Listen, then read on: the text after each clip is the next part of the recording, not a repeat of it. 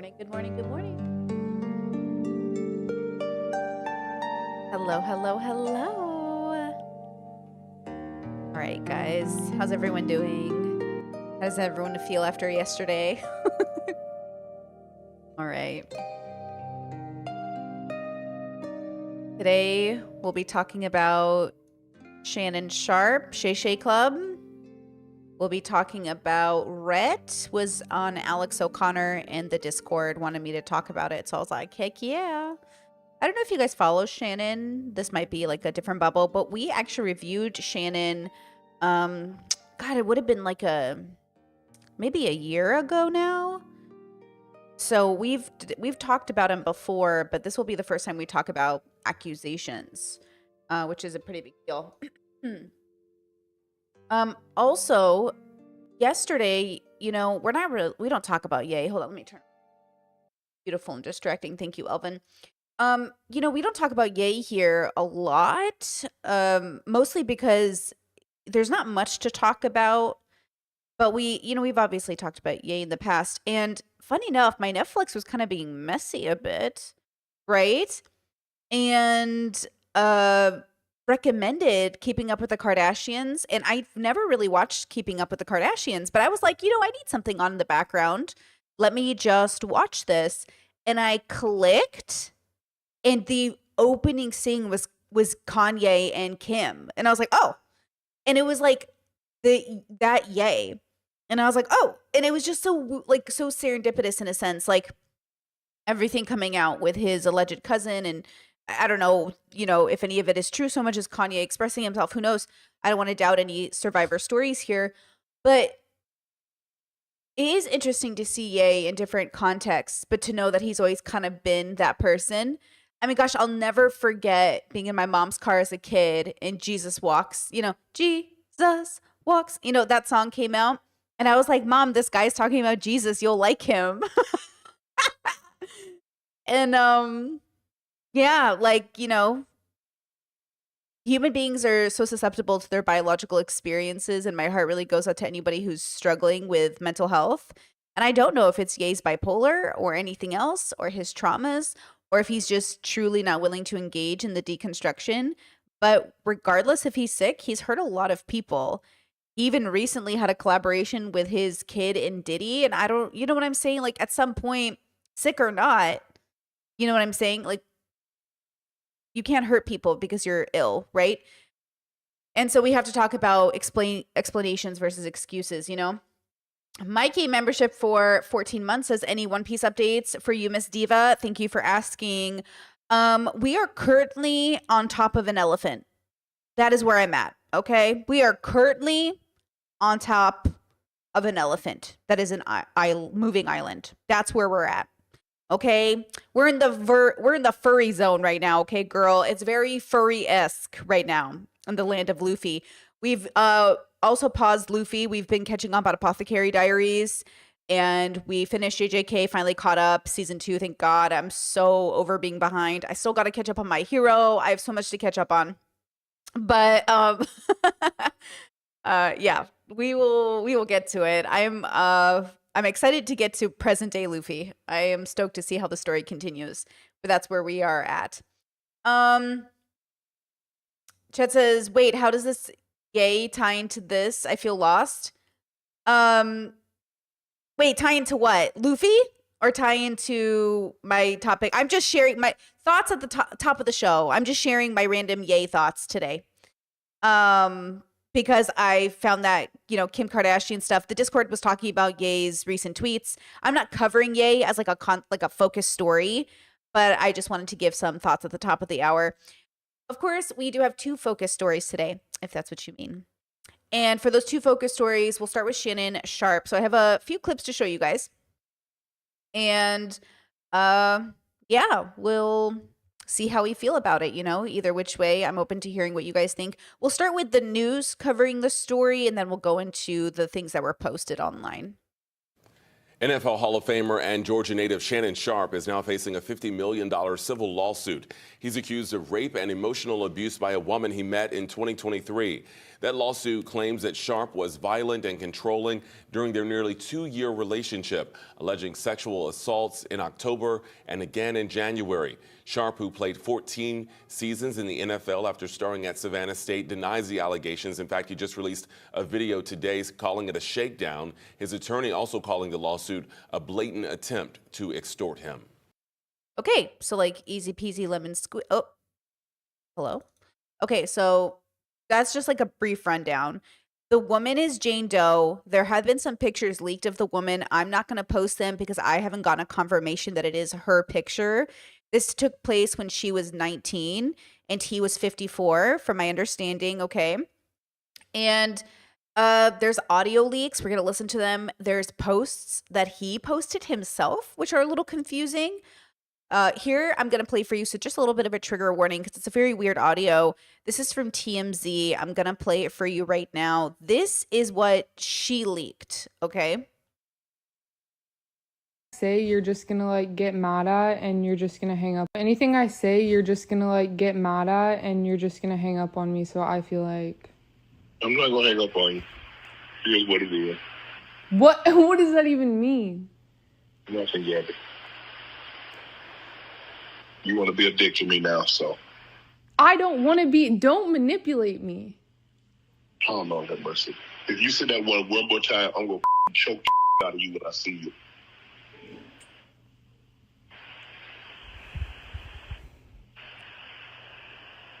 Thank you. Well, I don't want to be choked. Yes, you do. I don't think you have a choice in the matter. Anything I say, you're just gonna like get mad at and So that part's a little interesting. I don't know. I wish I had this recording without it being edited, of course. I don't know if they're going to play it off as like some kink relationship or a BDSM relationship, right? I know Chad says, isn't admitting to trying to pay her off an admission of guilt? Was that leaked? I'm going to get into that he offered her $10 million to settle. It's not always an admission of guilt. A lot of people do settle outside of court, and a lot of victims do take it because it's easier than going through the system, but it's not necessarily an admission of guilt, though it doesn't look good, and that's for sure. Again, I wish the audio was unedited so I could hear the context. I think what's really important here is that right away, red flag, he's 54 engaging with a 19-year-old. Like, do we really need anything else at the end of the day? And listen, I come from a very unorthodox, experienced background in a sense where in my 20s, I definitely engaged with much older people. And I think realistically, what I learned from engaging with people who are much older than me is that they were like inherently very immature, and that caused a lot of harm, whether they intended to be predatory or not. And I'm not making excuses for Shannon. I want to make that clear. I'm just saying that even if he was like completely innocent in terms of predatory behavior, he is at the same time still in his late 50s or mid 50s engaging with a kid just out of high school. And it just feels very strange that these men keep putting themselves in positions. And, you know, there is like infamous clips of, I think, women like telling Shannon Sharp, like, don't engage with these young kids, these young people, you know, find somebody your age. But there is a type of man who engages with younger women. Also, oh my gosh, Otto, thank you so much. Sent 50 Brittany Simon gift memberships. Oh my God. Oh my God, girl, it's about to get serious in this chat right now. Thank you so much. Guys, I'm just done editing BoJack Horseman, end of season 3. Please go check that out if you're a member. It's for members on tier 2. So I think they have to gift tier 1, but you could always upgrade to tier 2. Please check it out. Would love to see you comment on the membership videos, membership content. Woo! Let's go, girl. Thank you so much. I really appreciate that. That is so kind. That is like really, really generous. Thank you so much. I really appreciate that. Chat says this doesn't sound like BDSM talk, more like she's trying to get him to say something incriminating and he is fuming. I mean, sure, there's always that part of it. You know, victims have to get their abusers on recording to be believed. So even if she is truly victimized, and we always want to cite on caution here, even if she is truly victimized, she might need to get him on tape saying something, which then will sound to the public like she's manipulating the situation. But the truth is like you can be a victim who needs to, get your predator or abuser to say something to catch them, or otherwise people won't believe you. So it's kind of a really difficult thing to just assume guilt or innocence. Because, the same tactic a predator could use, an innocent person could use. The same tactic a person trying to catch him, for money is the same tactic a victim would use. So we have to keep that in mind. So that audio is like very confusing. I don't like the idea that he's saying like, I'm going to choke you out. He's being obviously combative. He's upset with her. And just remember, this is like a man in his 50s engaging with a 19-year-old. So like, what are we doing here truly, right? Then weirdly enough, and this is so weird, this was posted on his Instagram, and I don't really understand the purpose of this. It's a very weird statement. He just posts this with nothing, no comment, and it's a statement by Lenny J. Davis, counsel to Shannon Sharpe. Quote, I want you to put a dog collar around my neck and choke me with it while you're fucking me, end quote. This is from Gabriella, which is the woman's name. She's going by Jane Doe, and now the lawyer has outed her name, Gabriella. But again, I don't have a picture of her. I'm not going to show a picture of her. I also don't want people going and attacking her. You know what I mean? So Gabriella, in a text message to Shannon Sharpe, October 7th, 2023. Gabriella text message to Shannon Sharpe 1/1/2025. I know you miss this big juicy ass, $25K for each cheek. Okay. This lawsuit filed by Gabriella and orchestrated by her attorney, Tony Busby, is a blatant and cynical attempt to shake down Mr. Sharpe for millions of dollars. It is filled with lies, distortions, and misrepresentations, and it will not succeed. In her effort to extract a large financial settlement, Gabriella presented Mr. Sharpe with a secretly recorded video of a consensual sexual encounter. Oh, and if you forgot, Shannon Sharpe is also the guy who got in trouble because he live streamed on IG him getting it on with a girl, which I think might have been this person. I don't even know. But do you guys remember that? I don't know if you guys remember that, but he got in trouble. And if you don't know who Shannon Sharpe is, just for context, he is kind of Black Joe Rogan in a sense, because he was just offered $100 million for his podcast, The Shay Shay Club. And he is the one who, he's had everybody on his show. I mean, everybody and their mother has been on their show. But what's his name? I'm blanking on names. Help me out here. Who predicted everybody was going down in 2025? Cat Williams.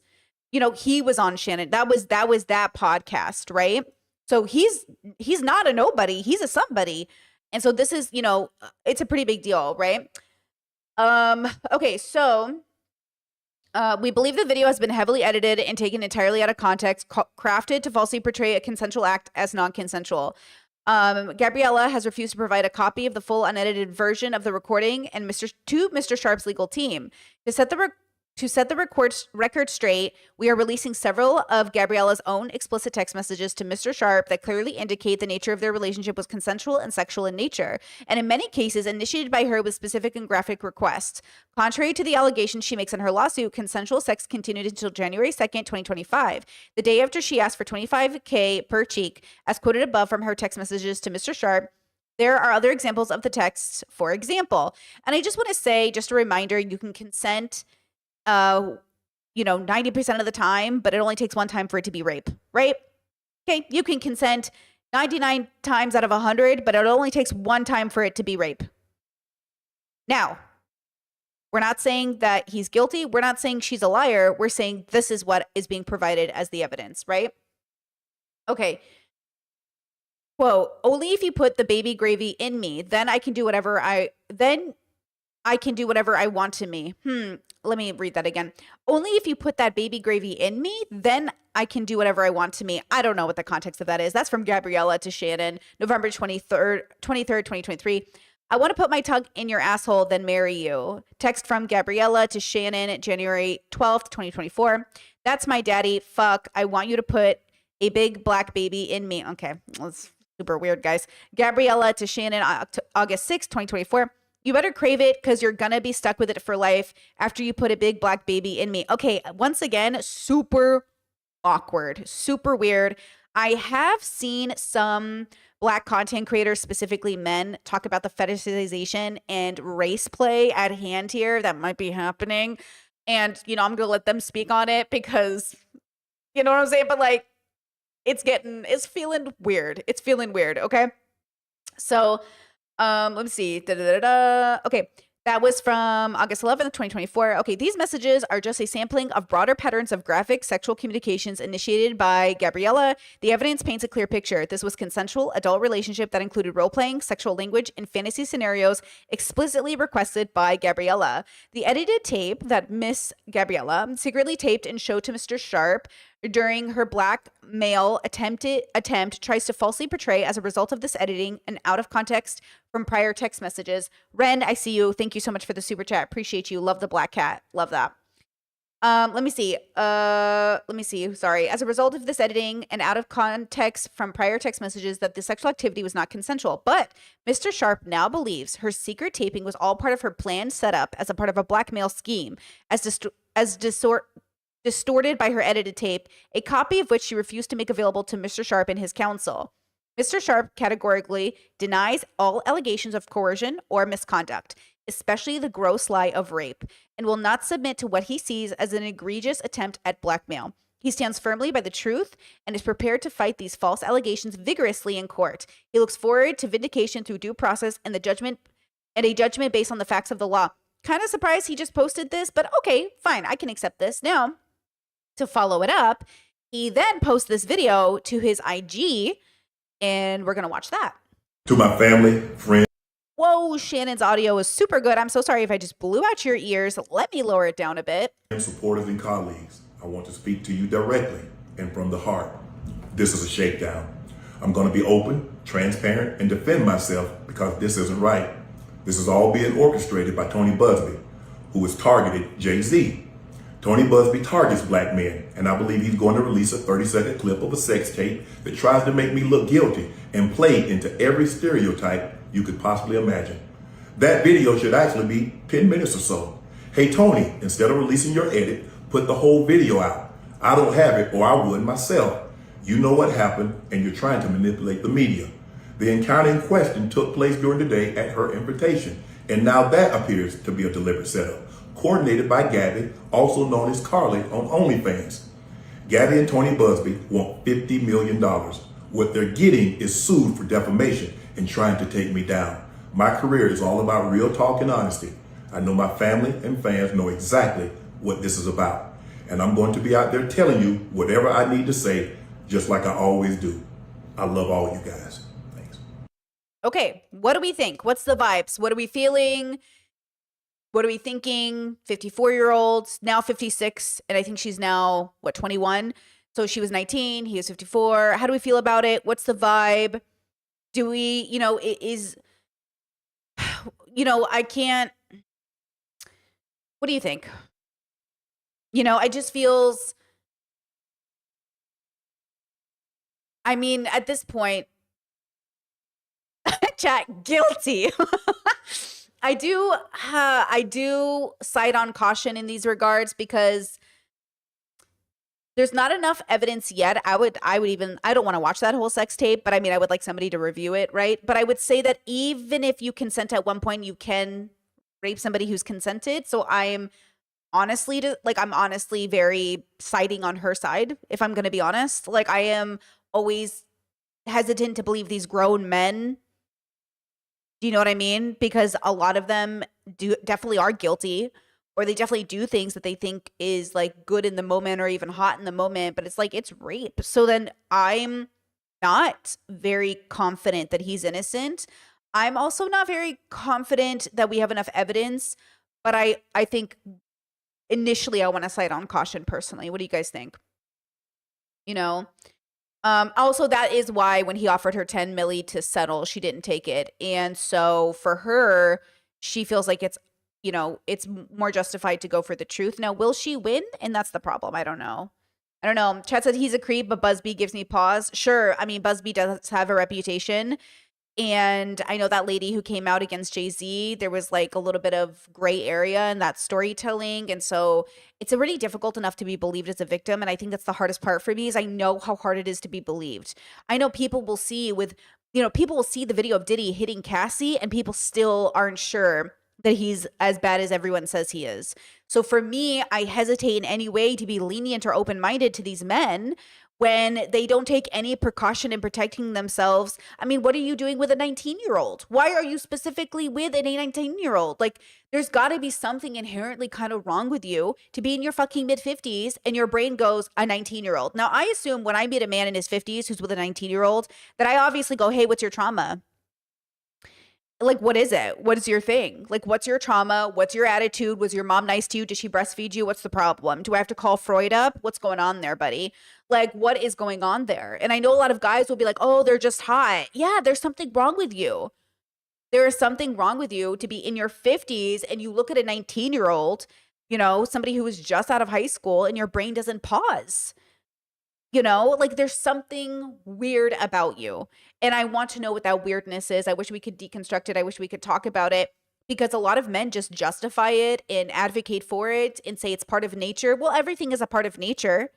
So that's really not an argument, kids. Like, we know it's part of nature. I thought 36 and 19 was gross, but like 56?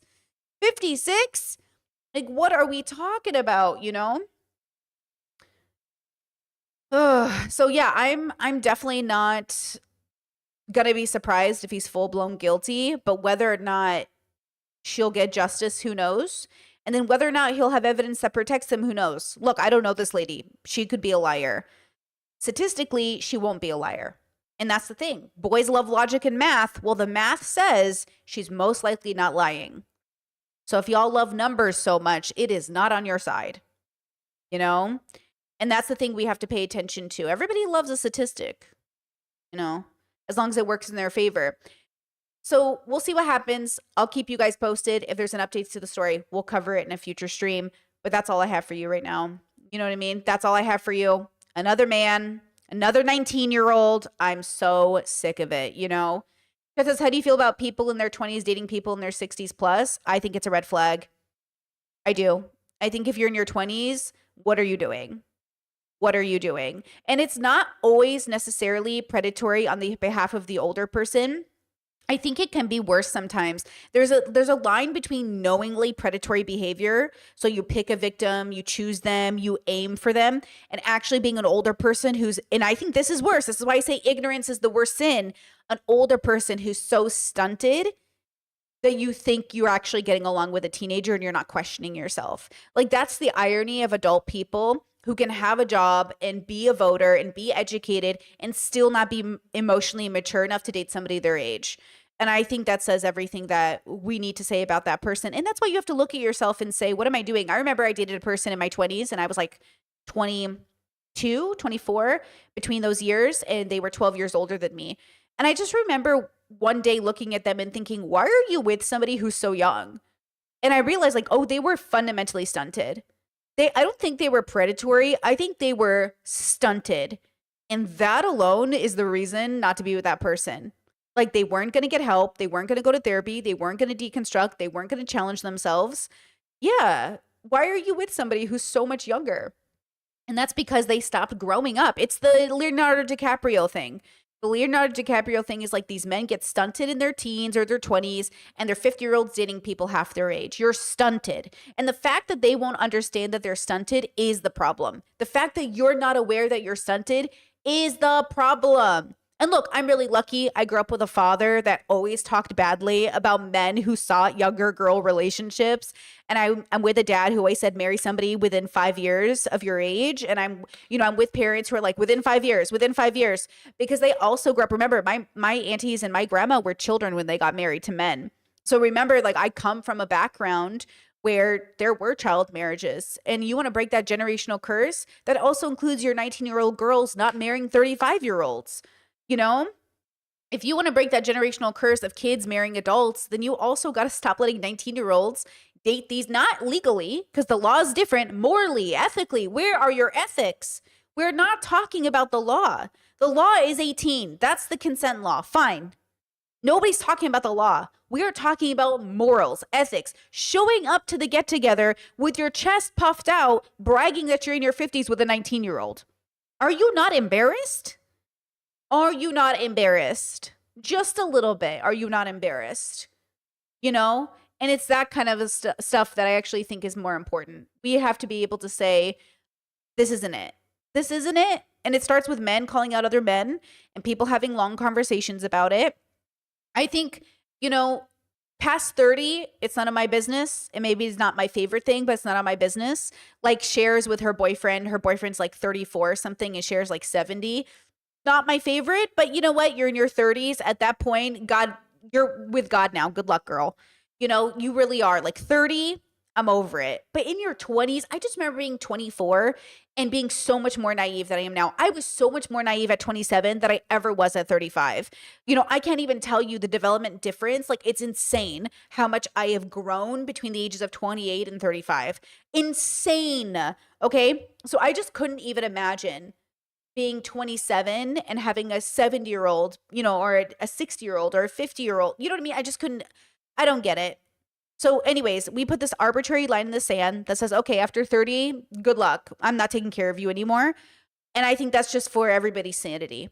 I can't keep advocating for 30-year-olds. You know what? At some point, girl, you know, it's your decision. But, you know, when you're 22, damn, I really feel for you. At 22, I feel like those people should be protected and warned. Like, hey, there are things you can do with older people at 22 that aren't necessarily harmful to you. But there are a lot of things you could do with people who are older at 22 that maybe are going to hurt you in the long run. You know? That kind of thing, you know? Chad says, I wonder if fame has anything to do with it because he believes he can get anyone and it's normal in those circles. I mean, definitely. I think predatory behavior is so normalized in celebrity culture. Nobody bats an eye. Absolutely. Yeah. Absolutely. I think that is so true. I think that that's exactly the problem. I think that's exactly the issue is the normalization and the entitlement. I'm rich. I'm famous. I have status. I am entitled to your bodies. I'm entitled to your youth. I'm entitled to your lives. I'm entitled to bragging to my bros about how I get to fuck a 19-year-old. They want the cred. They're like frat boys who didn't outgrow college, who still want the cred that they fucked a 19-year-old. You know, not a fan. Not a fan. You know? Chad says, what's the average age of your viewers? I'd assume 29 was on the older end. 20s to 50s. Average in their 20s to 30s, I think, is my viewership. Yeah, my viewership usually ages with me because I'm in my mid-30s. Yeah, my analytics say I have 0 teenagers watching me, which is good. And I have mostly mid-range 20s to 30s watching, which is great because then we're all kind of like in the same generation. And I know if you're a cusp millennial and you kind of saw how the boomers were and the Gen Z, listen, I am telling you as somebody in her 20s who slept and dated people who were older, people with jobs, people who were doctors, people who had credibility on their resume, they were also incredibly stunted people. That's why they were dating me. That's why they were having sex with me. That's why we were engaging. I thought it was hot that they were older and could teach me things. And they were teenagers who also had grown-up jobs. Do you know what I'm saying? I know for a fact, okay, that I've been there and I'm telling you we were fucked up. I'm telling you we all needed therapy. I'm telling you I could never repeat that behavior that I did in my 20s now because I learned that I was like, oh, this is fucked up. You know, this is fucked up, right?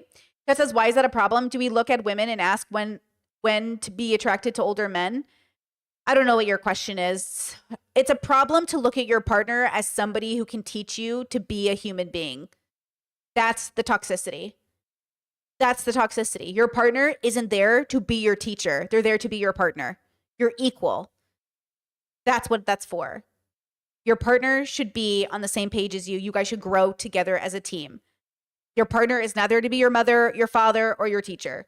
And people who romanticize the idea that their partners can teach them things, y'all need to see the infantilization inherently mixed into that statement.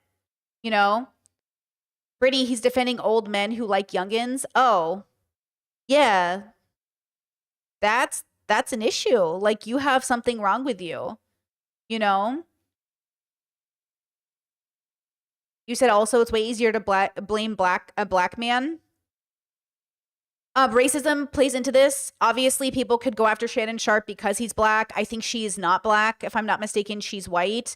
And sure, race can play into it. Black men are targeted at higher rates and falsely accused. And that could be a thing being played into this. I don't think anybody needs to deny that.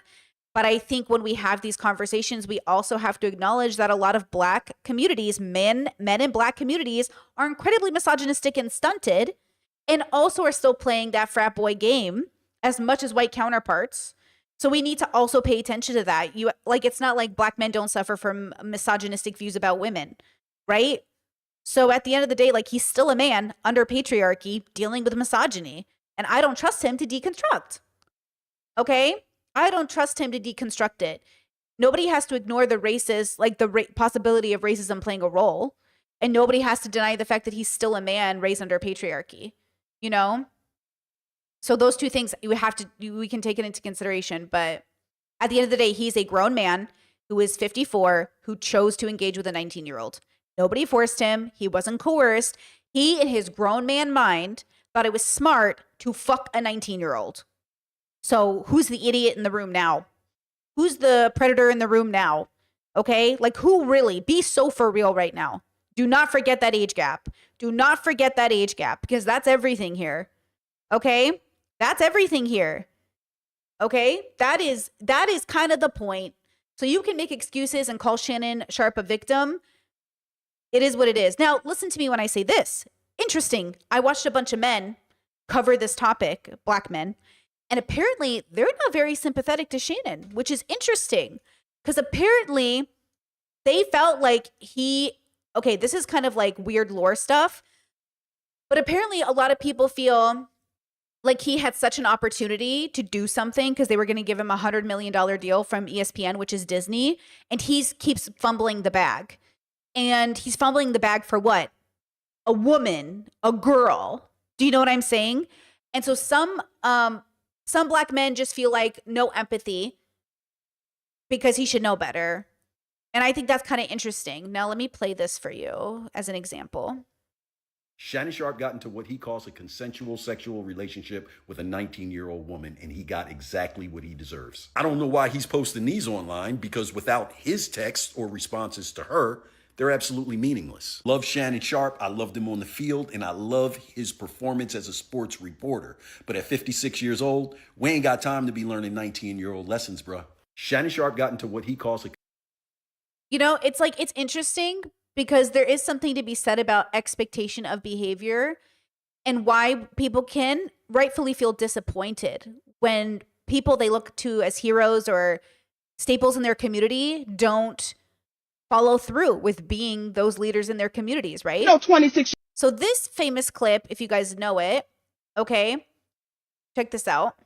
You girl. So the audio or the pictures are really blurred, right? But this is Monique on the right, and this is Shannon on the Shay Shay Club on the left. You don't need no 36-year-old girl. I do. This is your auntie talking to you. Take your ass and get your old bitch out there that can love you old. You trying to hang out with these young bitches, and you can't do it, Shannon. You just can't do it. No 20. Okay, and everybody was throwing that clip around because it's like, oh, you know, you should know better. You're old. Get your somebody your age. And look, they always have the same excuses. Men always have the same excuses. Why shouldn't I be allowed to be with her if we're connecting and we're vibing? Okay, well, you know, sometimes I have a feeling that if the law wasn't involved and you guys could, you'd be with 15-year-olds, which we know is true because men have done it globally. Globally, men, if allowed, will literally pick children. Look, as an Assyrian myself in Iraq, they lowered the age of consent to 9. Right? We need to have really very loud and blunt conversations moving into the year of our Lord FKA Twigs 2025. We need to be putting our foot down and dating and mingling with these men who, if given the chance, would absolutely marry a child. And that's the issue. Any man in our lives that in any way would skirt the line with even an 18-year-old girl, we need to be having conversations. Okay? We need to ask, why are you 27 and talking to an 18-year-old? Let's so be for real. What are you doing? What are you even thinking? Okay, here, do you guys know? Hold on. Do you know this? Do you know this? Let me show it to you. Give me a second. Talk amongst yourselves while I find it. If I can find it. Ugh, why do I save so many videos to show you guys and then I fall behind? Let's see if I can find it. If I can't find it, I'll talk about it another day because it's going to derail us. Oh, man. Really don't have it, huh? Damn it, Brittany.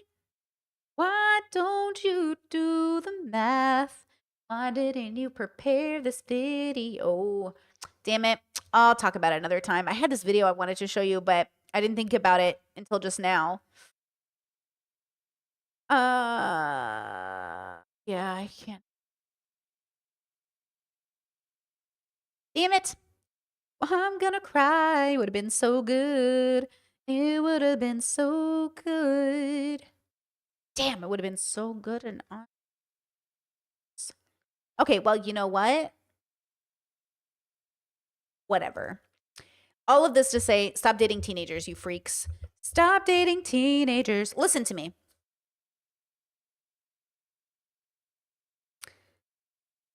I can't tell you how many men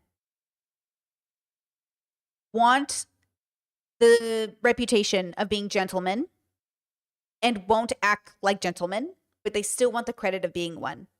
It is not gentlemanly to be 56 or 54 or 52 or 50 and fucking a 19-year-old. Okay? There's nothing gentlemanly about a man in his 50s, a man in his 30s having sex with a 19-year-old. Okay? So at the end of the day, you can cry and bitch all you want about the fact that nobody respects you and women look at you sideways. Okay? But at the end of the day, you are too grown, too old, okay? And should at least be mature enough not to pick on teenagers. Okay? Doesn't matter what the law is. What matters is what you do in regards to your ethics and morals. And by the way, 18 being the age of consent is more or less for 20-year-olds and 19-year-olds to be together, not for 56-year-olds. Get it together, girls. Get it together. Okay, any last thoughts on this? Okay.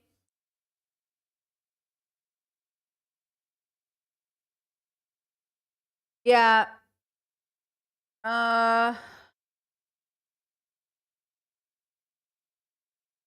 see you, bro, in chat. You're really trying to sound logical and stuff, but it's just not working, girl. You know what I mean? Like, I know exactly who you are. I can feel it in my nuggets, not as a person, but like the kind of category of person you are. You know what I mean? You're just one of those really reductive thinkers who's like really focused on things that just don't matter. What are your values? Would you have sex with a child or not? Yes or no? Because you sound like you would, based off how you're texting in my chat right now. Are you going to engage with a child? Or are you going to protect them? Yes or no? And if you don't understand how a 19-year-old still needs protections, you are losing the plot. You said 18-year-old is not a child. Okay, so yes, that's the answer. They would definitely want to engage with a child. We put consent laws down. We put age laws down, okay, to represent some arbitrary line in the sand that isn't some objective, oh, now you're not a child. 17, child. 18, not a child. We do that because there's no other better way to do things. We're doing it based off some biological criteria and some social criteria. But at the end of the day, as an older person in the family, if you are not safe enough to protect these teenagers, you are not safe enough around any children. If you're an adult who is like willing to pick on 18-year-olds as sexual partners, then you are not safe enough to be around anybody else in the community. And that's what it is. Okay? You're just not safe enough. You can't babysit the kids, You can't babysit the kids. And that's what it is. And look, I've had men ask me like, would you let me babysit your kids? And I was like, oh, hell no. And they're like, why? And I was like, because you date women half your age. And they're like, what? And I was like, you date women half your age. No, you can't babysit my kids. And they were like, wait, I don't get it. What does that matter? And I was like, the fact that you don't understand how that matters is the point. No, you can't be around my children if you don't know that you shouldn't be dating someone half your age. Period. And that's the truth. These men who want to get offended that you won't trust them around their kids, bro, I don't trust you around college-aged people. You think I'm going to trust you around children? And that's just the truth. That's just the truth. Okay? That's just the truth. Period. The end. Thank you for coming to my TED Talk. Okay? Thank you for coming to my TED Talk. Once you realize a person's age, once you actually know how old they are, like, it's one thing to not know. And then let's say you're at a bar or at an 18 plus event, and you think everybody's older than they are and blah, blah, blah. Okay. But once you find out their age, that's it. And the fact that he was like, oh, she's 19. You know, the fact that he was like, oh, is she a teenager? You know what I mean? Red flag. Red flag, bro. Red flag. I had a guy once. He was nearing 30 and he was with this 18-year-old girl. And I said, how do you know she's 18? He said, what? I was like, how do you know she's 18? He goes, she told me she was 18. And I was like, how do you know? And he goes, don't ruin this for me, bro. I was like, ask her for her ID. He goes, she said she was in college. And I was like, ask her for her ID. And don't even mess with people 18. That's too risky. And he was like, don't ruin this for me, bro. I'm actually happy right now. You can't be trusted around children because you are so fucking stupid that you would risk your sanity and your safety for a feeling that feels good because you're too pussy to check somebody's ID in case you know that I'm right and you're wrong. That's what I'm saying. Okay? Men don't hear themselves when they talk, but all of you are telling me your stories about the way you engage with women, and then you're surprised that I don't let you babysit my kids. You know? Listen to yourselves. Don't ruin this for me. I'm really happy right now. Don't ruin this for me. You're ruining this for yourself. And if you go to prison over this, bitch, I do not care. Like, that's the problem. I do care about prison systems, and I actually think nobody should go to prison in that sense, but that's different. That's a different conversation. But they're the same people that are like, I can't believe, like, I'm being sent to prison for something. You didn't even check her ID because you were so worried to ruin this moment. You're the problem. You are the problem, okay? You are the problem. You need to be kept away from children. You can't go to schools, and you can't hang out with anyone under 21, period. Okay? Crazy, bro. Crazy. Okay. Now that we're done talking about how shitty men can be, anything else we want to talk about before we head over to the next subject? Let's see.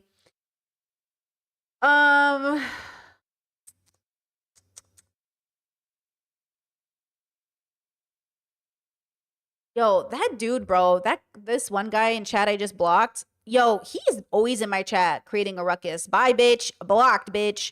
Blocked. You are blocked. Blocked. Oh, exhausting. Do you think therapy could help these men who have such a bone for young people? Is there any hope? Yeah, I think there's always hope for humanity. The question is, do we have to hold our breath? Will they figure it out? Nah. We just got to the end of season 3 for BoJack Horseman. BoJack is 50. 50. And we just finished. Okay, BoJack just did 2 cardinal sins that make me just absolutely not give a fuck about his well-being. Okay, we just finished it. 2 cardinal sins BoJack has done, and both of the crimes he committed were against young girls. BoJack is 50. Committing heinous, I swear to God, if you are any of you BoJack stans in my audience, you need to get off your fucking BoJack high horse. The way people were like, Brittany, BoJack is so, I feel so bad for him. I really feel for him. He has predatorized 2 women so far, both young girls, both literally under 18. So, or at least one of them was under 18 and then got older. But either way, what are we talking about? So, I don't know what's going on with these BoJack stands, but absolutely not, you know? So anyways, we are going to move into season 4, and I'm very excited to see what happens, but I am hating BoJack Horseman right now. I'm just hating him as a person. I just think he's the absolute worst, and nobody should hold their breath over a BoJack. And the way the women in his life make any space for him is outrageously offensive, but we all do it. We've all been there. I've been there. Trust me, I've made way too much space for shitty men in my life. And I always do it because I believe in the best for them. But then this is what I realize. Girls, listen to me when I say this. You are not therapists. You are not being paid. And you are not the ones who need to do the work. This is not our job. Our job is to be supportive of people who do the work. And if they're not doing the work, we do not support. We do not support. Okay? And when we say doing the work, we don't just mean verbally, we mean with action. You can talk a pretty game all you want, but until you use that body to do something else, I don't care what your mouth is capable of doing. Okay? Period.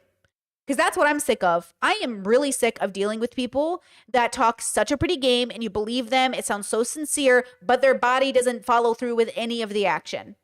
Okay. Okay. Thank you. Peace and love. Peace and love. Peace and love. Peace and love. Peace and Oh my God. Okay. Kat says, hi, Brittany. I watched you so much back when I was 17, 18, back in 2018. Hadn't left my college dorm because of my mental health. You got me through it. It's great to see you grow just like I have. Love to see it, girl. Here's to growth. Love to see it. Love to see it. Oh, man. Okay. Now, let's go ahead and let's transition. Let's watch another group of men. Now,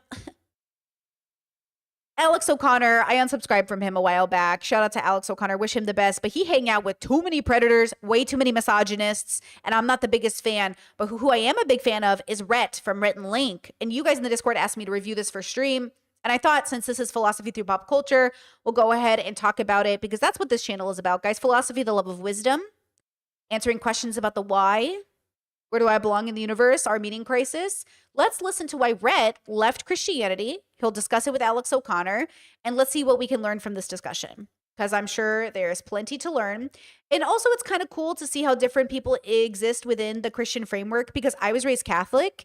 And when Christians talk, they are not experiencing anything similar to what I experienced. Catholicism is like Islam. It is not like Christianity. Judaism, Catholicism, and Islam, like very different from evangelicals and Protestants and Baptists. Like y'all are doing something different.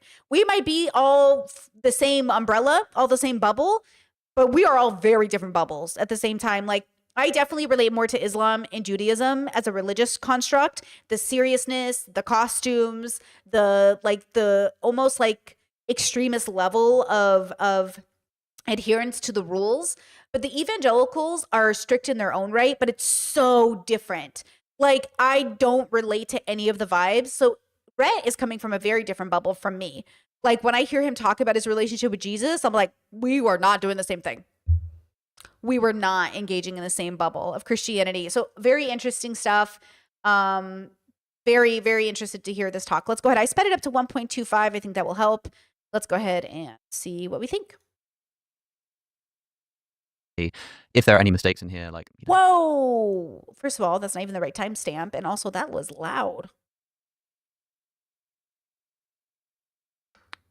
Rhett McLaughlin, welcome to the show. Too loud? Thanks for having me, man. I can't believe How's you that? nearly made us change this tabletop to something cleaner. We do have something that's more professional. This is beautiful. How's that? I mean, welcome to our space. Yeah, thanks for hosting me here. I usually open the show by saying something like, thanks for being here or welcome to the show. And I've done that on a few occasions in other people's sets and other people's houses, and they kind of look at me a little bit blankly. So I'm sure you know what I mean, but thanks for having me. You got a lot of character on this table. This is like a who's who of early YouTube. Decades ago. Yeah. You were pointing out like the Fine Bros here, and I saw like I Just Seen over there. It's like a real old school thing. Why did it stop? What happened? We kind of ran out of people to talk to. Honestly, the guest-based, we started our podcast as a guest-based show. We thought that we would be like the Mark Maron for internet personalities. Sure. There's two issues. Number one, there's only so many, especially back in the day, only so many interesting internet personalities to talk to that were also willing to come into our studio out here. And then there's some dynamic that happens when two people are interviewing one person. Yeah. And we were like, this is not... Yeah, I've seen that kind of thing before. Like a lot of other shows have multiple hosts, but there's like one main guy maybe. But having two people, it's kind of tricky. There are podcasts that do it. Link and I are always both trying to be the main guy. That's our problem. Yeah. We've made a career of it. But on a podcast... It's the same thing interviewing two people. I've done that a few times as well, like when I had Cliff and Stuart Connectley on. They work quite well as a pair, but it's quite difficult to know like where to frame you. And we're on the other side of that quite a bit, right? I mean, like I bet, yeah. 99% of any interviews that I'm a part of, Link's always right here. You know, we have to sit as Rhett and Link. We're very precise about it. Do you feel a bit naked, sat on your own in a situation? No, I like enjoy this? it. Yeah. Well, I prefer it this way because I also prefer being naked because, especially with you, because there's something that gets lost in if you really start getting into the weeds of a conversation with somebody and you start thinking, oh gosh, I better ask the other guy a Right. question. That you can avoid or sort of not manage to really get into the weeds with a particular person. Now, you have one of the biggest shows on YouTube with Good Mythical Morning. And in my experience, with any kind of YouTube followership, you can't say anything without annoying somebody. We've already offended somebody in the comment section. You, with one of the biggest shows on YouTube, decided not too long ago, a few years back, to start talking about your spiritual deconstruction, as you call it, and your move away from Christianity. That must have been quite the move for you. And it's one of the reasons. Fascinating that atheists love it when people deconstruct from religion, but not from their misogyny. Listen, do you want to play with my dragon, Dawkins? I'm a scientist. I don't want to play with your dragon. Jordan, please. I don't want to play with the dragon. Listen, you'll really like my dragon. Please play with it. Please, Dawkins, play with my dragon. Reasons I'm interested in speaking to you. And hopefully, I know you've spoken a bit about it on various shows and things, but my audience is really interested in philosophy and theology. I'm sure they're fascinated by some of the intricacies of your thoughts on this kind of stuff. But when you start thinking, I want to say something about this, like, why? You've got a good thing going, man. Why are you going to mess it up with all this religious stuff? Yeah. Tell me about it. I started talking to Link about how I thought we needed to share our story, mostly because of how much we had disclosed about ourselves over the years. Our podcast, even starting with this, when we were interviewing people, we would ask all these really personal questions, ask them about their background. We would give a little bit of our background, but we would leave out this really foundational part of who we were. And then even in all the interviews that we would do. Actually, as a brand, the thing that Brent and Link do really well is they have like separate audiences. As an example, I watch Good Mythical Morning. Funny enough, I've been skipping the last few weeks because I switched over to Gordon Ramsay. I just like my shut-off shows. I'm watching all of Hotel Hell right now. Hotel Hell. But I will say, like, I'll go back to Good Mythical Morning, I'm sure. But I never watch Ear Biscuits, which is their podcast. I just don't care about it. I zone out, which is so fascinating to me. So I am one of the audience members who watches Good Mythical Morning, but I'm not one of their audiences who watch Ear Biscuits. And the thing that's interesting is Good Mythical Morning is very sanitized. You almost get nothing about the boys. I almost learn nothing about them, which is, very brandable, very digestible, very brand friendly, very AdSense friendly. I can't even imagine them ever getting demonetized on YouTube. It's just so perfectly censored. So it must be nice for them to have a podcast where they can talk about more personal stuff, to share personal ideas. But there was a large backlash from their initial audience when they separated from Christianity. And you know what? Part of the story is my favorite is their wives, because, we talk about this often. Even if you find your high compatibility partner and you're in love, what happens if one of you leaves the religion you started off on? And this is, most of the time it ends up in divorce, but sometimes, like in their situations, their marriages, their wives also deconstructed. I think when you marry a high compatibility partner, like someone who truly sees your consciousness and they're not just being with you because you look good on a resume and there's no love for the consciousness, I think you end up growing in a similar direction because there's a fundamental part of you that will be shared amongst you. Like my partner and I, vehemently reject religion. Like both of us are allergic to religion. Like both of us are so independent as thinkers. We like the energy we have towards it's so the same. It's just so the same. Like, no, I don't want to be a part of your book club. And no, I don't want to talk to you every week. Thank you. Because that's what church is a book club you go to every week. Okay. And I don't want to do it. And we are so on the same page in that regard. Right. So for us, it would be very strange for us to be religious. But I think what's interesting is when you're with somebody who's maybe a little bit more spiritual, maybe somebody who is, into exploration of different spiritual bubbles, and maybe you guys grow in a direction or grow out of a direction. But the whole point I'm trying to make is like you're vibing is the point. It's like you vibe in a similar direction, even through deconstruction. So I'm really happy that their marriages stay together. That's like really nice to me because, man, it could have gone the other direction, About our career, we would basically, the story would go, so we went to engineering school, we were engineers for a while, and then we became YouTubers. It was a very simple, easy to understand story. When the reality was, well, all throughout that time, we were involved in Christian ministry. We were very involved with Campus Crusade for Christ. And in between being engineers and being professional YouTubers, we were professional Christians. Wow. We worked full time. Professional Christianity, not something I was ever involved in. Like, I've got a brother who's more interested in that stuff, like engaging in Catholicism through like actually being a part of the church and ministry and stuff. But most of my siblings are not actually interested in that. We all volunteered as kids growing up. Like, you all kind of help out, you clean up some stuff, you be an altar boy, you volunteer as security or something in the church. But there's a difference between people who work for the church, are engaged in the church, are active in the church, are evangelicals, go door to door. Like, that's, oh my God, that was so prevalent growing up in the suburbs. I can't tell you how many people knocked on our door to convert us. And my mom was always like, I'm Catholic. My mom used to have a statue outside the house, be like, we're Catholic, come in, we'll give you food, but like, you're not going to convert us today. And if anything, it became a convert off. Who could convert each other first, the Mormon at our door or my mother with her Catholicism? And that's, really the joke there. But with Campus Crusade for Christ as, campus missionaries, for lack of a better word.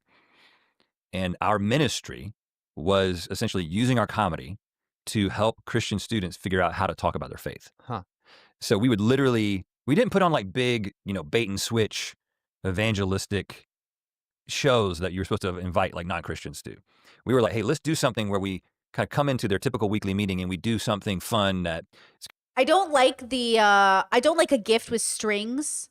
And sometimes it can feel like, because some religions encourage you to evangelize, am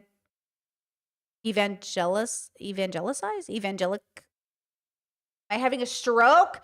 Because some people want you to convert others. It feels like, oh, you're inviting me to the barbecue, but this steak come with strings. Like, okay, this tofu comes with a drop of Jesus' blood in it. I don't want it. I feel like it's great to be religious and to live by example, but I've always liked Catholics for that reason. Because out of all the religions, I feel like Catholicism is really hands off.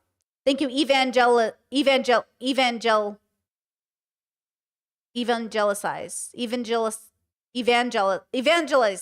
Evangelize.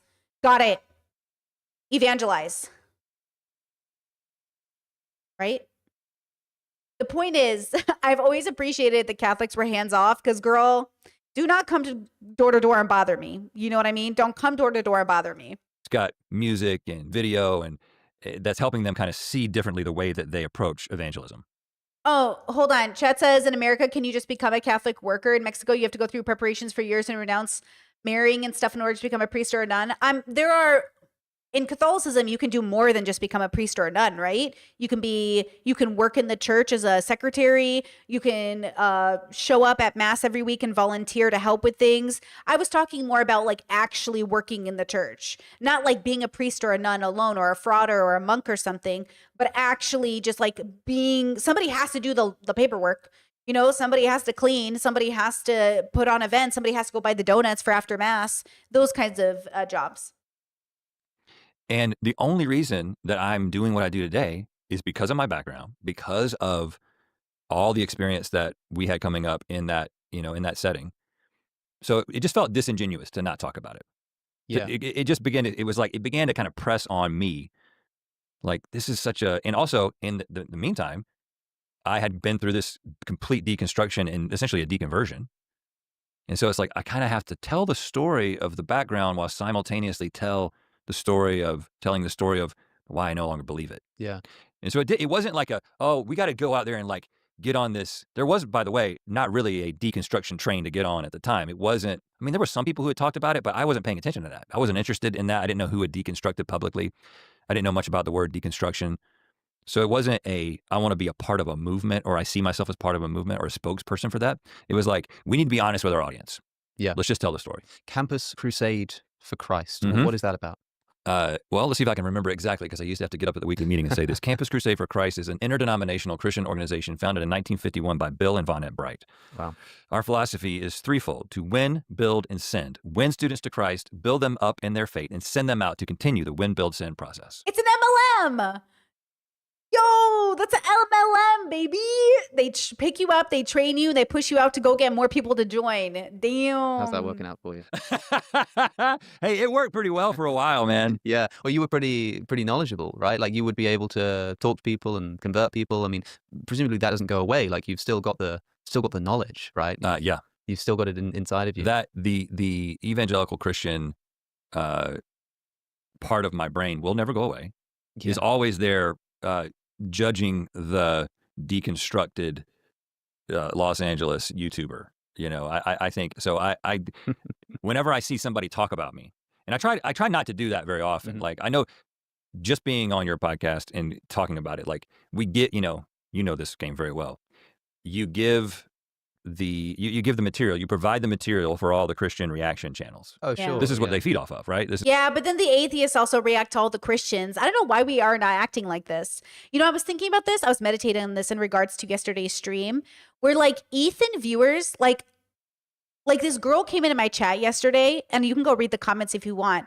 And I don't know why she said it like this. Like, she didn't understand the difference, where she's like, well, why can you be upset that Abba didn't say something about Destiny, but Ethan can't be mad that Ian didn't say something about the CPS call?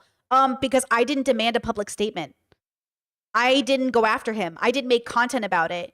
I don't have a video called Abba didn't go against Destiny on time. I didn't go after him. I said, hey, what's your thought on this? And if this is your thought, I wish you the best. Good luck with everything. Thank you for the good times. I wrote him a very nice fucking letter. I said, thank you for everything we've done together. It's been really great. I'm sorry this is how it ends, but it is what it is. And then we went on our own way. Do you not see the difference between me DMing someone privately and Ethan going on stream, going after people, and then sending cease and desist letters to other YouTubers? Like, do we really not see the fucking difference? Like, there is a difference between going to your coworker in private and blasting them in public all the time, and then still coming out with an opinion on why you think these people made these decisions. Like, I don't understand how they don't know the difference. That is like a crazy, like, brain logic move. But you know, it is what it is. Okay, then I was thinking about it. Wait, hold on. I lost my train of thought. This is what they I looked at want. chat. If we're talking about this, they want to talk about us. Oh, then I was thinking about it in terms of reaction content or just commentary comment. Like, not everybody's trying to be in the business. We're all just trying to comment on it, make some money, and move on. That's why, like, commentary channels, that's what we do. We make comments, we see the thing that's trending, we make comment, and then we leave because it pays our bills. It's fun, it's exploratory. Like, people are out here. Ethan is out here becoming a conspiracy theorist that, like, people are using his name for money. Habibi, you're a celebrity. We use every celebrity's name for money. What did you think the consequence of fame was going to be? The consequence of fame is now you are content. You are now a celebrity. Do you know what I'm saying? Like, what did he think was going to happen? This is the man who fights with everybody, who wants to go viral, who wants people to comment on him. And then when you comment on it, you're a bad person because you're using him to make money. What do you think TMZ is? What do you think the news is? What do you think commentary channels are? We are making money off your buffoonery. If you act like a buffoon, we make content about it. We pay our rent. What are you mad about? How are you mad about this? You are the one who decided to be a clown. We are the ones who report on it. What is the problem? Like, that's what I'm saying. Like, what is the problem? And then that's the problem with Ethan stans. You all are so delusional about fighting for your favorites. He is a public figure and a celebrity. And if I can talk about Kim Kardashian, I'm going to talk about Ethan Klein. And the audacity, I remember when J-Stock, I said that to J-Stock. I was like, Destiny is like Kim Kardashian. I'm going to talk about it. He was like, but he's not like Kim Kardashian. I was like, yes, he is. Like, these are ultimately public figures. I am a public figure. That's why you can make content about me and I don't fucking try to take it down. At the end of the day, like, you do you, bro. Okay? As like, unless you're doxing or like threatening people's lives, like, you can make content all you want, girl. But, you know, half y'all just trying to make a bag. I get it. Like, I get it. But like, yeah, what did you think was going to happen? You know, and I'm not saying it's ethical or the best part of society. Like, a lot of, like, you know, honestly, celebrity entertainment, we're like not the greatest people in the end if this is all we do. But hopefully on this channel, Philosophy Through Pop Culture, we do try to utilize that slogan. It's my new slogan, guys. We try to utilize it for the benefit of ourselves, not just like so we can eat up the TMZ slop, so we can actually think about how this impacts our life. That's why Red is saying, yeah, we were celebrities, public figures. I mean, they were on Jimmy Fallon, for fuck's sake. Okay. And they're saying when we came out as non-religious, it was a big fucking deal. People made content about us. Yeah, because that's what we do. Okay, the Christians make content, then the atheists make content about the Christians, and the Christians make content about the atheists, and then Red and Link come out and people make content. Yes, welcome to how YouTube works. What did you think was going to happen? Talking about it. Yeah. And so a lot of times I'm listening to myself say things and I'm like, oh, well, that's what they're going to say about this. Yeah. And I try not to calculate that too much and think about, you can drive yourself crazy, like trying to like orchestrate all your words. Yeah, but it's something you're always aware of as a Yeah. public figure. Was most of the stuff that you were doing, like, was it biblical? Was it arguments for God's existence? Was it like, what kind of approach were you taking? What's your like expertise when it comes to evangelism? So with Campus Crusade for Christ, we would share something called the 4 Spiritual Laws. Mm. And it was a little booklet, essentially, that Bill Bright, the founder of Campus Crusade, had put together. And it was essentially a gospel tract. God loves you and has a wonderful plan for your life. All people have. Our God is an awesome God. He reigns. And it's from basically, it's the heaven gospel, right? above. And Just 4 kidding. laws, 4 spiritual laws. It was very like 1950s Christianity, but it was very effective because what it did is you had the ability, and of course I wouldn't like always break out the booklet. I would just maybe do it in the context of a conversation. But you might go out on. It sounds crazy when you think about it, but like we would go down to spring break at like Panama City Beach, and you got all these kids just partying on the beach, and we were like, well, we're going to go out on the beach and we're going to start spiritual conversations with people, and we're going to plant seeds in the least, and in the best case scenario, we're going to bring someone to a point of decision. That's what you want to do. Bring them to that point of decision, right? Wow. So a great question is, if you were to die tonight, how certain are you that you would go to heaven? Right. 1,000 billion trillion neutral. There is no heaven to go to. But if there was a heaven, 1,000%. I think most of the world would go to heaven because I think Jesus is not that strict. I do. I think most people would go to heaven. You know what I'm saying? Like, I'm just not convinced that that's not true. Like, I feel like everything I've learned about God growing up, I feel like 99% people get into heaven. Period. Right. I mean, that's a great. It's heavy. It's heavy, and usually if like you're in the middle of partying Spring in Panama break, City Beach and you're like someone's drunk and you're so many students are sort of day 3, day 4 at spring break and they've just been pumping themselves full of alcohol and they're literally some of them are still having a ball, but some of them are like actively realizing that there's no fulfillment in the excesses, right? And they're like, it's like the perfect time to It's like, approach I don't know, them. man. It's quite an existential moment, really. Yeah. Well, I've seen a lot of interviews with drunk people on the street, and it can go one of two ways. There are like the funny ones when people are vulnerable in the sense that they might say something a bit stupid or whatever, and it makes for a funny viral moment. But also, the Christian outreach. I know people were doing that at my university too, where they used to sort of stand outside the nightclubs, and they weren't actually preaching or evangelizing. They would just hand out like water and biscuits and things. And I suppose it was like it's a Christian route, but it is. I mean, all of the vices sort of come out in a nightclub. Yeah. In the party atmosphere, everything about your inhibitions, and I feel like that is probably the place where Christ enters so many people. Like when people tell their stories about coming to Christianity, it's often that kind of situation, but writ large across their life. It's like I was in the dumps, I had nowhere to turn. At the end of a night at the club, you're sort of in a sort of microcosm of a moment like that for the day. You're tired, the lights have come on, and everything is suddenly really ugly. I was in Las Vegas. I remember I've been there once, and I showed up at night, and I thought, this is the most incredible thing I've ever seen. It was glamorous, it was glittering, it was beautiful. And then the morning I woke up relatively early because I was on UK time, and the whole thing was like baked in sunlight, and suddenly it all looked really silly. It looked silly. Yo, Vegas in daylight is ugly, bro. I've never really been to Vegas as an adult. I'm not a gambler or drinker, but I was driving through because you would do it a lot when you drive in there. If you grew up in Cali, Arizona, Colorado, Nevada, you're just like all over that area. I've driven all over those states so many times in my life. And when you drive through Vegas in the daylight, it's ugly, bro. Period. It's ugly. It's great. It's ugly. And I love a desert. But it is ugly. And plastic. And my friend said it was a bit like at the end of a nightclub where the lights come on and you realize everything's actually been ugly the whole time. Oh, shout out to New Mexico though, chat. New Mexico, baby. Love New Mexico. And you just sort of see it, and he's like, that's kind of what Jesus does. He just turns the light on and shows you that everything was ugly all along. Because I mean, Vegas is one of the most demonic places I've ever been to in my life. Right. So I was there with. There's an emptiness there for sure. Actually, when I was in New Orleans, you know what was crazy is people are allowed to walk around with open alcohol there. Isn't that? And so I was like, oh, culture shock. I was there for a weekend. It was fabulous. What a great, truly a fabulous experience. And I was just watching people run around. Like, do you guys know that? Do people know that in America, generally speaking, you can't just walk around with like an open beer can? Like, you can't walk around your neighborhood with an open glass of wine. It's technically not legal in a lot of places. But in New Orleans, like, people were just walking around from bar to bar with open alcohol. Sure. I was there with the guy with there's a show called the Iced Coffee Hour, which I was on, and Yes. one of the hosts of that, he was sort Graham Stephan show. of driving me down LA, and we went past what's the pyramid one called? You know, the one that's like Egypt. I forget what the place is actually Yeah, called. But I don't know the name it's of got it, this but yeah. huge pyramid that shoots this massive beam of light up Yeah. into the sky, right? And he said, "Oh, that's really interesting, actually, because you know, Las Vegas often gets these like swarms Chat, you are so sweet. Chat says, going off topic, you should seriously consider reaching out to the H3 podcast to send them an email or something. They need to hear the real reasons why people are disliking them, not the whole Anissa drama. Habibi. With peace and love, Habibi. Why would you wish me to be tortured so? Why would you wish this evil upon me? Habibi, with peace and love, why would you wish this on me? Do you hate me? I'm being sarcastic, but do you hate me a little bit? Why would you want me to be involved in the drama? Like, why would you want me to be harassed and stalked by their community even worse than now? Do you know what I mean? Like, girl, no way, girl. Like, that's the thing. I just want to observe the drama. I don't want to be the drama.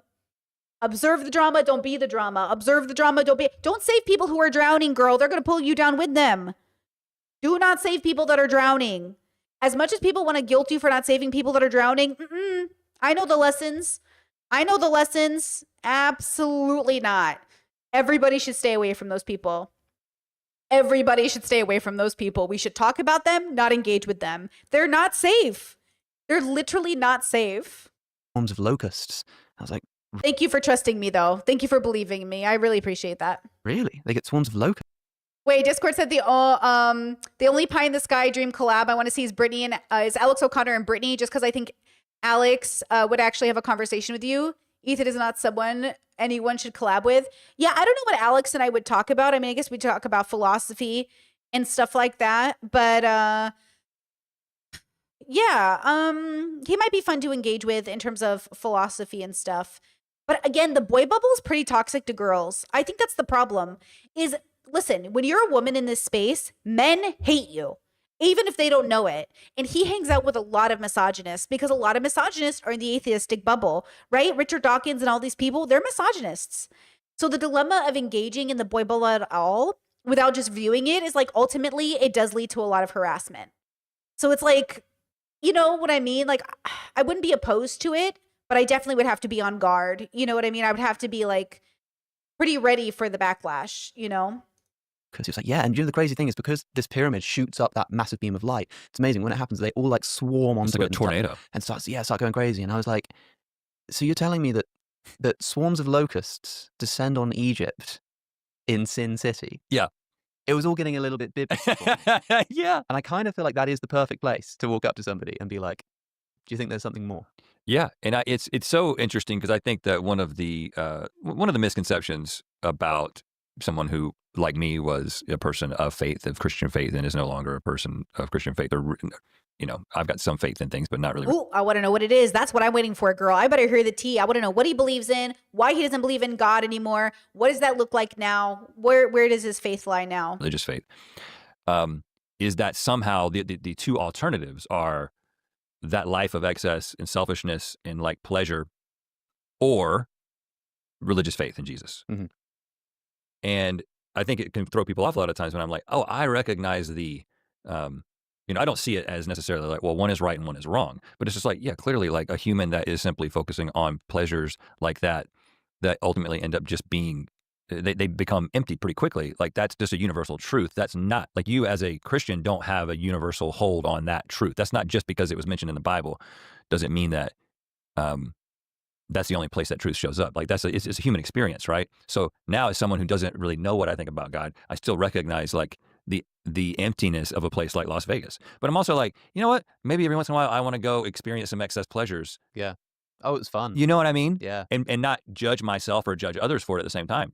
Yeah. Knowing that if I take the perspective into that, oh, I recognize the emptiness of this. You know, eating at a buffet. I mean, how many times can you eat at a buffet, right? Yeah. Before you're like, okay, get me out of the buffets. Mm-hmm. But I feel like, again, this is kind of the perspective that I think about the way that I thought about those students when I was there. By the way, my partner was listening to my stream yesterday. And they were like, hey, I heard you on stream yesterday. I was like, what? What did I say? And they were like, you were talking about vacation time, how every 6 months people should get 2 weeks off. And I was like, yeah. And he was like, that's just called Europe. And I was like, okay, you know what? He's like, you have to have a month off mandatory in Europe. So, and I was like, okay, enough with the bragging, okay? Enough with the bragging. I'm from Europe. Like, I thought that was hilarious. I was like, I get it, bro. Thanks. Thanks for reminding us that America sucks. With the truth in my hand. Mm. You know, I was like, there's two paths here. There's a path that you're on, which is just self-sabotage. I was thinking about that because Rhett was saying like basically Rhett was talking about the idea. I don't know what he said, but it just triggered it in my brain. That's why I wanted to talk about it. I just think it's funny the way we view life and the options we think we have and how we spend our free time. I don't remember what Rhett just said, but Rhett just said something that made me think about that. There's Jesus. Never considering that, well, maybe there's a few more. Oh, he said it's okay to be hedonistic sometimes or to enjoy life. And I was like, yeah, like a vacation. That's what I was thinking. Ways to think about these things. Do you think there's pride in there? I mean, one of the worst sins a Christian can commit is the sin of pride. And I think they're constantly sort of battling against it, especially when you're in a position, I mean, let alone some of the people I talk to who have public platforms, constantly putting themselves in front of a microphone and answering people's questions and being constantly praised. It must be really difficult to. Also, I think I don't want to collab with Alex O'Connor if he keeps collabing with Destiny either, because I've been thinking about this. Like, listen, this is going to stifle my career. This is what I have to, you want to know what I wrestle with every day? Do I stifle my career to try to be ethical? Because every collab opportunity I could have is just an association with a guy who interviews predators at the end of the day. And like, I'm sorry, like, I'm not just saying this because you guys think there was some online drama between me and Destiny. He literally is predatory. He, to this day, is downplaying what he did to these women. Could you imagine waking up and seeing a picture of yourself intimately naked and not knowing when it was taken or who took it? Y'all, I would panic if somebody had a video of me farting in my own house. And these people were in intimate positions. So for me, same with Dr. K. Dr. K, I really wanted to collab with him, but I'm like, I don't need to be in that boy bubble where like you are platforming Destiny.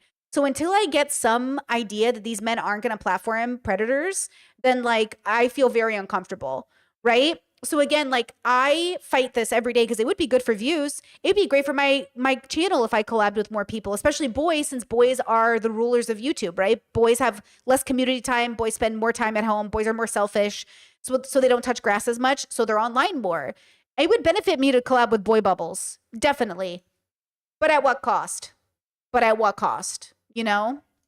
And not get prideful when it starts working. But even in an outreach situation like this, is there an element where it's sort of like not like I'm better than these people, but like look at me doing this good thing, walking into the depths of hell and harrowing it and getting everyone back to Christ? Yes, I mean, I think that there is there's an element of sort of taking pride in the work that you're doing for God, even though you can easily give God the credit, be like the Spirit was working through me, because if you know the code of humility and you know how to talk about these things, but secretly.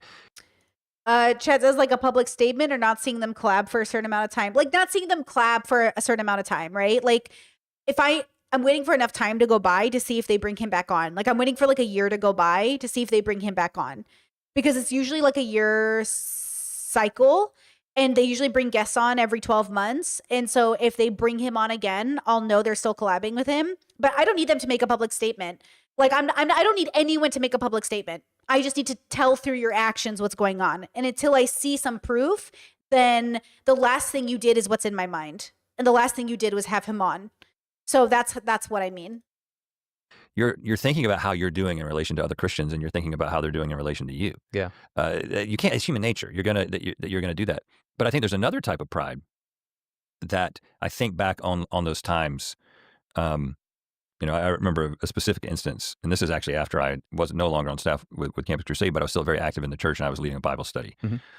And we had become friends with this couple that were Catholic, and in my estimation, Catholics weren't Christians. I mean, I was that type of guy. Really? I was like, oh, maybe there's some that actually have a relationship with Jesus, idolaters. But they believe, they believe that it's works and faith. It's not just faith alone, and so they don't have the grace thing figured out.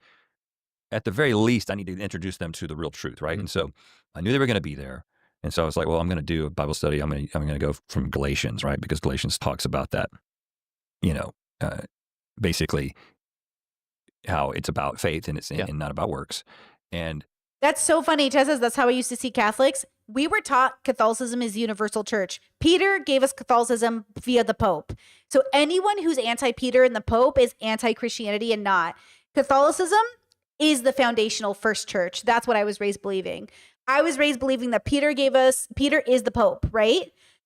So we came first. We came first. Y'all came second. That's what I was taught. It was one of those things that in retrospect, I was thinking about them, and everyone else in the Bible study, the other regulars, knew that I was kind of preaching to them from this perspective. And I think back on that, and I'm like, I brought a lot of spiritual pride to that situation because I thought I had the correct perspective and just assumed they don't agree with me about this. So, and they're definitely wrong. I'm bringing them in to give them the truth. When you think that you've got the truth, and it's a truth that impacts everyone, it applies to everyone, it's really difficult to not take pride in that and to begin to see yourself as better. I mean, I'm not saying that all Christians think that they're better than other people. I'm just saying for me, your experience. I remember lying there when I was in college and thinking how grateful I was that I basically believed the right thing about everything. Yeah, well, I often parody Christian denominations with that exact thought. It's like, Wait, Chet says, yet the Orthodox in the room first? Really? Orthodox came after the Pope.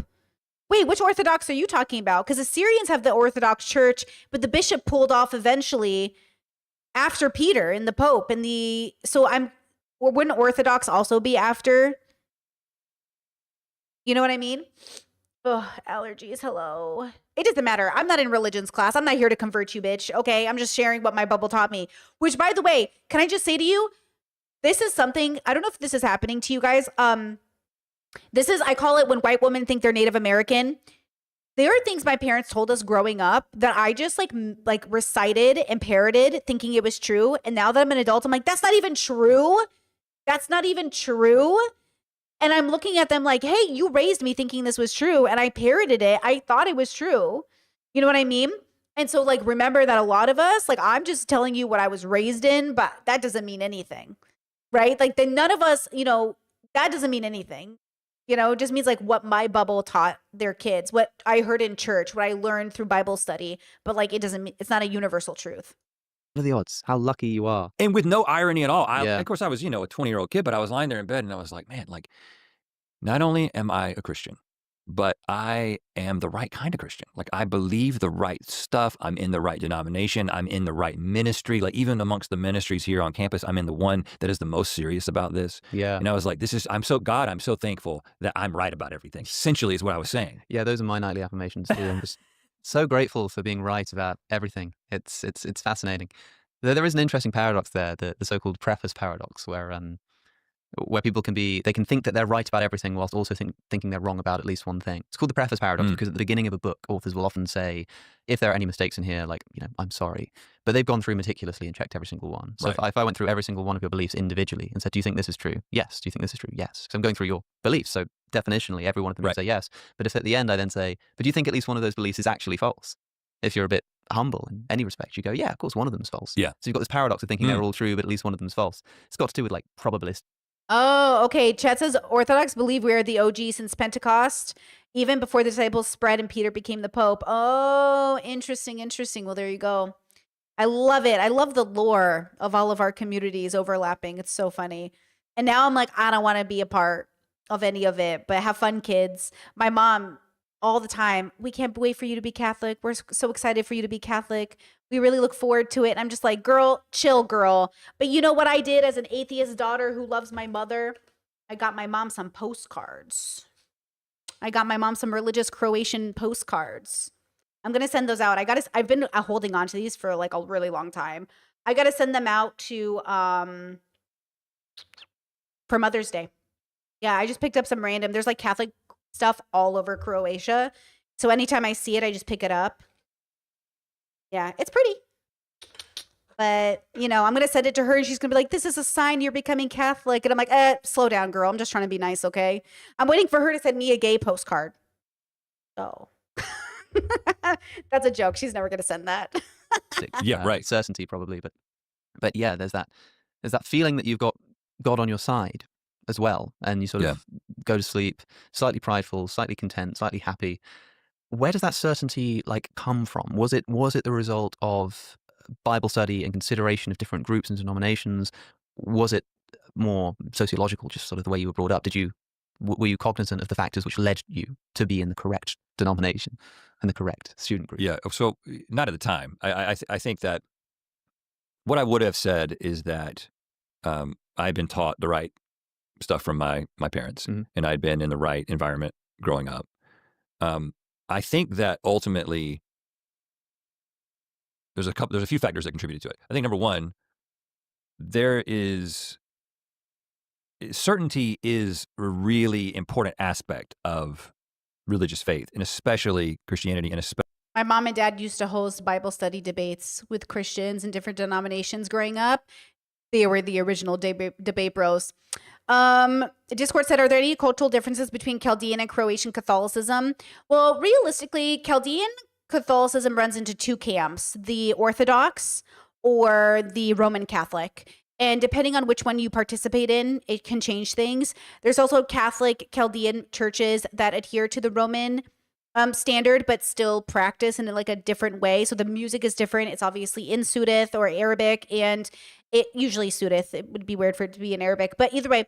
And then like maybe the way the church moves is different. Like I noticed that in Roman Catholic churches, we'd go from front to back when receiving communion. But in Chaldean churches, it goes from back to front. And in Croatian Catholic churches, I've actually haven't gone to mass here. I probably should just for funsies, but I haven't done it yet. But I don't know of any differences, and since they are Roman Catholic in Croatia, the government is also a reflection of that. Like you want to talk about Christian nationalism, there's Catholic nationalism here. So the government itself reflects Catholicism, but because they're part of the EU as an example, they also have abortion rights here, which is interesting, but no gay marriage. And they're not interested in having gay marriage. You know what I mean? So I don't know if there's any literal differences that I could know about, but I really have been out of the religious bubble for like since I was 19. So I don't pay attention to updates. I rarely pay attention to things. I just know it because all my family's still in it. And so I hear from them, like they get the Catholic news. My brother was just in Spain for some Catholic pilgrimage or something where he hiked like 1 billion miles or something.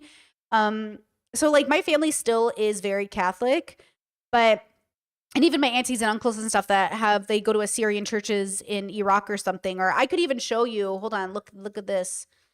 Just to give you, I think I've shown this on stream before, maybe. Hold on. Iraq, Syrian church built into rock.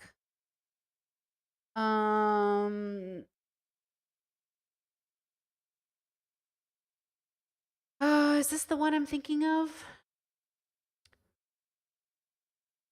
Elkush, here it is. Oh, this is so old, this video. Whoa, this video is ancient, bro. Hold on, do they have a... And the clock, their masonry. Who did this video? Other churches and monasteries. Hold on, I'll find the video. You guys watch Rhett and Alex. I'll find especially evangelical Christianity, because I think that agreeing with a set of propositional statements is actually what, if you ask somebody to describe, they might say, well, it's about a relationship with Jesus. But if you're like, well, yeah, but what does that mean? These propositional statements come up. It's like, well, I believe this about Jesus. If any church worth its salt has a "we believe" place on their website, right? That's what I thought, right? And so I think that being certain and being right about these things comes at a premium. It is really, really important. So I thought that being certain was very important. And then I just think I had the type of personality, came from the type of family where we kind of thought we had it figured out, right? Like this is a big problem for me now, is to not settle on what I think I figured out, to be really doubtful of my particular perception of the world, to say, well, I know that I'm wrong about some stuff, and there's a lot of stuff that I'm not sure about. But I can struggle with wanting to latch on to certain ideas and be like, well, I've got this figured out. And you start trying to build this worldview. So I think it's a combination of the environment. Hold on. Here it is. Okay, so this is my mom's village. This is where my mom was born. So this is a village. This is a church in my mom's village. So my mom was born in Iraq, in Al-Qush. My dad was born in Baghdad. And this is the church she used to go to as a kid to see, not her local church, but the famous church in the mountains that was built many, many, many years ago. So this is like, my dad's been here. My whole family's been here. This is very famous.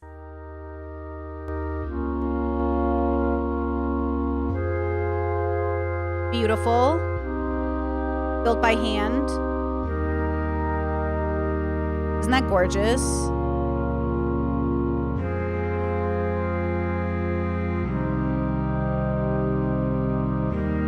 Isn't that amazing what people can do? Wow. Wow, wow, wow. It's also Rabban, I don't even know how to say this, honestly. Is an important monastery of the Chaldean Catholic Church founded in 640 AD, carved into the mountains about 2 miles from El Kush, Iraq, 28 miles north of Mosul. So El Kush is my mom's. That's where my mom is. That's where our family home is still to this day.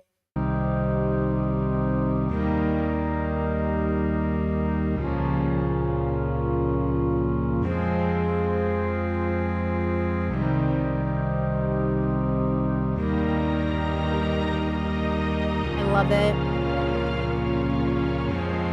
I think it's even cool for me to remember that my parents like walked there, touched there, existed there. Like that my parents do have a story and it is interesting, but even more than that, like it is so universal too. We're like so universal, but it is kind of cool to be attached to such ancient history in a way. I think that's why people do love to know where they come from and their heritage. I mean, it is nice. It's nice to be like, oh yeah, like it is kind of, it's what our brains naturally want. Like, what community do we belong to? It's why I say, you know, I do have a community. Psychologically speaking, I feel incredibly safe globally because I know my people kind of be everywhere. Like, I could find somebody.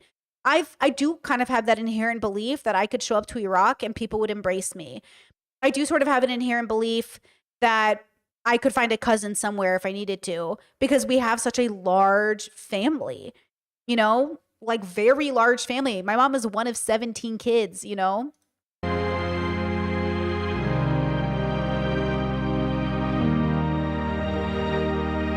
Okay, I can't wait. They're going to go inside because this is so cool.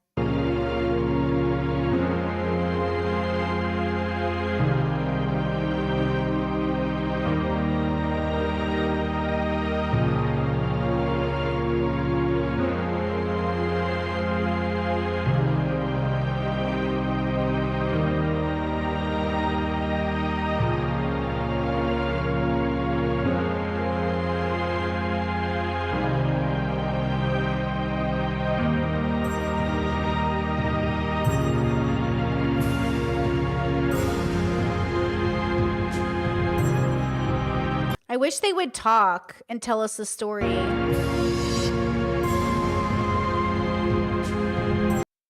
Oh. Hold on, I wish that. Oh, here, this one. Okay. Oh, wait, hold on. Sorry, now I'm going down a journey into my own family heritage here.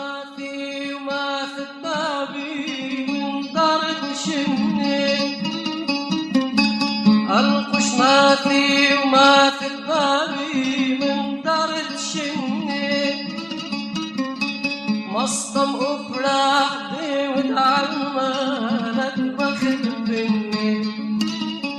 I grew up with my dad singing, my grandpa sang, my aunties and uncles sang. مصطم أفراح ودعمانك بخد بني كنت أذف بيني داثن. So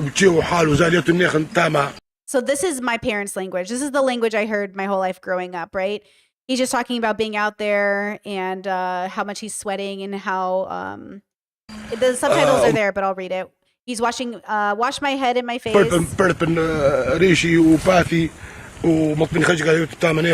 Smoke a cigarette and rest there. So this is my mom's village. A lot of engineers, a lot of like builders in Assyrian culture. Like my whole dad's family is engineers. They're always, my grandpa had a whole wood shop. My dad has a shop. My brothers have shops, you know? I describe Elkush as a beautiful girl. Halitha, beautiful. Brata, daughter. I want her to be my childhood friend. My adulthood friend, whatever she is. I think if we ask many people in the world, they would know about Alqush. As we said before, Alqush is in history. Some of our historian students said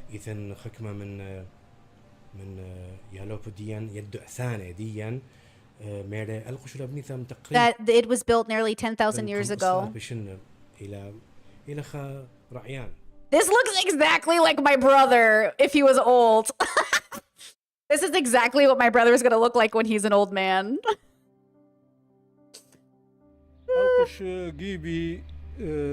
Alqush is a little Assyria. To me is a little Assyria. Their meaning thing, I think. All of our villages have this spirit. But Alqush remained the yeast of them all. The yeast of them all? Oh, yeah, okay, get it.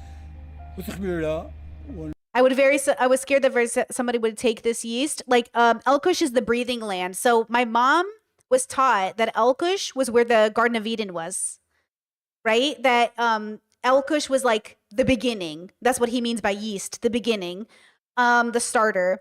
So my mom has a theory that is lore in the community that the Garden of Eden was in Alqush, which, you know, is just like, it's lore. It's not real. It's not like the church has confirmed it. And it's like a belief people have because they believe it's like the origin land. Like, you know, everyone thinks that about their land, though. That's kind of what's funny. It's like we all believe. You know what I mean? It's like we all believe, like we all love a good lore about our people are the first. My favorite is the Ethiopians who are like, actually, we're the first. And I was like, you know what? I love all of us. We all think we're the first. We all think we're the first.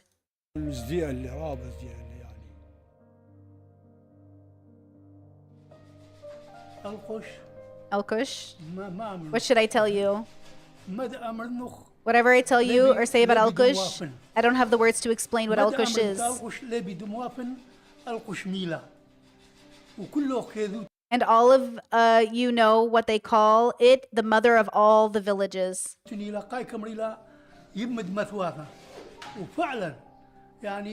And really, if you compare it to other places, from its products to education, and in the religion aspects, the patriarchs would come from Alqush. Statistically, all the highly educated students with honors are from Alqush. I love people. I love people. We all are like, we're the best. We have the smartest, most handsome, most beautiful, most spiritual. And I'm not even mad about it. You know, girl, I'm not even mad about it. Honestly, true. I love it. You know, I'm not going to lie. It does make me nostalgic for my parents, listening to them speak Sudith and just listening to them talk and stuff. I'm very emotionally nostalgic for my family and for the music I grew up with or the sounds or the smells. Like, I get very like emotional. Like I feel a little weepy. I think that's why I still have such a soft spot for religion in my life, because like at the end of the day, Catholicism in particular isn't just about Roman Catholics. It's about Assyrian Catholics. It's about my family. It's about our memories. And so for me, I feel myself getting emotional right now. Like, you know what I mean? I love watching stuff like this. My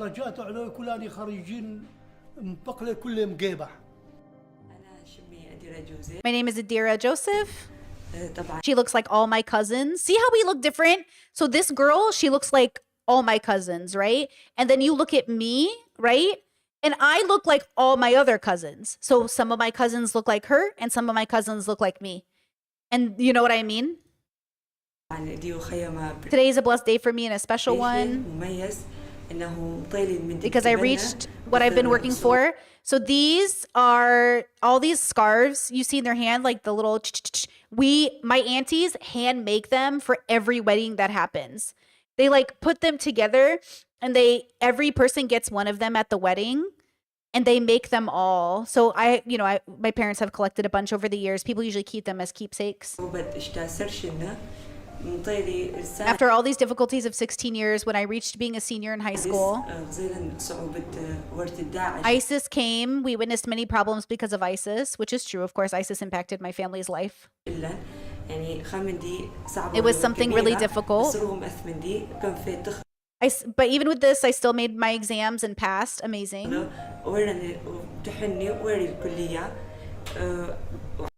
And she got the scores she needed to be admitted to college. Chad says, do you have to marry religiously to get one? There are no secular Assyrian marriages. Like, I've never been to an Assyrian wedding that was secular. It would be weird. Like, there's to be non-religious in Assyrian is very strange. You know what I mean? Like, it's like to be Chaldean specifically. Chaldean is Catholic Assyrian. Like, it'd be very weird. Like, I even joked with my mom during COVID before I was engaged, before I met my partner. I said, find me a Chaldean man, find me an Assyrian man. She goes, Batsy, you know they're all going to be religious. I was like, okay, good point. Like, they are going to be religious. Even if they're not practicing, they're going to want to be religious in the household because that's just how it works. So even my cousins who aren't the most religious, they still adhere to some standard of expectation from the family. You know what I mean? Chet says, I was curious if you get one to go with your heritage, like to honor your heritage. Oh,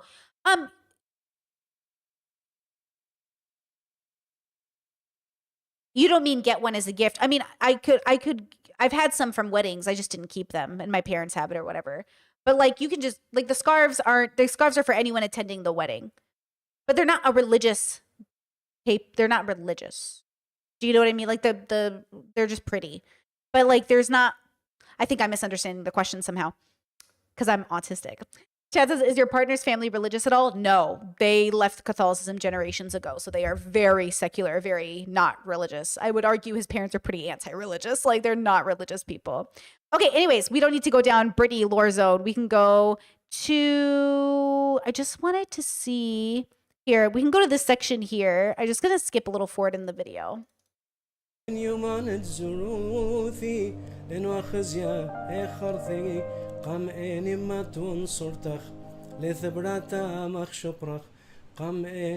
here's the church.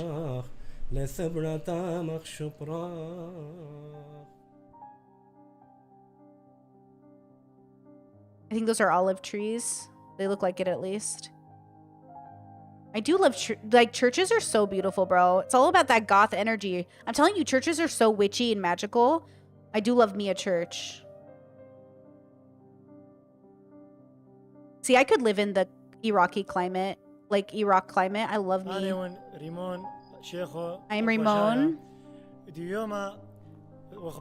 So some of my cousins look like him, and some of my cousins look like me. God willing, you will see something nice. Hallelujah, beautiful. 60 to 70 years ago, we had an ark in Elkush.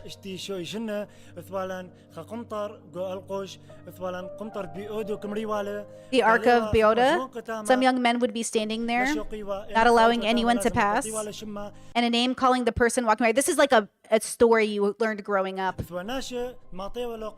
And some people would reach the ark and see the young men and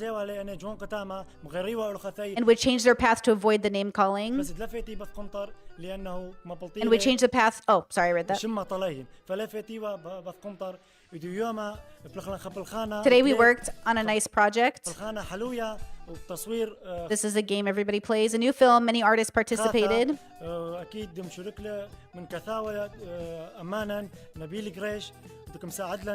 So this is traditional garb. You will see it at some weddings, like your aunties will come dressed like this. So my auntie from Iraq would come to our weddings dressed like this. And this is how you would dress if you're pretty old, like kind of not modern. Like modern, you're not going to see the modern kids dressed like this. They're going to be in modern American fashion. But my aunties and older uncles, this is how they dress. This is how like your grandparents would dress, right? Thanks to all the youth who worked on this project. And this is the dancing we do. So we do dances like Sheikhani and other things. You hold hands and you dance in a pattern.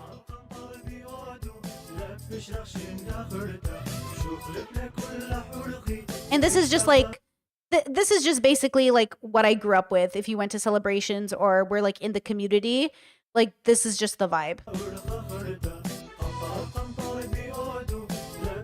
So again, it's not that in America, when we say white people, I'm not imagining this. You know what I'm saying? Like, I'm white, But that's why when you say like Hassan is white or anything, like, yeah, we are white. But when Americans say white, I'm thinking like my bestie, who's like not this, you know, she's like Irish or something and doesn't even go to Ireland. You know what I mean?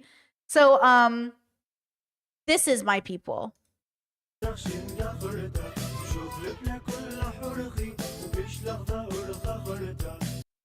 You know, that says Hassan identifies as white. It is white. Guys, I'm trying to explain to you bubble magic here. You are white. We are white. But in America, when white nationalists say white people, they're not talking about us.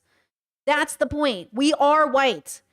But that doesn't, we're not white in the social construct of like, okay, did white people do 9/11? Explain this to me. Did white people do 9/11? Was 9/11 a white person crime? Were white terrorists the people who did 9/11? After 9/11, was everyone afraid of white people? No, because you, when it's convenient, don't consider us white. And when it's convenient, you consider us white. Yeah, that's the problem with racism, bro. It's fucked. That's the problem with your prejudice. Is fucked, bro. Okay, let's go back to a couple of white men. Woo! Where certainty was really important, and in my personality, the way that I gravitated towards that. We'll get back to Rhett in just a moment, but first, do you trust the news? I don't. Chat's like Ethan Klein moment. You're trying to go away, Jessica. I don't know what you're doing in my chat, girl. I don't know who you are. She's trying to do that thing where Ethan goes, we're not even white, we're Jewish. Yeah, they're white, but they're Jewish. It's different. Y'all want to be so anti-Semitic, you don't even know it. Don't erase Jewish people from the conversation just because they might be from Europe. They're still not white enough to be accepted by white nationalists. Yeah, anti-Semitism bad. Okay? You're like whiteness and the growth for whiteness, stop taking it away from people. If we're in a progressive circle and we're talking to black communities, yeah, I'm not going to stand up and talk about life as a brown person. I'm white, right? But if we're sitting in a group full of white nationalists and they want to make it clear who's white enough, I'm obviously not invited. So obviously, please put on your bubble hat and realize like what the context of the conversation is about. Okay? We're white sometimes and we're not white sometimes. And that's because y'all played as constructs. This is a construct issue. Okay? This is a construct issue. That's why it's all made up and bullshit. Okay? So don't let people convince you not to be alert. You know what I'm saying? Discord said, wait, are you talking to me, Discord? Being LGBT doesn't stop you from being embraced. Oh, you guys are talking to each other, right? Never mind. I love you guys. Keep it up. Keep it up, kids. Okay, let's go back to the video. I think this is a lot an of that has got ad. to do with the bias that inevitably seeps into media reporting. We can never get rid of media bias. Oh, wait. No, Discord says I am talking to you. Wait. You started off, and being LGBT doesn't stop you from being embraced, question mark? If so, that's great. Oh, like in the family? We have a more of a don't ask, don't tell policy in the family. Like a lot of my gay cousins and I, we just don't talk about it. You know what I'm saying? You're not supposed to talk about it. You don't bring it up. You don't bring your girlfriends or boyfriends over. People know maybe, like they definitely know about me and some other people. They just don't talk about it. Like they don't talk about it. It is absolutely not something you talk about. And they will be openly homophobic around you. And you say nothing. That's the rule in the household with all the cousins. They love you. Don't talk about it. Now, modern cousins, like liberal cousins, a lot of Democrat Assyrians who exist, they don't care, but they're not religious. It's more like the aunties and uncles and grandpas. It's more like the older generation that's really homophobic. The younger generation's not into that. The younger generation's very, very modern. You know what I mean? Okay. Wouldn't it be great that different of the story, like my link to get Christianity, Protestants with Grad Protestant news. unlimited access Okay. advantage plan. And with Grad news, Alex has a link. that said, back to Rhett. And what was this particular kind of Christianity? You said you were a Protestant. Were you in a particular denomination? Were there particular beliefs that you held that most Protestants would sort of disagree with you about? What I would say is we called ourselves non-denominational, but from a theological perspective, we would have most aligned with just the Baptist Church. Sure. So we were probably a little bit more Reformed Baptist, right? So there was a strong, not as strong as you would have in like a PCA church, a Presbyterian church in America about predestination. Mm-hmm. But, we were kind of soft Calvinists, like 4-point Calvinists. See, even the word Calvinist, I didn't grow up in a bubble where like Baptist, evangelical, Calvinist, Protestant, like As a Catholic, I genuinely not only did not care about any of those bubbles, but I just thought of them as like your crazy cousin that left the church because they didn't like the rules in the house. Like, this is such a new bubble to me. All their language is new to me. Like, it is not my relationship with religion. And honestly, I do kind of think like Islam and Judaism and Catholicism are like the cool religions because I grew up in them and they're so much more similar. And they're just like so beautiful and they're so rich in history and they're connected to such beautiful people. But maybe it's because all of us are from the Middle East that I'm like, you know what I mean? Like, I feel like Protestants are white people. You know what I'm saying? Like, I'm like, where is your West Asian heritage? Where is the West Asian, energy coming out, girl? Because, like, you know what I'm saying? Like, that's how it feels to me, where I'm like, where's your connection to the Middle East? Where's your connection to the sand? So I didn't really pay attention to them. Discourse said, where your parents relieved your wife is a man. Yeah, but I always date men that are too feminine. So it's like a little even funnier. You know what I mean? Like, they're always just like, oh, he's not a very masculine man. I was like, well, she is a woman after all. Calvinists, and so we definitely believe that God had predetermined essentially who was his child, which was interesting to do in the context of evangelism. Yeah, to I was going believe to that. ask, like, how does that affect when you go onto the beach and spring break and you're talking to people? Do you just have this thought like, well, I hope I happen to bump into the people that God's already preordained to come to faith? Yeah, I think yes.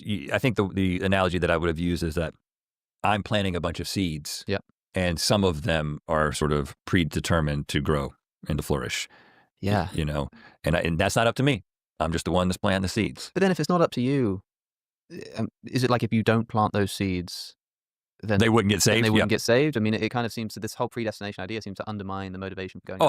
I really, this was probably my key, like, theological conundrum in college. Okay, here we go. Because I was close with guys who were Reformed in this way, and were Calvinists, and they would be like, listen, it's just very clear in the scriptures that who he predestines. It's like, and so I remember sitting on the porch one time with my friends as we were talking about that. I said, okay, well, all right, if I want to believe the Bible, and again, I bought into univocality, and I was able to reinterpret the passages that would question this perspective in light of the ones that I had gravitated towards, which is how you build, a systematic theology to begin with. But I remember sitting with them and saying, okay, I can agree that God preordained a certain number of people to be his children, which definitely means that a certain number of people are not predestined to be his children. Ooh, predestination. You know what's interesting? Chat says God gives us free will to choose him is what was drilled into me. You know how I thought about free will in regards to this, my own deconstruction of religion, was my parents would say, God gives you the free will to choose him. But even if you do not choose him, it doesn't mean you're going to hell, but it could mean you're going to hell. And I would read this as nobody knows what God believes, and it's up to God to know what's on our hearts. But I actually think that my parents, ironically enough, did exhibit Christian love, with the threat of sending us out of the house and disowning us was sort of like God sending his children to hell. Like, why would he do that? When my 3 siblings and we came out, my other brothers got into messiness. My parents never kicked us out. My parents never disowned us. My parents to this day still invite us home all the time. And I'm like, see, like, you weirdly enough do exhibit Christian love, but you got a big fucking mouth. Like God does. God got a big fucking mouth, and God out here saying, like, I'm going to send you to hell, but bitch, you're not going to send me to hell, bitch. And like, my parents like said they were going to disown me. They're never going to talk to me. They're always like, when are you going to come over? We miss you. When are you coming over? And I'm like, bitch. That's how I think God operates. I think that is how it works. That I think God did give us free will, and he's going to know why we didn't choose him, and he's going to know it was for a good reason. And it is what it is. Also, I don't believe in God. So that's also important.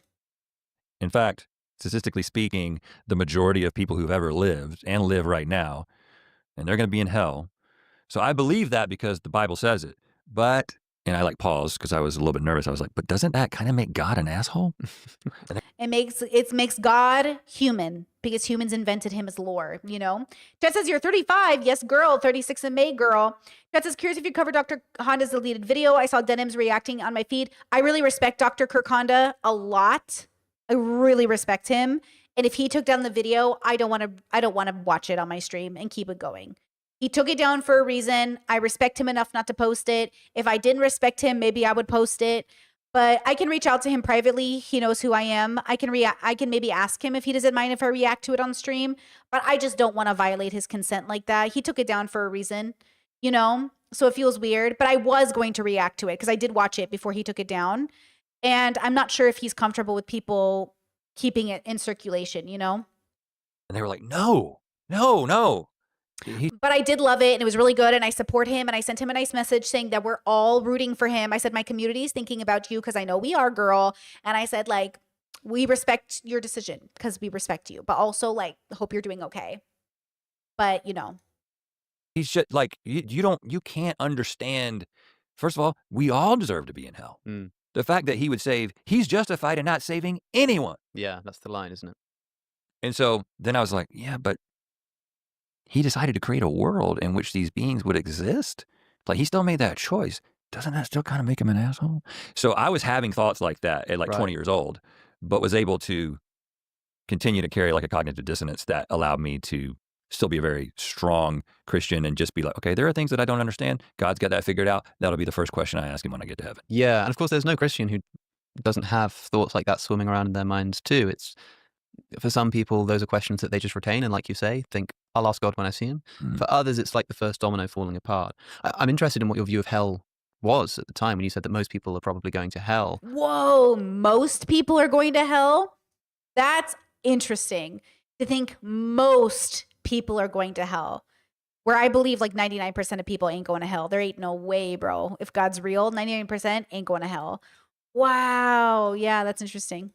What did you think hell was at the time when you were around 20? I had talked myself into, mostly as a result of that struggle I was having, that it was probably some sort of, I basically became, without really reading too much about it, an annihilationist. Yeah. And so just the idea that people who don't know God, who are not his children, will probably go through some sort of torment, but it won't be forever, and then they will cease to exist. Yeah, and that hell is, I mean, annihilationism is the view that people will be annihilated if they don't go to heaven. They sort of cease to exist, maybe after a period of suffering of some sort. I've always been quite attracted to that idea because of the like classical Thomistic arguments for the existence of God, which have God as like the ground of being. If God is the foundation of being itself and everything that is participates in him, then if hell is something like separation from God, and if God is the ground of all being, then what does it mean to not be with God? It means to not be. It means to not exist. Yeah, right. So I've always thought philosophically there's good grounding for considering separation with God to be the same thing as not existing. Because to exist is to participate in God's existence, as some of the classical philosophers would put it. Yeah. But that's not as motivational as the fire and brimstone imagery. And presumably in your outreach, you wouldn't push too heavy on the hell stuff, especially considering that you thought most people were going there anyway and there's nothing. Right. And I think that it's interesting to see. I'm still a fan of Christian apologetics. It's fascinating to me to see the way that, and especially now, there wasn't nearly as much just apologetics media as there is now when I was deconstructing, because this mostly happened to me in the late aughts and, 2010, 2011. And nobody was there were people writing books, but nobody was making internet content about this stuff. But I kind of dip in and dip out, and to see the way the conversation around hell is evolving is fascinating, because it is a really, it's like if you've got, if you're selling a product, it's like the one thing where we get all the bad reviews about this. It's like, oh shit, people keep talking about this one thing, and it's the hell thing. So how do we rebrand hell? And the way that hell is being rebranded is smart. A lot of people are moving into this, annihilationism, but also there are people who just frame it as separation from God. It's just simply like you rejected God's love. Like, that's not hateful for him to say, well, now you just are going to be on your own and whatever that is to deal with your own stuff. And it sounds a lot nicer. It just sounds like you're just rejecting something. And I think that's become a pretty big talking point. Yeah. What, maybe this was one of them, but when do the dominoes start to fall over for you? How old are you, and what starts to happen? Because right now you're speaking past tense. So at some point you go from not just Christian, but really involved professional Christian, as you put it, to now where you are. Where does this start? So in my early 20s, the first couple of years out of school, I'm an engineer, civil engineer. I'm still very involved in Campus Crusade at the time. I'm not having that many. Sorry, Chad, I see you talking about the levels of heaven. I don't know if you guys were raised with this. There there are mystics within the church framework that are either validated by the church or not validated by the church. Has anyone heard of Anne Catherine Emmerich? I know Mel Gibson, abuser, at one point had a goal of making her life into a movie. There's Anne Catherine Emmerich, who's not exactly validated by the church in a sense, who apparently could see all of time. I think she was a nun, and she, for 7 years, lived off nothing but the Eucharist. And she could see at the beginning of time and back. Like there's 3 volumes. My mom has read them. They're like each like 1,000 pages or something. There's 3 volumes to her life. And she said that she could go back in time and see that the pyramids were being built by demons, like demons carrying the stones and stuff, or that there were levels to heaven, and so on and so forth. And it's kind of interesting, like what people believe or don't believe, or what is seen as valid or what not is seen as valid. Like, did you see that there's a new saint on his way, a new Gen Z saint, computer guy out of Italy, I think. He's about to be canonized. They have his body on display right now. So yeah, like when we talk about like levels to heaven and who's going to get there and what happens, and like, this is why I say religion is lore. It's like fiction. It's like it's just like human. It's like such a human creation. Like God itself is such a human creation. Somebody in chat, hold on, I gotta close my eyes or I'll lose my train of thought. Somebody in chat said, why would a God create a human in its own nature that's so obviously going to create a situation where they end up in hell, right? It's like, here's this God who sees the beginning and end of earth, the God who knows all, and a God who's sitting there creating a science experiment. He's like, I'm going to make humans today, bro. Same humans that you already know what's going to be the outcome. But maybe it's like a metaphor for our life. Maybe it's like we know what happens to our life when we interact with it in a particular way. So why do we do it if we already know the outcome? Like, does it really take a fucking rocket science to understand the consequence of our actions? Or do we deny the obvious in hopes that if we experiment, it will be a different outcome? And that's what I think about God, is like a man who knows the outcome, but is experimenting with the idea that maybe it will go different this time, which is sort of like the definition of insanity, they say, right? And so then I kind of wonder about that too. Like, is God not just the perfect personification of the human ego? And in that way, it's a really great story. I love Mia's story, girl. You know, I love Mia's story. Yeah, like, did it really take a rocket science for Shannon Sharpe to know not to fuck a 19-year-old at 54? Apparently not. That's why people don't feel bad for him. Whether or not he assaulted her is something totally different. But the reason people don't feel bad for him is because, like, you should have known better. But also, God should have known better when he created that fucking apple. You know what I mean? Like, you're God. Out of all the people who should know better, it's you. So the fact that even God did know better, you know, kind of, I'm just saying. You know, existential questions about it. If anything, I'm thinking about how I'm moving towards being a professional Christian, because my wife was still in college at the time. And so Lincoln and I had kind of, you know, we've been best friends since first grade in 1984. So we kind of knew what we were working towards. And the idea. Chad says, I also heard that people who want to go to hell are people who want to. Or people who go to hell are people who want to. I heard that too growing up. Sounds like we came from a similar bubble. And to be honest, I think I get that the most. That is the one thing about what I learned growing up Catholic that I do get the most. Is like, I do think that's true. I think if you want to go to hell, God will let you go there. And I think that's a metaphor for our own life. If you want to make your life miserable, go ahead, girl. No one's going to stop you. I used to think I wanted to go to hell. Do you guys know that movie with Robin Williams and what's her name from Not Without My Child, and Sybil and Mrs. Doubtfire, with the painting and the children? Fuck, what is that movie called? It's a great movie. It's so funny. He has to go down to hell to get his wife, and she's sitting there. Why can't I remember anyone's names? Robin Williams Goes to Hell. What Dreams May Come. Hold on, let me.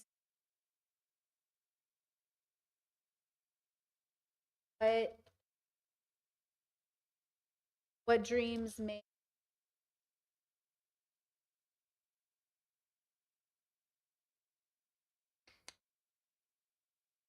Wife. No, that's not her. I'm sorry. I mixed up actresses. That's not the mom from Sybil and stuff. My bad. Not the mom from Mrs. Doubtfire. Different actress, but same. Hold on, same energy here. Let me pull it up for you. This is the Do you guys, the stories that their kids die and they have to go down to basically get their kids, right? But when she's in hell, she's like in hell. Hold on. And the idea is like she wants to be there because her depression is putting her there. The idea is like she's there because that's where she feels the most comfortable. As a child, I internalized this as like my queerness and my gayness made me so unlovable that I deserved to be in hell, but also I was comfortable in it. Like I was comfortable suffering because it was better than being in a place where it was better to be in a place where I was suffering that was obvious that I was suffering than in a place that looked like I wasn't suffering when I was suffering. Like I would rather be suffering in hell than in my parents' home, where from the outside it looked like it was great. Do you know what I'm saying? Like I'd rather be in a cold and dusty and fiery hell because at least the physical matched the internal. Like it was like the outward matched the inward. And so as a kid, I would romanticize hell and the devil and all these things. And my parents would be like, why are you romanticizing Satan? And I was like, because I can't romanticize heaven. I don't belong there. You created a narrative growing up that gay people don't go to heaven. So what else do I have left but to romanticize hell? Because it sounds like that's where I'm going. So my bestie and I would be like, we're going to hell, but it's going to be a party, you know? Like that was the big joke. Like the irony of parents is they don't even understand, right? That they create a circumstance for us to have to romanticize the bad because at least we belong somewhere. Humans want belonging. And if you tell me gay people aren't going to heaven, then I certainly don't belong here. So where else do I belong? That we were going to develop this ministry where we got to be funny and make our comedy videos. And we were really trying to find a way to do the thing that we loved for the cause that we loved. Actually, hold on. And Chad makes a great point. Saying hell and heaven are self-inflicted based on your own beliefs and relationship to your own life and actions. Exactly. Which is what I kind of carry on through my own life now. That I want you to be joyful even if the world is melting around you. Religious people are very good at this. Religious people are very good. Assyrians, you saw my people's like village, and these people have suffered so much, and they are yet so joyful as people. And a big part of it is they rely on religion. Like they are joyful within the two bubble mechanism, that even when the world is around them dying, even though our families are being imprisoned and put in these mass graves by Saddam, or all these horrible things that happened, they are also always like basically pretty great people. Like somehow a whole generation of people experienced some of the worst parts of humanity and then just came out laughing and eating seeds and smoking and having fun with their kids all the same. Yes, there's generational curses. Yes, there's trauma. Yes, there's so many things we have to deconstruct, but their spirit isn't broken. And I think you can do that as a secularist. I think you can learn to live in a world that doesn't break your spirit. And that's where I want to get everyone to. If I have any wish for the world, it's to learn how not to let it break your spirit. You know, and I think that comes down to your relationship with self. So when I say like I'm always joyful, it means my spirit is not broken. You cannot break my spirit. No matter how much you try, my spirit will not be broken. And you're not wrong or a bad person if they break your spirit, right? You are not at fault for the world constantly abusing you and breaking your spirit. But I promise you, you don't have to always be there. You can fix your spirit, raise it from the dead like they did Jesus Christ, and live in a world where like it does not break your spirit. So it sort of started as with God in the periphery here, of like with all the video stuff, and it's all sort of directed towards, at least subtly to some degree, evangelism.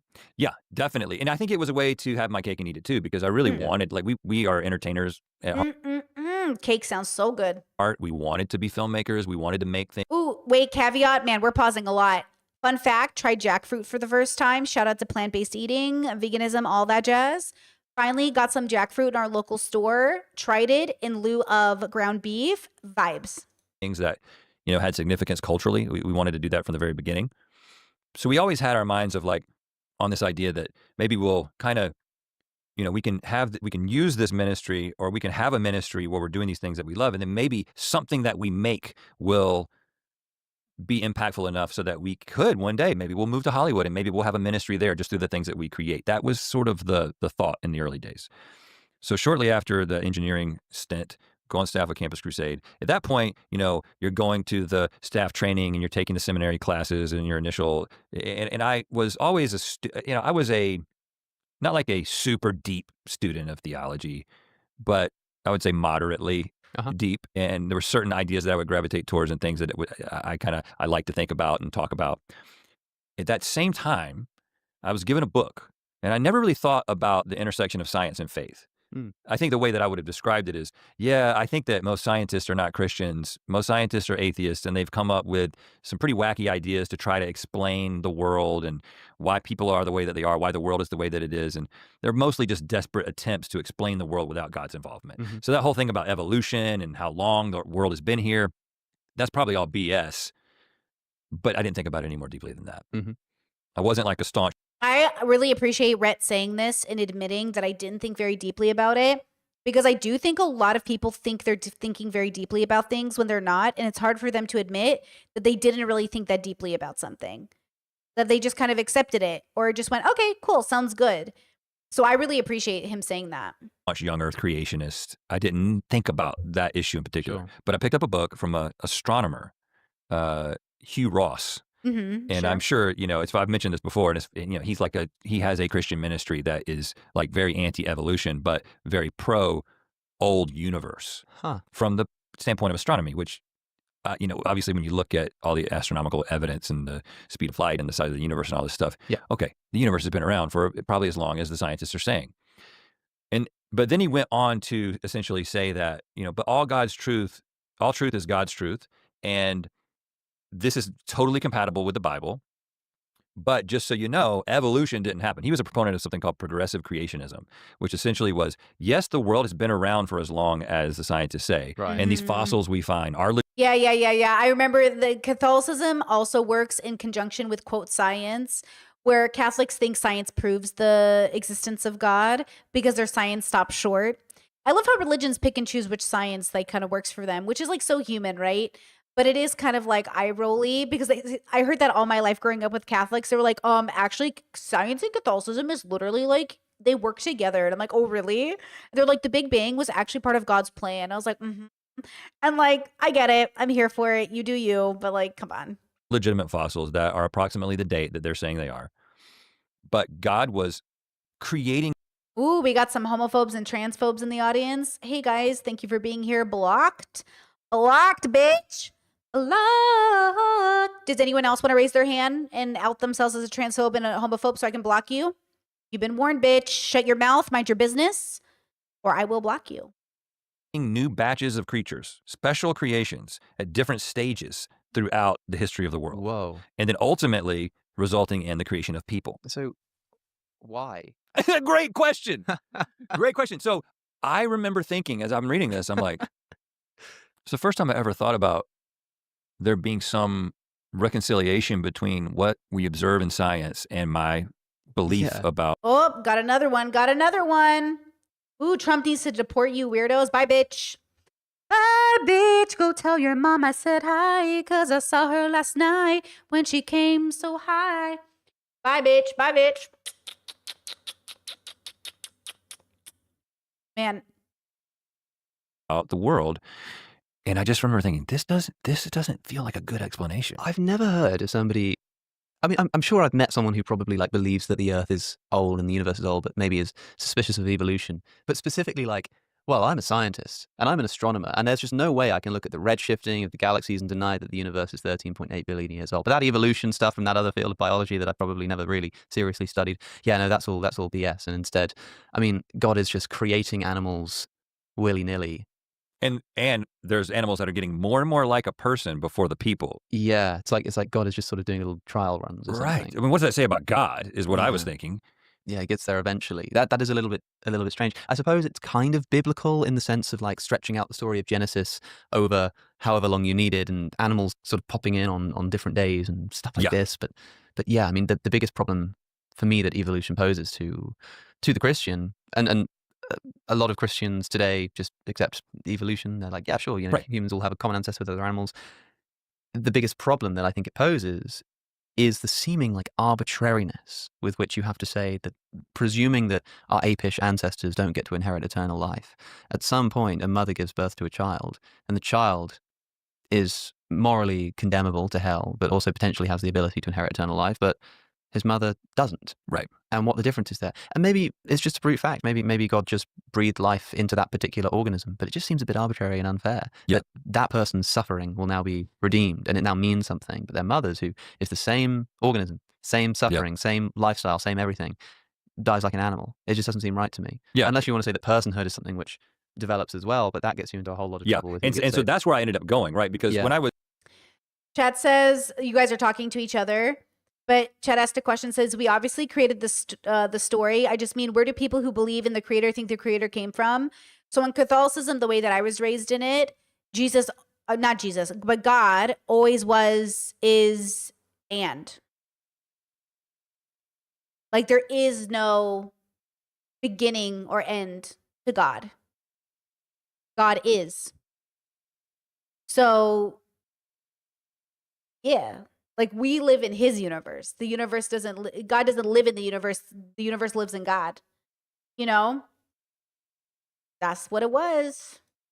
I didn't really buy into the progressive creationism thing, but I was so sure that evolution didn't happen. I was like, when you're raised in the Christian faith, and the only exposure to the idea of evolution you've ever had has come through the filter of a Christian scientist telling you why it's not legitimate. You know, somebody comes into your church and they're like the evolution expert, and they're like, they make it seem so impossible that you walk out of that with a full affirmation of the idea that evolution definitely didn't happen. And it's a horrible explanation. It will be debunked by the scientists themselves within our lifetime. Like that's the kind of stuff that we told ourselves, right? Right. And we Yeah, Chat, because he's outside of time is how it was explained to me. Yeah, like God exists outside of everything. God is everything. Everything exists because of God. So like God first, God only, God is, you know? firmly believed it.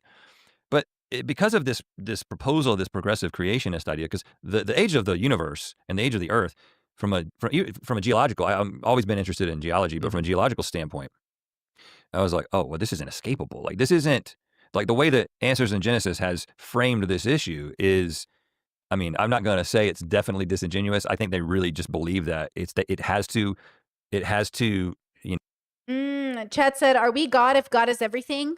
Are our kids us if we gave birth to them?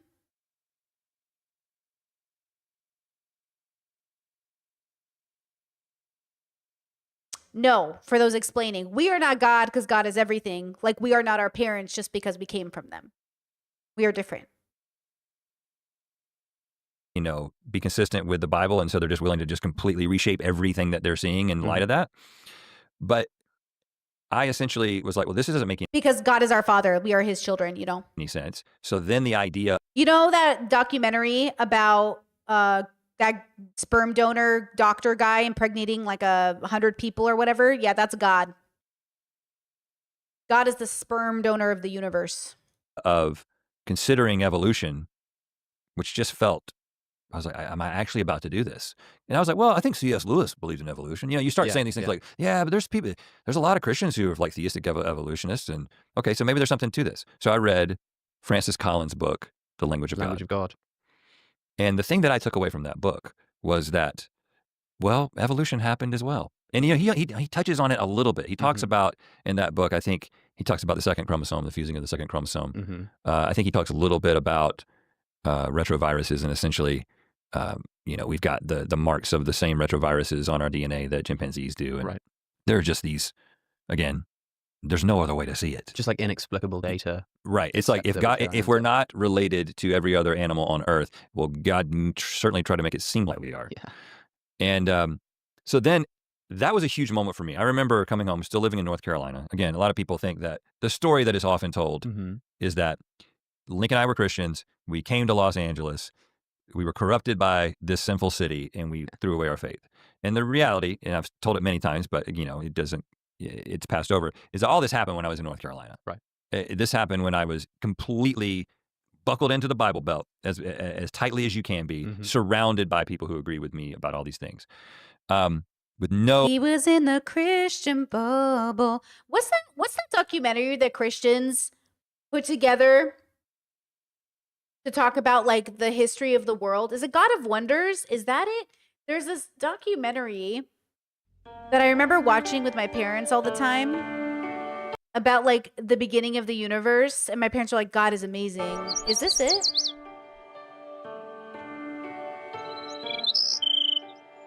I love a bird.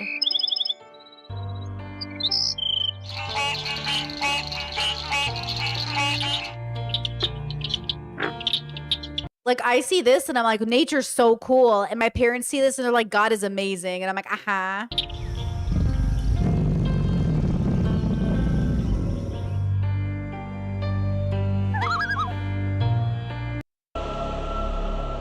Yeah, is this? I don't think this is it though. I don't think this is it. There was one I watched where it was like God in the eye, and it was like my parents were like, Brittany, watch this. This is all science proving God is real. I don't think this is it. Or is it? I don't know. Is this it? No, this is too old.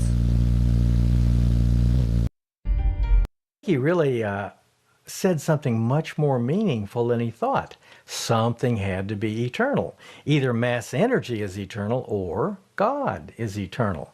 Well, science has taught us a lot about mass energy. One of the things is it wears out. Mass energy. No. Chat says, why did God make it hard for pugs to breathe? Oh, God didn't do that, girl. We did. We bred pugs to be pugs. Like we bred French bulldogs to be French bulldogs. Humans are disgusting. We breed animals to be cuter and have more health problems.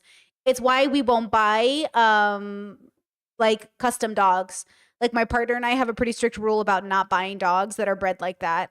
Only adopting dogs and saving dogs from shelters. Like, no ma'am. Also, RFK Jr. should ask God why God made autistic children.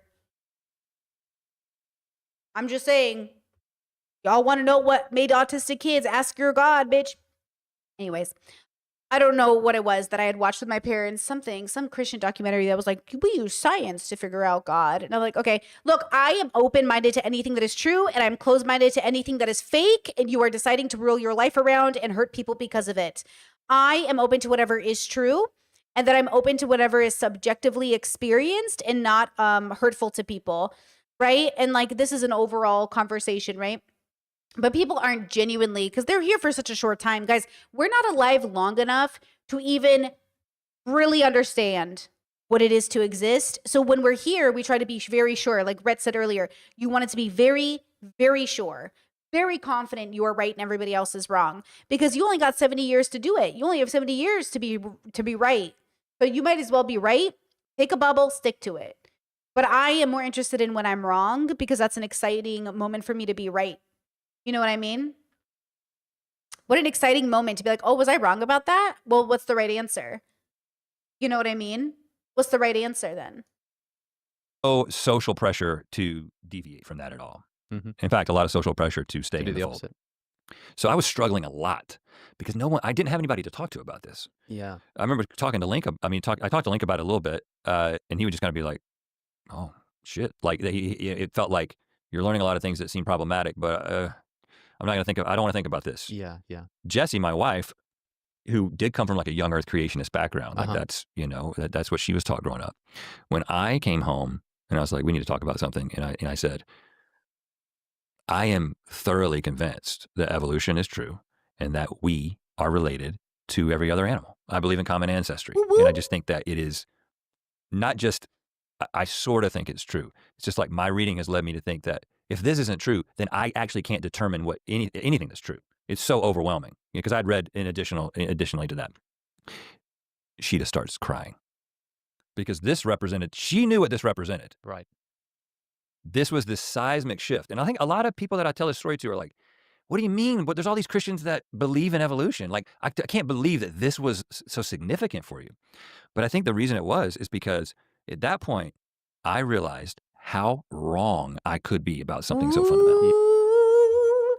Ooh, how wrong you could be about something. It's a bubble pop. It's a shift. It's a shift in all of what could be real and meaningful and significant. That's why level 4 on my levels should feel shattering.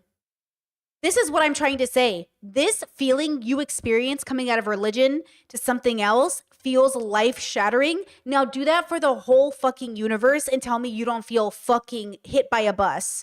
And that's why I'm not convinced people who think they're fours are fours unless they have this like very significant realization. Because again, like, how are you realizing every universe, like everything you thought was true about reality is literally not true? And then just casually be like, oh, okay, cool. No. We're talking about a fundamental questioning of how wrong you can be in the universe. Like, it's one thing to be wrong over like some fact about like what year was this created, or, you know, what color is this called? But to be wrong about literally what you exist for, or like who you are, that is a very life changing experience. It is a shift. It is like, oh, wait, now I can't go back. Guys, I haven't eaten meat. I can't believe I'm not buying meat. I can't believe I'm not buying dairy. I cannot believe it. I'm so exhausted. And this has nothing to do with the levels. I'm not saying like being vegan has something to do. I'm just saying like I'm having a shift. I keep waiting for one day. Do you know what I'm waiting for? I'm waiting to wake up one day and have my brain go, fuck plant-based. We're going back to eating dairy and meat. I'm waiting for it. And it's not coming. That's why I'm not vegan. Because like I don't believe in the philosophy yet. I don't believe in the idea. I don't quite see animals the way I see people, you know? Jess says, do you consume honey? I'm not eating honey. I'm eating maple syrup. Though my mother-in-law does get honey from a friend who makes their own honey. And she feels like it's ethically sourced and I should have it. But then vegans think you shouldn't use animals for labor. So using a bee's honey for labor is wrong, but I don't believe that. I don't know if I believe that. I feel like non-humans and human animals work together for labor. But I understand like vegans believe, this is why I'm not vegan yet, because I don't know if I could be vegan. But do you know what I mean? They believe like using animals for labor at all is unethical, like slavery, because they can't consent to being used for the labor, you know? So I've been thinking about that. But yeah, like I, to this day, still don't wake up excited. Like I don't. Anyways. And obviously, when I say my mother-in-law thinks the bees are ethical, it's because they might not use fructose syrup.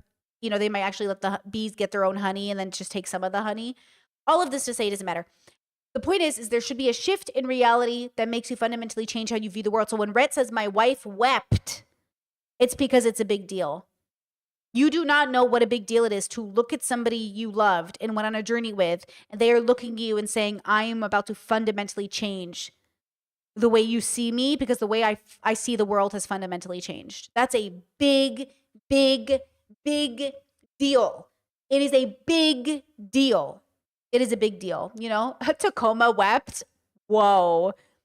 That is is that from the meme what is that, like a 6-year-old meme? Is that wait, I know that. What is that? Wait, I know that reference. I see the video in my head. Is that what you're referencing? Gosh, oh, Tacoma wept. I remember. Oh my God. I know. Yeah. No. I don't know enough about Vosh because I don't really, but I remember that. I was like, I remember who was the guy who said Tacoma wept. It was Vosh. That's so much funnier now. I forgot it was Vosh. Oh man. That's funny. You know, that's pretty great actually. I think that's really I'm dead. Okay.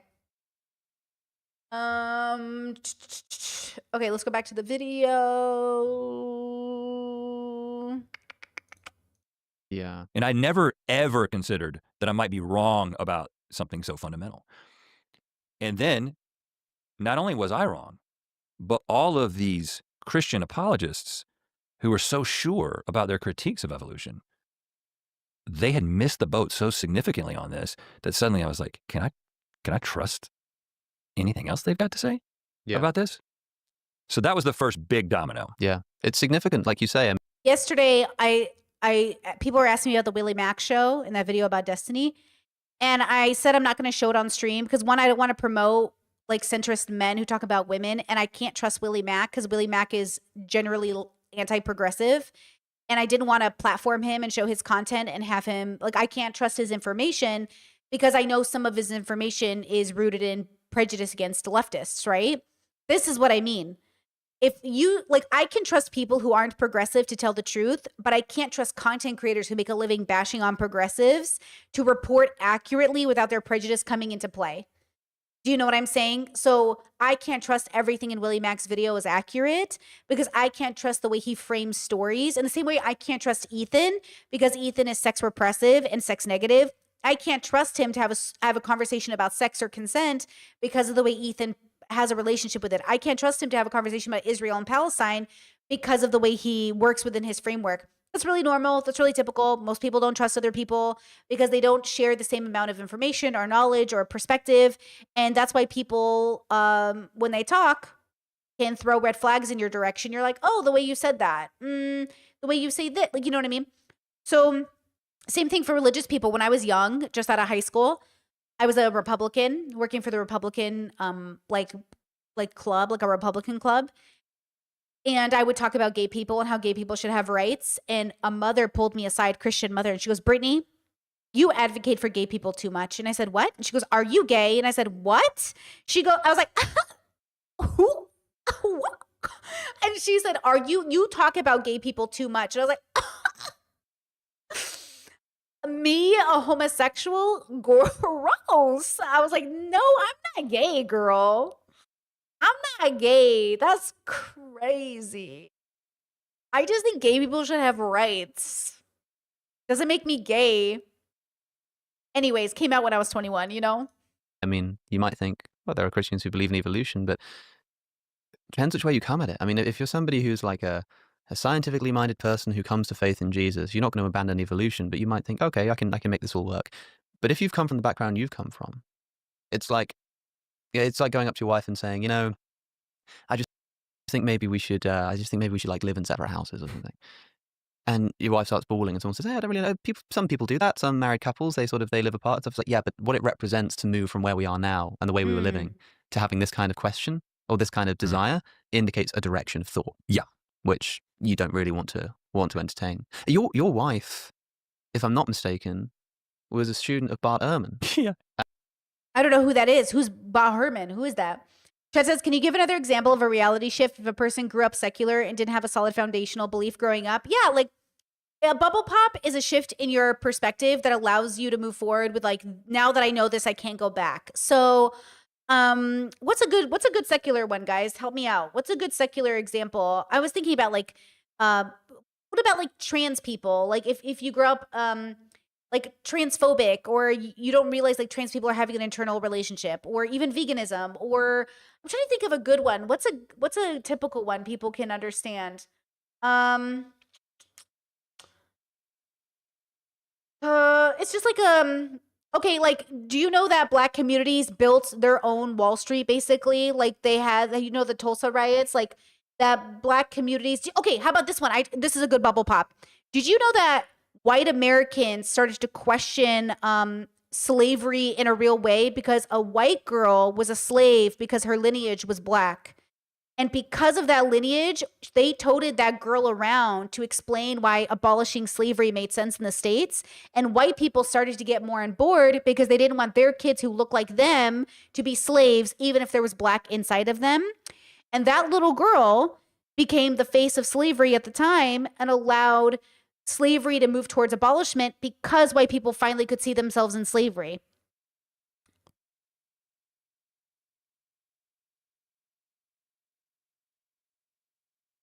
Something like that is like, what? And like that changes your perspective on how things work. You're like, what?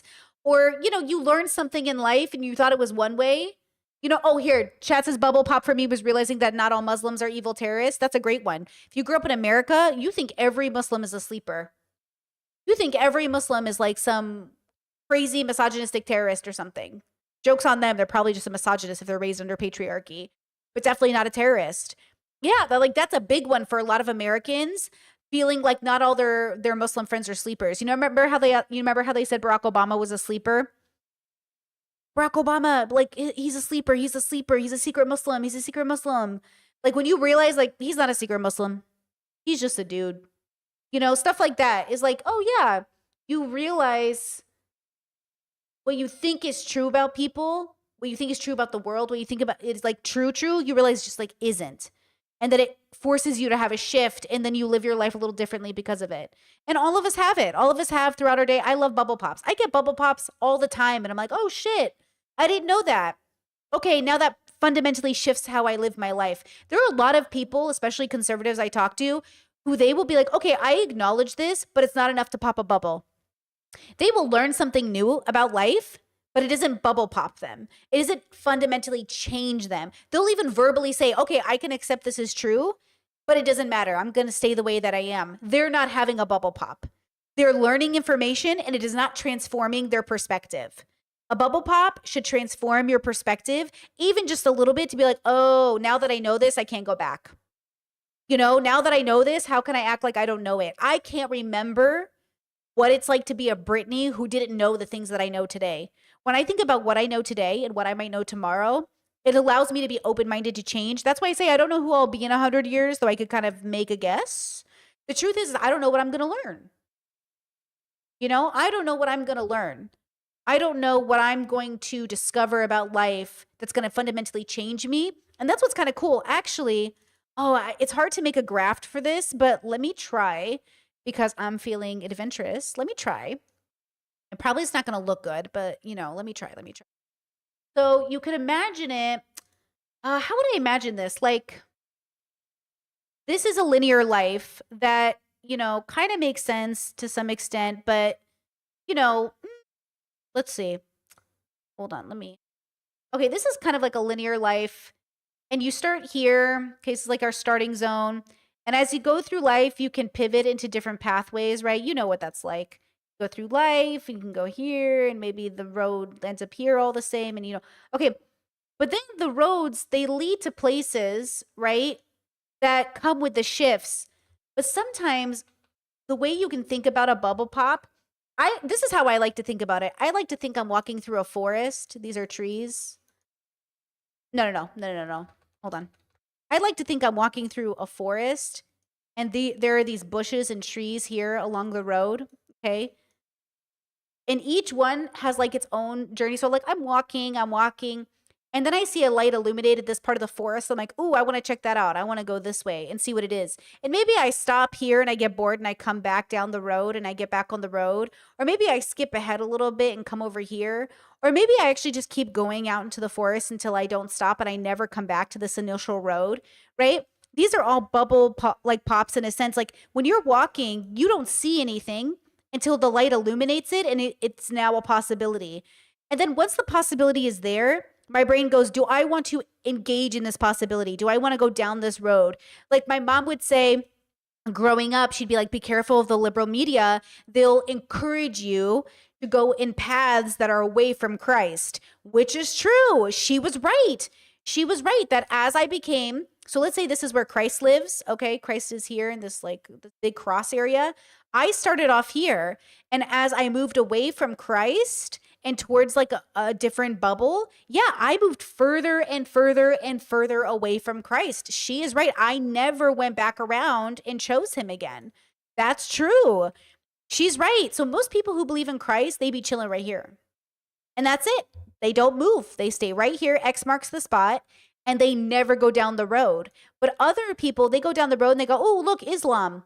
Ooh, look, Judaism. Ooh, look, Mormonism. Ooh, look, homosexuality. Ooh, look, veganism. You know, like everyone's going down a path. And the question is like, when does your path stop? So here, let me give one for Ethan Klein because we love to pick on him apparently because he's such a big baby. Okay. I love picking on grown men who pick on people for a living. You know what I mean? Cry bully. So Ethan Klein's going down this line. He's like, yo, the IOF in Israel's got problems. And Hila's like, yeah, they got problems. And I'm like, yeah, they figured out they got problems. But they kept going. They're like, they have problems. Ooh, but on this side, they don't have problems. And so now it's like, do they have problems or do they not have problems? And then Ethan and Hila went like this. They went, okay, they have problems, but I'm still more on the side of Israel, right? Like if there was a crossroads, hold on, if there was a crossroads between more on the side of Palestine or more on the side of Israel, Ethan and Hila are here. Okay, they're about to end up here, girl, let me tell you. But they're like right here, okay? And Hassan and everybody else is like right here, okay? And average liberals in the United States are here or they're here. They're like where they are, right? They're either Israel, pro-Israel, but sympathetic to Palestine, or they're pro-Palestine but sympathetic to Israel. Okay? This is here. Okay? And like, this is the irony of life, is like they think, so Ethan has the audacity to see this line, and even though he's here, he wants the credit for being here. But they're all like, no, dude, you're over here, bro. And like, he doesn't like it. He doesn't want to be here. He doesn't like the optics of being here. But that's where you are, dude. That's the journey, bro. And so that's the thing. We not only tell ourselves stories, but we tell ourselves the story that makes us feel good about our decisions, even if it's so far off from where we're at. And it takes a level of introspection to recognize like where you are in the story.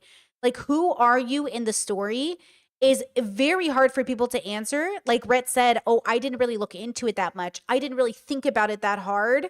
Just to say that alone is like a really big deal, you know? I'm going to sneeze. Whew. You know what I mean? So, you know, all of this to say, why was I talking? Wait, pathways, roads, learning stuff, deconstruction, bubble pops. Thank you. Thank you, brain. So yeah, the bubble pop experience almost illuminates a new part of the path that you couldn't see ahead. I'm replaying Donkey Kong Country for Super Nintendo right now, and there's these levels where you can't see what's next. You have to get to a certain part of the road to see ahead. If I could see ahead, I would never die. But because I can't see ahead and I don't know what's coming, I often die because I'm like, fuck, that's what life is. And you know what? That's what bubbles are, or that's what the journey of the levels are. It's knowing there's something else, but because I can't see it, I'm too afraid to examine it, so I'm just going to stay where I am. Or I'm going to take the risk of dying and to see what it is. And those are the two levels of people. People either go see what there is, or they stop at a certain point and go, no, I'm good here. You know, I'm good here. You know what I'm saying? Okay, hold on. Ugh, allergies are so bad today. Jesus fuck. Okay. That says, I guess I'm just asking how growing up in a 5 framework may affect a person's development. Will they be 2s? Are they likely to be created into 5-ness? 5s give birth to 2s, and it is not guaranteed that a 5 parent will create a 5 child, because it's not about that. The child gets to pick its own life. 5s could give birth to children who become 1s.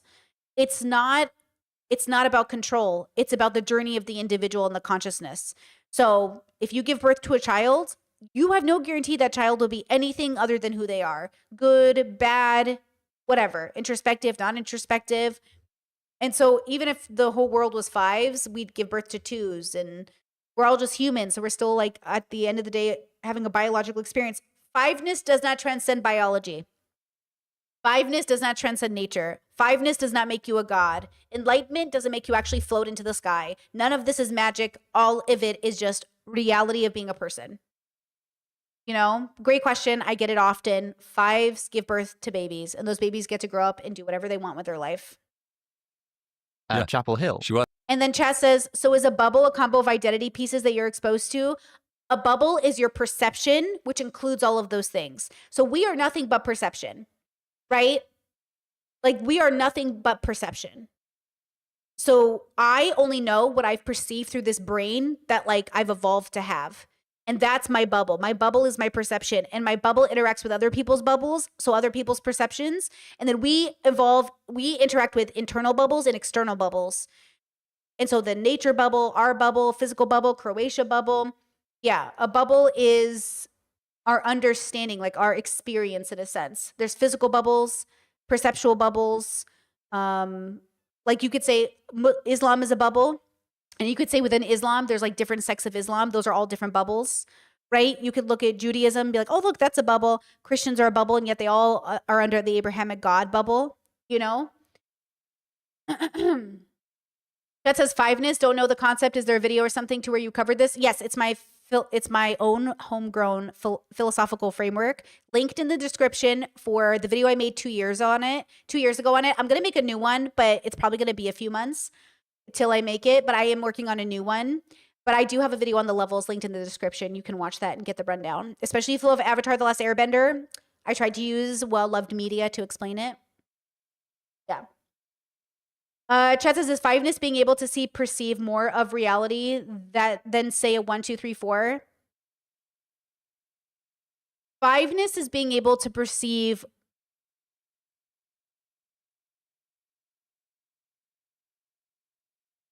when yes, in a sense, like more of reality, but it's more like it's like yes, in the same way that a professor with a PhD perceives more of reality than a 5-year-old in kindergarten. It doesn't yes, but it's not as it is. Yes, thank you, Kay. More of reality as it is. Not in some like mystical sense, not in some magical sense. So more data. Yes, more data. 5s have access to more data points because they recognize their own failing in being able to like process all data points. Yeah. Yeah, exactly. 5ness is about radically accepting all that we do not know and understanding that we are very much a part of nature. We are not above it. And so if we are a part of nature, that changes the relationship we have with the fact that we're here. We're watching Rhett explain that his religion believed most people were going to hell and had no relationship to the non-human animal, versus believing we are a part of the non-human animal experience as much as the non-human animal, and we are biological creatures within this like biological construct, and that changes your relationship with reality. When you have a reality that you don't know if your God exists, look, maybe God does exist, right? Maybe God is real. Sorry, hold on. Maybe God is real, but most of us, 99% of us, aren't having a relationship with a God. We're having a relationship with our brain's perception of a God, a feeling within our body. One of the tests I did outside of religion was to recreate the Holy Spirit outside of God. And that was easy. Outside of church, I could recreate the same feeling that I had in church when I would cry over the Holy Spirit. I could recreate that in other things. And I was like, wait a second. If I can recreate God, how real is she? Like, how real is she then, right? Yeah.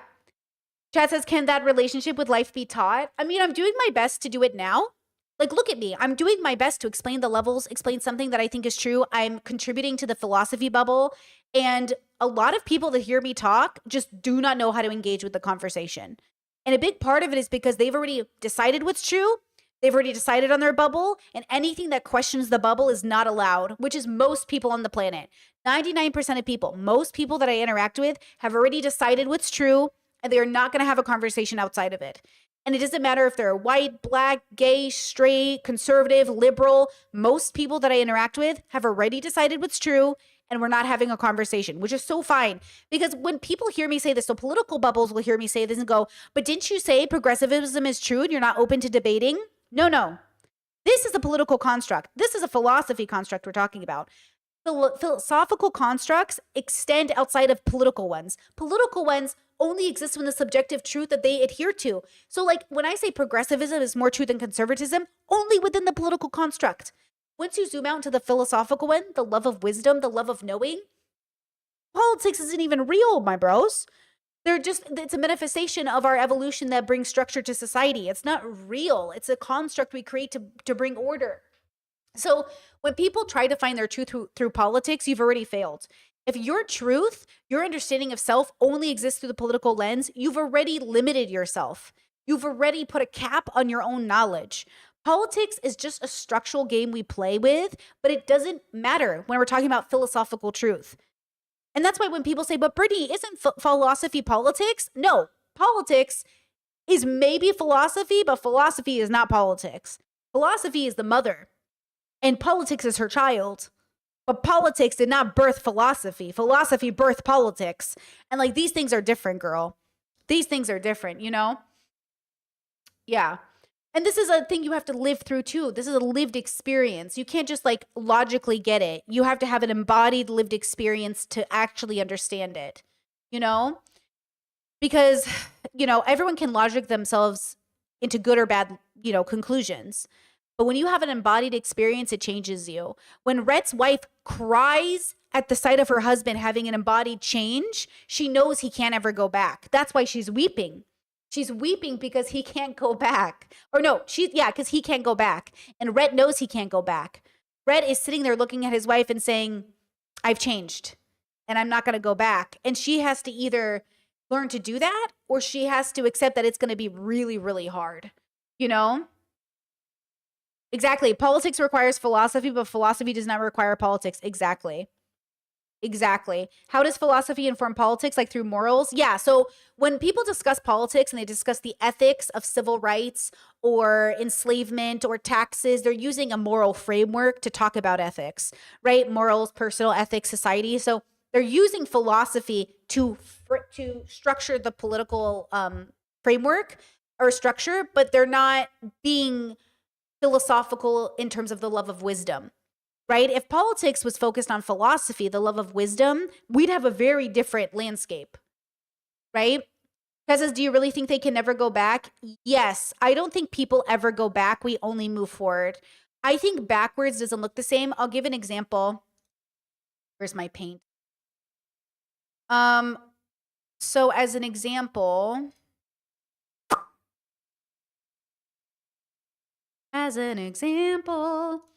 so life is linear, but the linear doesn't look like a straight line. It usually looks like this.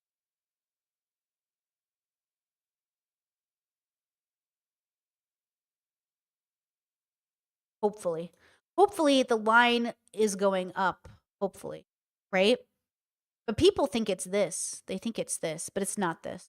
Okay? If you're unlucky on this linear line, your life does go like this. If your life is going badly and you're not being introspective, yeah, your life is a straight line, girl. No offense. If your line goes up in a diagonal, you're winning, even when you have dips, okay? So if you're moving through life and you're actually growing and being introspective, you don't go, even if you hit a bottom at some point, you go back up and you start climbing again, okay? Going backwards just doesn't, you don't fall backwards. You fall upwards, hopefully. You know what I mean? Like you go up on a curve, not down on a curve. You might have moments where you dip, okay, you go straight down, you disappear. But the idea, oops, that's a very bad line. The idea is that there might be a person on this linear line, okay, but you want to grow up. You want to go up even when you dip. So going backwards, just like you can't go back. You know, can you ever forget your ABCs unless you have Alzheimer's? Like, could you ever live in a reality where you don't remember your ABCs? As an example. Like, it's kind of like saying like, oh, I'm going to go back to believing in Santa. Like, could you ever go back to believing in Santa? You know, could you ever go back to believing in something you learned was just like a fairy tale or not true? Like, think about anything you've learned in your whole life. What would it take for you to go back to believing it? I think for me, it would take Alzheimer's, dementia, a stroke. It would take like a medical emergency for me to go back to believing something that I've already realized wasn't true or is true. You know? Let's see. Do you think it's a felt experience that ingrains it? Because when it's stuck in cognition, our nervous system can take us back to more ingrained spaces. Like under stress, people can regress. I think there's like the biological experience we're having and the sort of like, okay, so first and foremost, we are biological creatures. We are like, we don't have as much free will as we think we do because we're limited because of the way we've evolved. And free will is a concept created around a construct of choice. And choice is very, very interesting, right? This is where Sapolsky would come in with his book. If you guys read it, his new book, Determined, it's pretty fucking good. You should listen to it. But he talks about a woman who's driving and has a stroke and maybe kills people. Does this woman need to go to prison because she killed people on accident or on purpose? This woman knew she got strokes. She knew she could have had epilepsy. She knew she could have gotten in trouble. Is she at fault? Did she have a choice? Did she choose to do this? We take all of these things into consideration when we think of punishment, but when we really nuance think about choice, the question is, when did you ever really have one? Do you choose when you fart? Sometimes. Do you ever just accidentally fart and you're like, Jesus? Like, sometimes you choose to fart. Sometimes you're really good at controlling your farts. Sometimes they just happen whether you like it or not. We are limited because of our biological experience. But people sit here and think, I have free will. I choose everything I do. I'm an adult. I get to, like, even when we criticize people or condemn people, we're like, you had a choice. You had a choice. You have as much choice in life as you do farting. And God knows you don't always choose when you fart. Sometimes it just happens. So you have this limited sense of free will. And when you have an embodied experience, it helps solidify a deep understanding. Like when you learn to control your farts versus letting them go free because you didn't even know how to hold it. Or when you're potty training as a child, you know the difference between just pooping in your pants and then realizing you can control when maybe it's time to go. But then sometimes, like we learned with Shaq this weekend, sometimes when you gotta go, you gotta go. If you guys saw that video, sometimes when you gotta go, you gotta go. And yet we know there's a part in our life in which we have some sort of free will or choice over the way we control and have an experience. So when you have an embodied experience, it's like something you know so foundationally in your body, and then the data backs it up in a sense, right?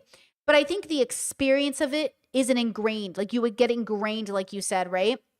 It's why it makes it so powerful and real. And that's how I know, like, are we having the same conversation? Because sometimes I'll talk to people and I'm like, we're not having the same conversation. Which is what I wish Ethan would understand. Like, we're not having the same conversation. Not me and him, them. Like, they're all having different conversations about different things. And Ethan doesn't know why people are leaving him out of the convo. And that's because he's not having the same conversation, but he thinks he is. But he doesn't get it. But it'd be kind of cool if he did get it, which would be a bubble pop. If Ethan could get it, oh my God, that'd be interesting. That'd be so interesting. But I don't think he will. If him and Hila could actually understand the IOF, if they started calling it the IOF, if they really started to integrate the language, if they really felt it in their body, if they really understood the ethical implication of saying we're going to go vacation in Israel, they would feel probably pretty ashamed. They'd probably, I would, you know what I mean? Like that would be kind of embarrassing, but necessary. If they could even imagine how much harm and pain they've caused by talking about vacationing in Israel right now, but they don't get it. They couldn't imagine because they want to stand up to anti-Semitism, which is so valid. Standing up to anti-Semitism, so needed, right? But they don't understand, like you can stand up against anti-Semitism without throwing Palestinians under the bus. You know what I mean? You don't have to go vacation in Israel right now and brag about how diverse and wonderful it is. That's not the move. You cannot do that without throwing Palestine under the bus. And so when when Ethan says he's pro-Palestine, you can't be pro-Palestine and throw them under the bus. Okay? You can't do that. And that's the point. You can't really be pro-gay and throw them under the bus.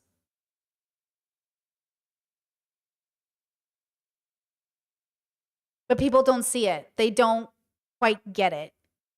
And, you know, that's their bubble's perception. Their perception is limited, and this is what they know. But if they pop that bubble, you know, maybe they could have a different outlook. They'd have an embodied experience. They'd have a shift. They'd come to work even feeling different. You know? Chet says you would have to give up a lot of your identity.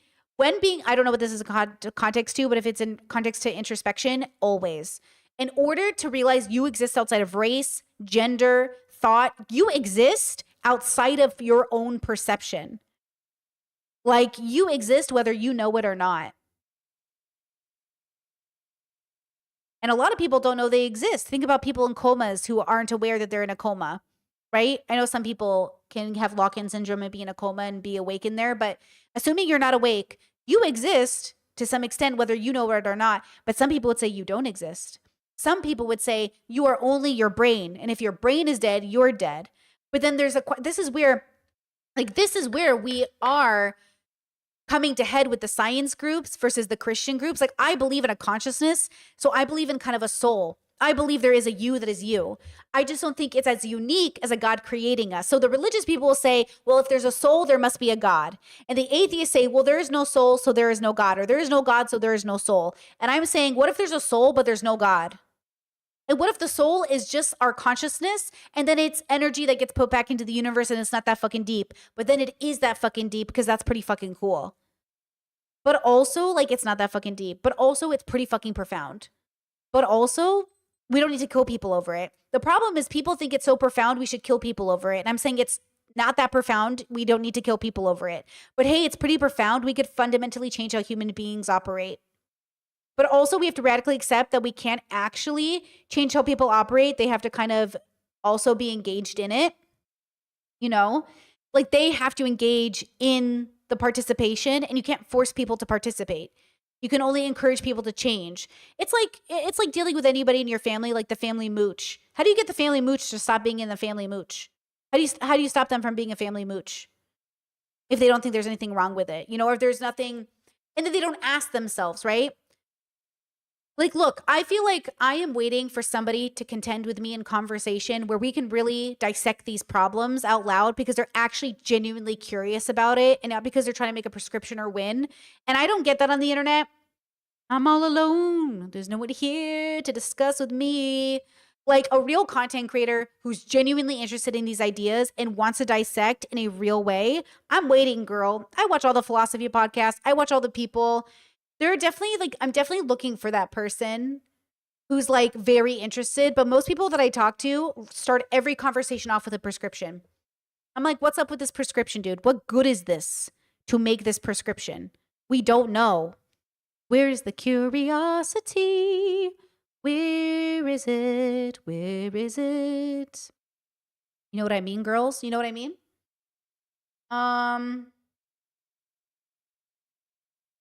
Okay, let's go back to the video.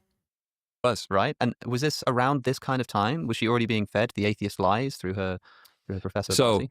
when this was undergrad, at UNC, and she, at that point, this was before we even went on staff with Campus Crusade. I mean, there was no questioning of anything. Like we both saw Bart as the enemy, right? This guy is coming and he's just decimating the faith of Christian students. And with a laugh, yeah, he comes in with that chuckle. That so he has. disarming. And it's funny. I haven't met Bart. I want to because I want to be able to tell him this story.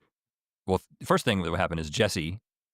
My wife is she's very passionate and she's very smart, and so she was a great defender of the faith when she was in it, and she would challenge him, right? And she would go up to him after class and be like, "What about this or what about that?"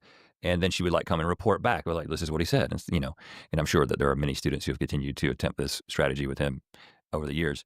At the same time, there was somebody who was working with Campus Crusade at UNC who approached a couple years later when Link and I were already beginning to do our ministry work, who approached me and Link and said, "We actually want to create some resources to counter what Bart is doing on campus, because we feel like we need to equip students better because they're going into these classes of his and having being confronted with these questions. And what can we do, in terms of a multimedia project to address that?" So we were actually beginning to have those conversations. It never became anything.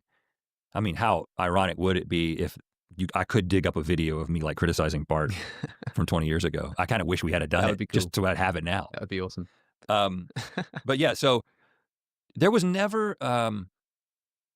I think that there was, especially in those days, in the college days, there was zero curiosity about whether or not I might be wrong. Yeah. Zero curiosity on whether or not I could be wrong. Zero curiosity. This is such a big deal for him to say this with his chest. How many people get to come on the internet and say, I was not even slightly curious that I could be wrong? Amazing. Really, really amazing. Yeah. Amazing. That wasn't even up for debate. There was full confidence and no curiosity. And I am in a very different place.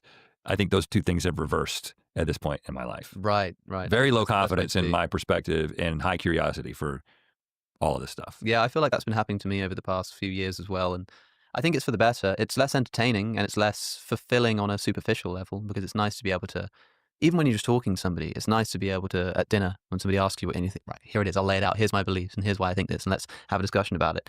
It's less fulfilling to sort of go, you know what, man, I've got kind of no idea, but here are some thoughts.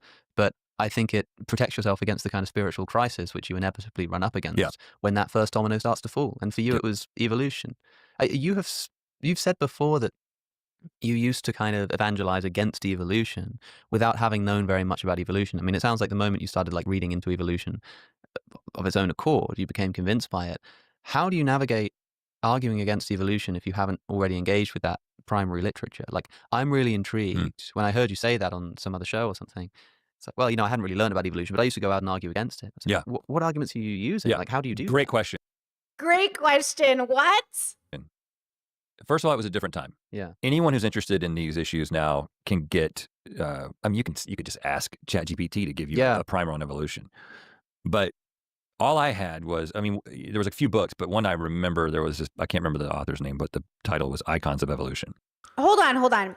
Chad said, are there any religions that encourage asking questions or allow for doubt? Catholicism. I was raised in a very Catholic bubble that encouraged us to read about other religions, have debates with Christians, talk about people, but here's the thing.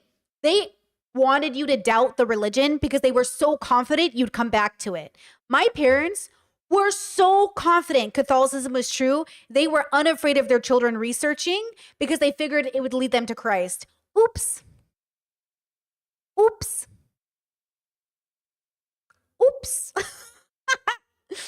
You know what I mean? Like they encouraged us, even as children, have an opinion. We don't even care if you have a different opinion, but they think all roads lead to Christ. Oops. Oopsies poopsies. Even the priest I knew, my friend priest, he's a very educated person in the church, and he's like, well, I can prove through science that like God is real, but they don't prove through science. They prove through scientific faux theory that God is real. But yeah, made it in the chat, says my parents still think I'm on the journey back to the Catholic faith. My parents and your parents, girl, they are fully convinced. They're like, I can't wait for you to be Catholic. Again, we love that. I just can't wait. Betsy, you're confirmed. You're baptized. I can't wait for you to come back. And I'm like, yeah. They're like, you're going to be the greatest convert. Brittany's going to be so amazing. Brittany's whole channel is going to be dedicated to Catholicism. One day, Brittany's going to come back and just be fully converted. It's going to be like just a beautiful moment. Brittany Simon converts to Catholicism. And I'm like, oh God. I think we're dealing with a different timeline. In a different timeline, I would have been a nun, girl. But in this lifetime, no thank you. And it kind of talks about the quote unquote best arguments for evolution, and he talks about why they're all corrupt. And so what I found is that, first of all, 99% of the people that I engage with about this, where I was from and at the time, knew nothing about evolution. Even if they were like, yeah, I agree with that because that's what the scientists say. Yeah. But then you're like, describe the mechanism of evolution. It's like we come from monkeys, right? Well, I had read enough to say things like, okay, so you're saying that the primary raw material of evolution and through natural selection are genetic mutations. So give me an example of a beneficial mutation. And at best, your beneficial mutation just causes a change in color. But give me an example of a new species. Yeah. That doesn't happen. That stare is quite yeah, right. I feel like a lot of people, and this is why I got tired of the debate bro bubble too. Just because it sounds pretty doesn't mean it is pretty. Just because you can make a sentence sound really convincing doesn't mean it's logical. You can logic your way into really bad conclusions, right? Just because it sounds good doesn't mean it is true. Like just because you can make it, like that's the problem with everyone that I feel like I'm engaging with sometimes is like, hey, just because it sounds good in a sentence doesn't mean it's true. Is that true?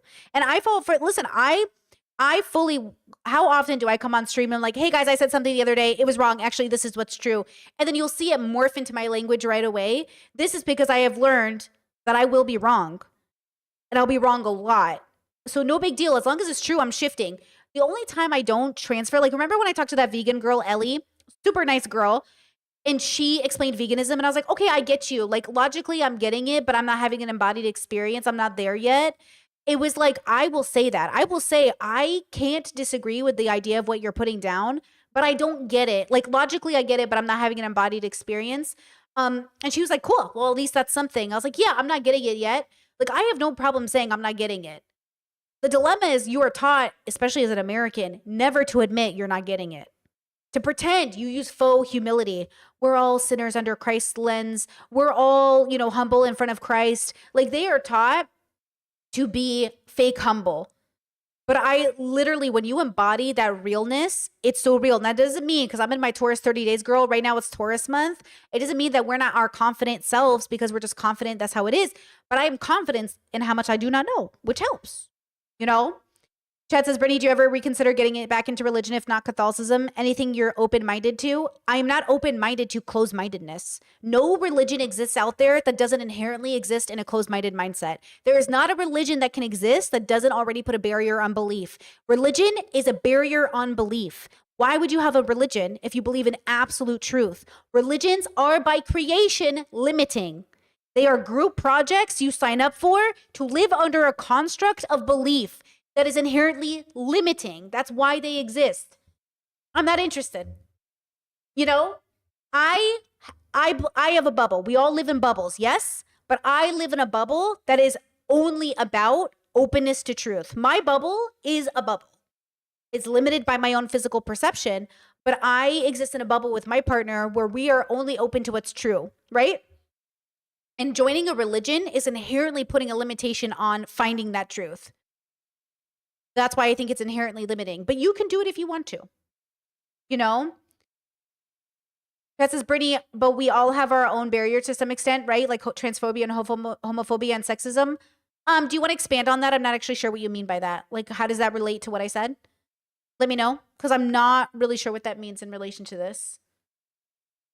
You know? Kat says, would the world be more chaotic and more stable if more people were fives?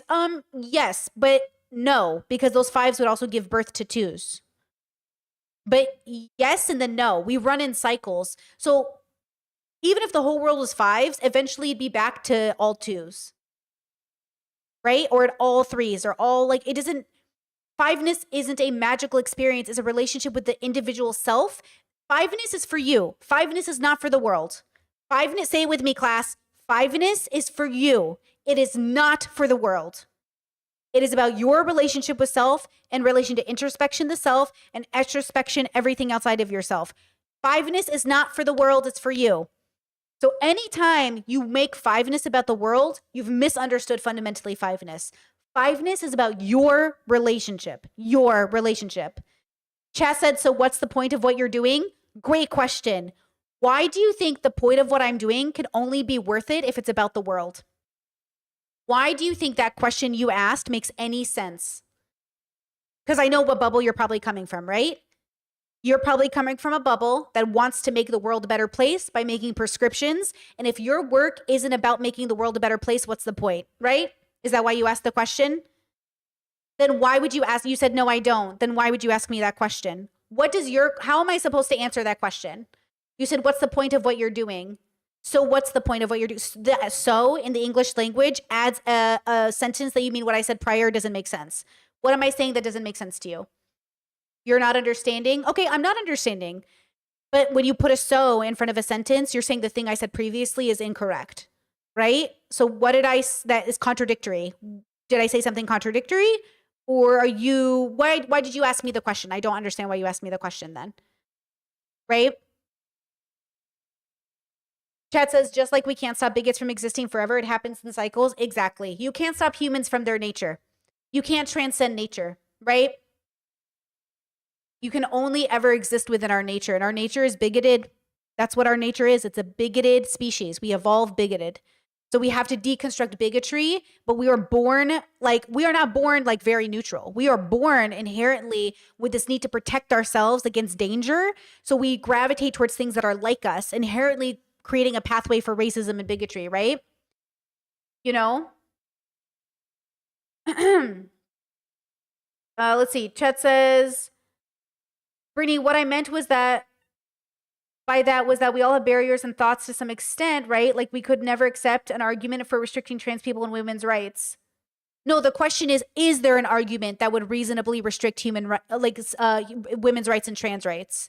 I am not limited because I won't accept slavery as logical. It is illogical to accept slavery as logical in the first place.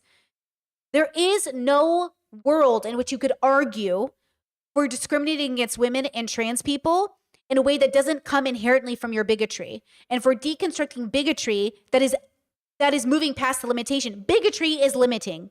And if we're trying to be non-limited, then we'd move past bigotry. And past bigotry, why would women or trans people not have rights? If you're asking a question as if open-mindedness means being open-mindedness to limitedness. Being open-minded does not mean being open-minded to things that are restrictive. That's the contrary point of being open-minded and curious. Curiosity and open-mindedness should set you free, you know? Chet said, but what if more people were having that relationship with themselves? Yeah, I mean, that'd be good. That is a good thing. It is good if more people have a good relationship with themselves. The world would slowly heal a little faster. But it would never, ever escape its own nature. But yes, obviously, my goal is to give people tools to have a better relationship with self. Chad says, I think I said so because you often speak of twos are the problem. Twos are not the problem. They are the reality. They are not the problem. They are the reality. And the reality is limiting. The reality is a problem. Twos are not the problem. They are just the reality. The world is not the problem. They are reality. Fives are not the solution. They're just the reality. Fives are not the solution. They are just the reality. Twos are not the problem. They are just the reality. It's about radically accepting the world as it is. And then we can talk about changing it if that even makes sense for our joy. You must accept it first without condemning. Accept it first without blaming. I do not blame the world for being the world. I do not blame people for being people. Humans are going to human. I do not blame twos for being twos. There's nothing wrong with being a two. There is nothing wrong with being a two. Inherently, nothing wrong with being a man. Inherently, nothing wrong with being a woman. Inherently, nothing wrong with existing. Inherently, nothing wrong with being a two. It is how you interact with that belief system on behalf of others that could be a problem, right? That's what that means. And I know why you hear it that way, because everybody hears it that way when they're critical of my work. And I'm not saying you're being critical. I'm just saying I'm used to it, where people will say, oh, Brittany thinks twos are bad. Nope. I just think they are. Don't think they're bad. Just think they are. I don't think you should be a five. I don't think you should try to be a five. I don't think the prescription, I'm not making a prescription. I'm just stating a fact that that's what exists. That's what I'm observing. You know?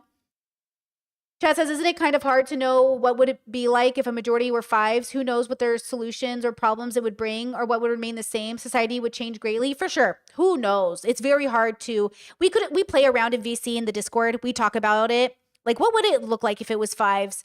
It's a fun what if. It will never happen. It will never happen. It is a fun what if, but we could never predict it. Who knows? You know, plus fives will get Alzheimer's and then they'll kill people because they forgot that they're a person. You know, like things happen. I don't know, guys. Like they're just people. We're just people. The point of the levels is to ground us into accepting that we're not special, but that we're pretty fucking unique, and that's good enough. We're just people on a planet doing our best. Everyone, even the worst people on the planet, are doing their best. Ethan Klein is doing their best. Ethan Klein is doing his best. This is it. This is what Ethan Klein's best is. And you need to accept that first. And accepting that is really hard because people are like, no, it's not. He could do better. No, he can't, or he'd be doing it. No, he can't, or he'd be doing it. Now, could he learn to do better? 100%. Will he? I don't know. He's pretty fucking happy with where he is right now. You know? He's pretty fucking happy. Allegedly. You know? Yeah. Yeah, he really believes in the reality he's in. 100%. Him and Hila are 100% on the same page. This is their values, right? This is what they believe about the world. And they're no different from most of the people I talk to. Honestly, that's why I don't think it makes sense to call him like kind of insane, or Hila is insane. They're just people. Have you guys never met a religious person? Have you like never met a person who's very sure of their religion? Have you never met people who like are just stubborn? They just remind me of every person I've ever dealt with in my life. You know what I mean? Like they just, I don't know, girl. They just kind of people. They're annoying though. And I do think they're having some mental health stress related issues, right? I do think they're having mental health stress related issues. But I think that's everybody. Everybody has mental health problems, first of all. Every single person on this planet is dealing with mental health. So I don't think it's like schizophrenic, or like, God forbid, even the schizophrenics are doing better than Ethan Klein. God bless them. We love the schizophrenics. We love them. Also not a death sentence. This is getting messy. I'm getting messy with my speech. The point is, we're all having an experience and we're all doing our best. And it's not great, but it's our best, you know, but it's not great. Okay. That's quite intimidating. Suddenly, I'm thinking, is evolution true? I don't know. Right. Man, I don't know, man. And so I just had those back pocket, and then I would say things like, take for instance, if we took all, you know, you have this concept that you put organisms. Hold on. Chad says, I'd say less schizophrenic and more manic. Yeah, but even mania is a very serious issue, guys. Ethan is not exhibiting any symptoms of mania. Not one single symptom of mania. Do you know what I'm saying? Like, I can't tell if you're serious or not. And look, I'm not a psychologist, but I've read thousands of books, and in no way, from my limited, stupid understanding of psychology, is he exhibiting any symptoms of mania. You know who exhibits symptoms of mania? Kanye West. Is Ethan giving Kanye? Because it certainly is not. You know? Chat says I'm bipolar and I've experienced mania and I acted like him. Really? Acted like what? A stubborn man who thinks he's right and everybody's wrong? That could be anything, though. That's not what mania... Like, you know what I'm saying? That could be anything. I don't know. I don't know enough about this, but I would just say, like, for me, it feels weird. That's like saying Trump. Like, I don't want to assign a mental health problem to somebody because we think, oh, well, that looks like something that happened to me. Like, yes, it's okay to relate, but like no one can diagnose him except a doctor, and you can have your opinions and stay away from him. I'm personally not getting mania. I'm just getting stubborn and stressed and not slept. Do you know what I mean? I'm just getting not slept. But, you know, maybe, I don't know. I'm not inside of his head. I don't know. Yeah, I don't know. Into different environments, and they suddenly become, they adapt to different environments. But what if we were to take all of the dogs in the world and put them out into the wild? What would happen? We would have a convergence to a type of canine that could survive in the wild. And it wouldn't be my little poodle, and it wouldn't be the Great Dane. It wouldn't be these extravagant dogs that we have created through artificial selection. It would be the one that adapts to the environment, and that would probably look like a wolf. End of story. Evolution doesn't happen. And most people who don't know anything about it are like, oh, okay, I guess it doesn't happen. Yeah, it's easy enough to do when somebody really, really just doesn't know. Because I think most people are at that position where they kind of know that evolution is this thing and it's got something to do with genetics. And talking about evolution and genetics and talking about Ethan, Chad says not slept is probably the most conservative diagnosis. But let me tell you this. Do you know that when you don't sleep, you see people as uglier and more of a threat to you? Him not sleeping is a big deal. Him filling his head with all of the hate on the internet about him is a big deal. It's a big fucking deal. And that can look like mania or paranoia, or could look like other things that are like diagnosable DSM. But like, my concern is like, if you're not sleeping and you're consuming Reddit posts, look, as a person who's a very small YouTuber, so I get very small pushback on Reddit and stuff. When I read about myself and it's so off, it hurts my feelings. And I just don't read it because it hurts my feelings. But the one thing that is correlating to my my mental health that I think is so universal is sleep. Every study I've seen, everything that I've seen about the brain, we are not sleeping. We are ruining our relationship with introspection and self. You can't introspect if you're too tired. And I think Ethan is underslept. I think this man needs to sleep and get off the internet and rest, which was what Dr. K said. Dr. K said, Dr. Kirk said, stop reading your stuff on Reddit, sleep, take a break from the internet. Exactly. That's what I want for Ethan. And then we can talk about a diagnosis. If he gets all of those things, then we can talk about a diagnosis. Do you know what I mean? And again, it's okay to see him and relate. It's okay to share your stories. It's okay to say, ooh, I see this thing in him that I see in me. All of that is valid. You're not a bad person. I just think it's just like something we need to be cautious of when we realize, what is it? You know why? Do you know why I'm being so pedantic? It's because I really want to know what something is. And I don't just want to guess, but I'm open to the guessing. I'm open to the guessing as long as we don't guess and go, that's what it is. I just don't want our first guess to be the answer because it's probably not. Here's my theory. I'm open to being wrong. Here's the data that I'm seeing. I'm open to changing my assessment of what I'm observing. Here's what I know about myself. Here's how I know I'm limited in my thinking. I just, I really want to know what's going on. So I just don't want to be confident about something that I have limited data for. That's all. That's all.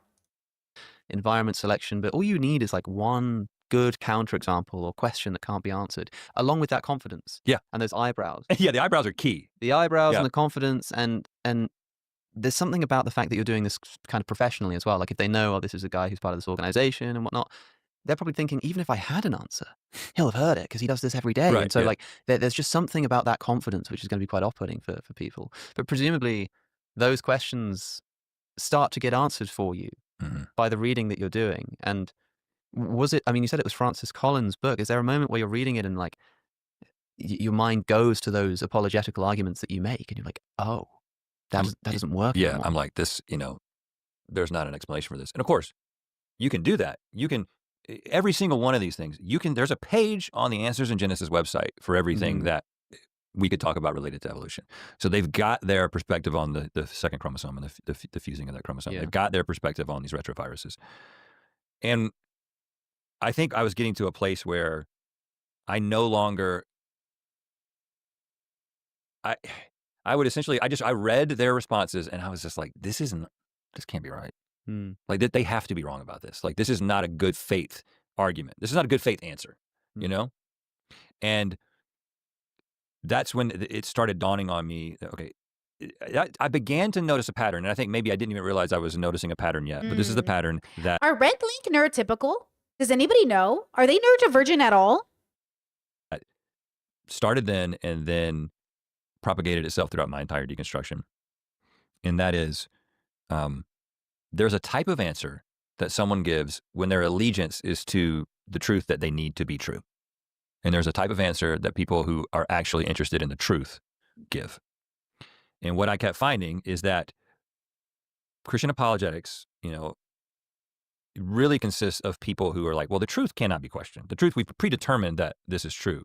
And now we've got to find a way to buttress that truth. And there's a tenor to those arguments that they don't hold up very well under scrutiny. When you get the answer to the answer to the answer to the answer, you just keep finding it just seems like these people seem to be interested in what actually happened, and these people seem to be interested in the truth that they hope that happened. Mm-hmm. And that was a huge flip for me, because again, as a Christian, what I thought is, we have the truth. They have the desperate attempt to be anti-God, right? We were taught that these evolutionists, these professors who are teaching this kind of stuff, like they're sinful, they're deceived. They desperately don't want God to exist. So therefore, they got to come up with these ideas in order to explain them away. But when you're like, actually, first of all, most of these ideas came from Christians. The age of the earth, these geologists back in the day, these are just most people were Christians. It's just the fact of the matter. And they were like, oh, God must have done it in this way. Yeah. And then when they find evolution, okay, God must have done it in this way. And so the scientific stuff, there were plenty of people who taught me, like, it's okay, you can believe that. You can be a theistic evolutionist. You probably still need to believe in a literal Adam and Eve, because the atonement still needs to make sense. Original sin's got to make sense. And I was like, okay, yeah, those arguments seem like we're just trying to marry two disparate ideas. Yeah. But I was like, okay. But I just think that mentality of finding that the people, because it got into biblical scholarship after that. It got into, okay, well, the primeval history. I guess this is allegory. Like, this didn't happen. These are religious myths that were adapted from other myths that were around at the same time. Mm-hmm. The flood didn't happen. Yeah. The Tower of Babel is a weird explanation for language. I started seeing all that, and so I was like, okay, now my entire view of the beginning of the Bible is different. And again, I would go to the apologetics answer, and I would be like, one person seems to be, like, the critical scholars actually seem to be, like, interested in what happened. Like, why did these people write this? Why is it like this? Where did this idea come from? And then the Christian apologists seem to be like, well, we know it's God's word, so how do we prove it? Mm-hmm. And it just kept creeping closer and closer to Jesus. And I had this, like, this happened, this was years, right? Because I was like, well, I'm not going to stop believing in Jesus. You can have these weird ideas about the Old Testament, but, like, Jesus is different. I mean, I have a personal relationship with him. And Ooh, pause. When people say I have a personal relationship with Christ, I have a personal relationship with Christ. See, when people say I have a personal relationship with my gender, I'm like, yeah, obviously it's your gender, bro. Of course you have a personal relationship with your gender. It's your gender. But when people say, like, I have a personal relationship with Christ, I'm like, who? Like, if I said I have a personal relationship with my husband, well, that makes sense. Okay, she's in me half the time. You know what I'm saying? You know what I'm saying? Of course that makes sense. Of course we have a personal relationship. We have a cat together. Okay? Of course we have a personal relationship. When you say you have a personal relationship with Christ, I'm like, who? Who? What does that mean? I know what you think it means, because spiritually it feels like something, right? Spiritually it feels like I have a personal relationship with this being, this idea, this concept I feel. This is why I say Actually, I think Khadijah, was it Khadijah?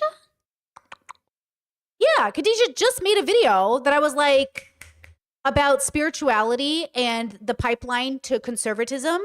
There is a pipeline to in spirituality, a pipeline to conservatism, conspiracy theories, and psychosis, and liberation and introspection. Now, I believe, and I think I've data to back this up, that I believe my relationship with spirituality has led to more introspection and more grounding with reality.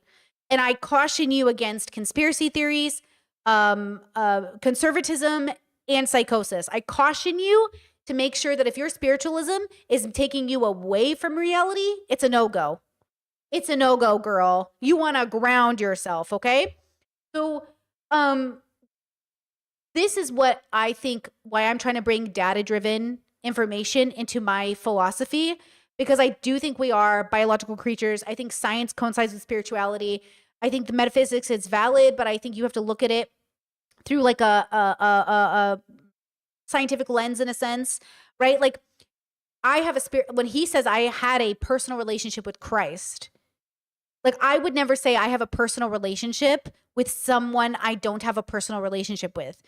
So when people say, oh, Brittany, I have a personal relationship with, I don't know, insert X spiritual word here. I'm like, well, what is that? What is that like? Where does that come from? I think my consciousness is so powerful that I am able to convince myself that I have a relationship with God, which tells me that I have to be concerned that I am not convincing myself that I am engaging with God in the same way people who do drugs think they're seeing God. Like I know it's not God, I know it's the drugs. When I was on shrooms a couple years ago and the Aztec gods were like, come hang out with a girl. They were like these big, beautiful insects, like from that Hell's Paradise anime. And they were coming out of these like Aztec temples like this. And they were like, Brittany. And the sun was like bright and it was in the face of my brother. Funny enough, my brother's face was in the sun, like the Kellogg sun on Raisin Bran. And they were like, Brittany, come hang out with us, Brittany. And I was like, And I was like sitting there for real, guys. You know, fuck your little Oculus, whatever. It was so fucking real. And I just sat there. I was like, I don't want to hang out with you, bro. I don't want to do it. And they were like, Brittany. And I was like, nah, I'm good, bro. I want to go back to reality. Send me back to taxes. Send me back to the IRS. Send me back to my fucking job. Send me back to YouTube drama, baby. Send me back to YouTube drama. I do not want to go with you, okay? I knew it was drugs. And I kept telling myself, because I felt bad. I was tweaking hard. You want to talk about tweaking? Girl, I was tweaking. And I kept telling myself, it's drugs. You're on drugs. You're on drugs. You're on drugs. But there was a point, and I'm not fucking with you. When I was outside in the backyard, I was looking up at the sky, and the whole sky turned into an ocean globe. Beautiful, beautiful. Like the blue was the ocean, and the clouds were like islands that were also clouds. And Luffy's boat was sailing, and I was like, what would Luffy do right now? What would Luffy do? And I was like, he would embrace the adventure. And guys, the way shrooms made me feel like I was witnessing the most beautiful thing I had ever seen in my whole life. I was like, oh my God, like existence is so beautiful. I was like, whoa. And I would go in and out. I would get sucked into reality where I was like in a different, like different universe. And then I would get sucked back into like my parents' backyard. But even when I was in the backyard, I was still fucking so high as shit that I was sitting there. Okay, so I'm sitting there and I'm having this realization of like, God is real. The universe is real. And I looked at my little brother and I was like, God's real, bro. And he's like, yeah, it's the drugs. I was like, it's the drugs. And I was like, oh yeah, I'm on drugs. Oh yeah, I'm on drugs. And I'm like, oh, God's not real. I'm on drugs. My brain fully convinced me God was real. And then I was like, I'm on drugs. I'm seeing Luffy's boat. I see Luffy's boat and I think God's real. It's drugs. That's what I signed up for. So every time I started getting sick, like I kept getting sick and I was like, oh my God, I want to get out of this. I want to get out of this. I would remind myself, this is what you signed up for. It's just 4 hours. Relax. We're doing this for 4 hours and we're done. And by the way, I did not put on sunscreen. So I ended up getting the worst sunburn of my life. The worst sunburn of my life. Okay. All of this to say, what grounded me the most during that trip was reminding myself that I was on drugs. You know, was reminding me that I was on drugs.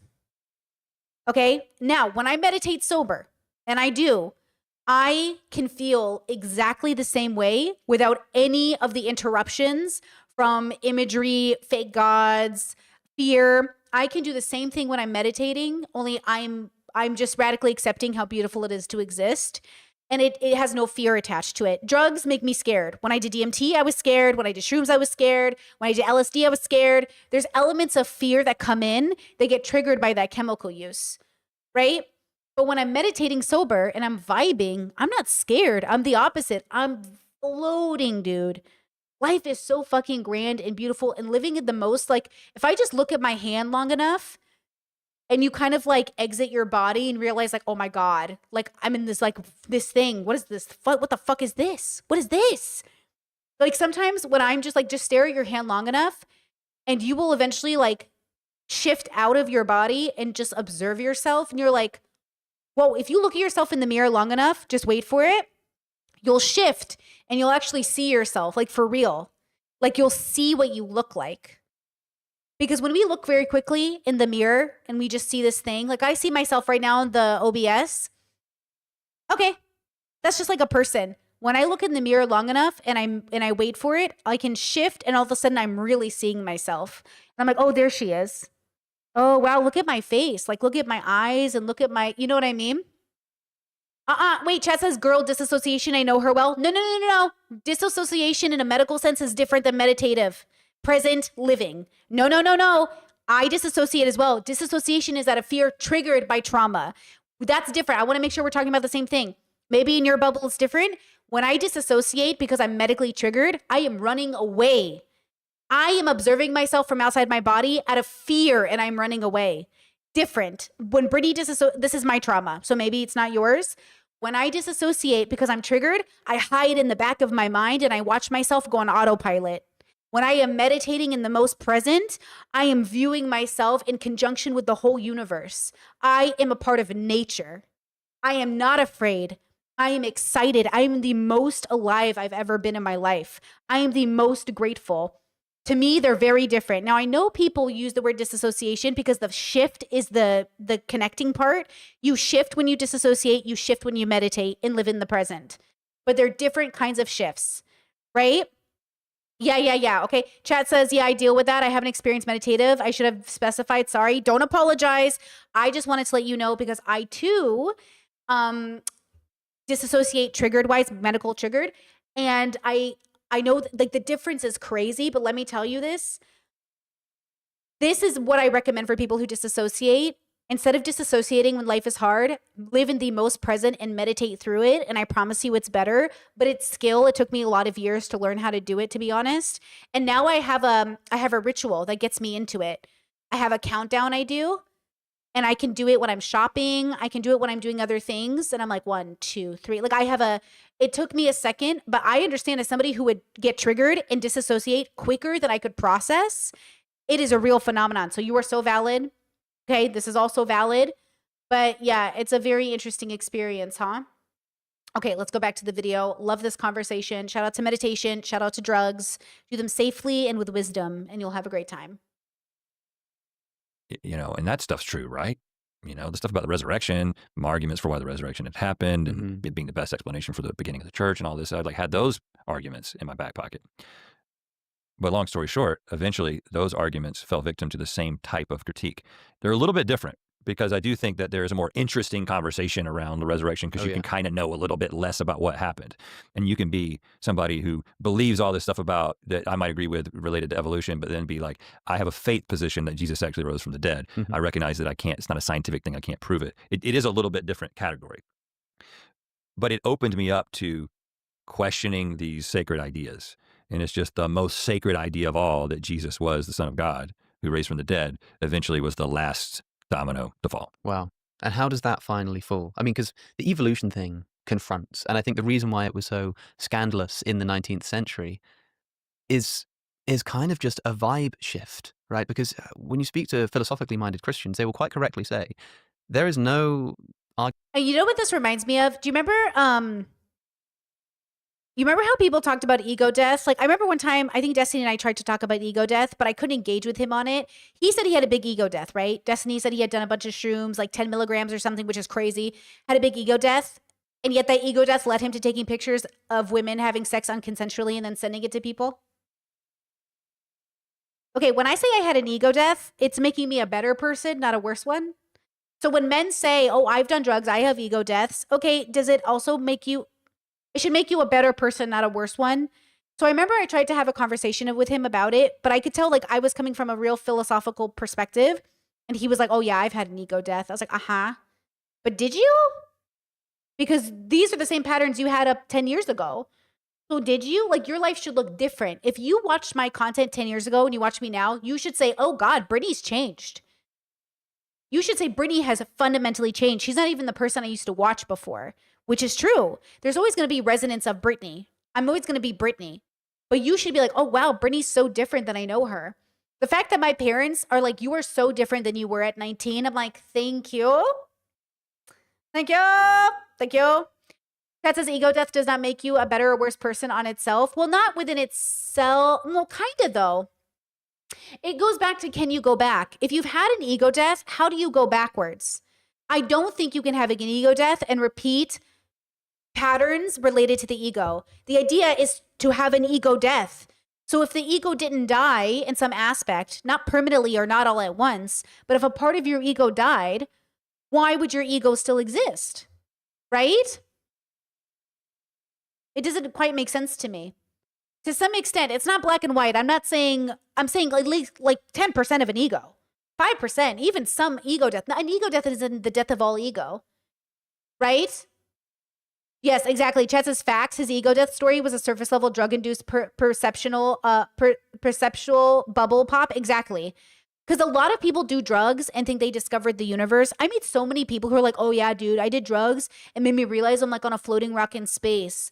Yeah, but like you're not engaging with the introspection, extrospection journey past this point. And I'm not even sure it's really not just the other side of the coin you were already on.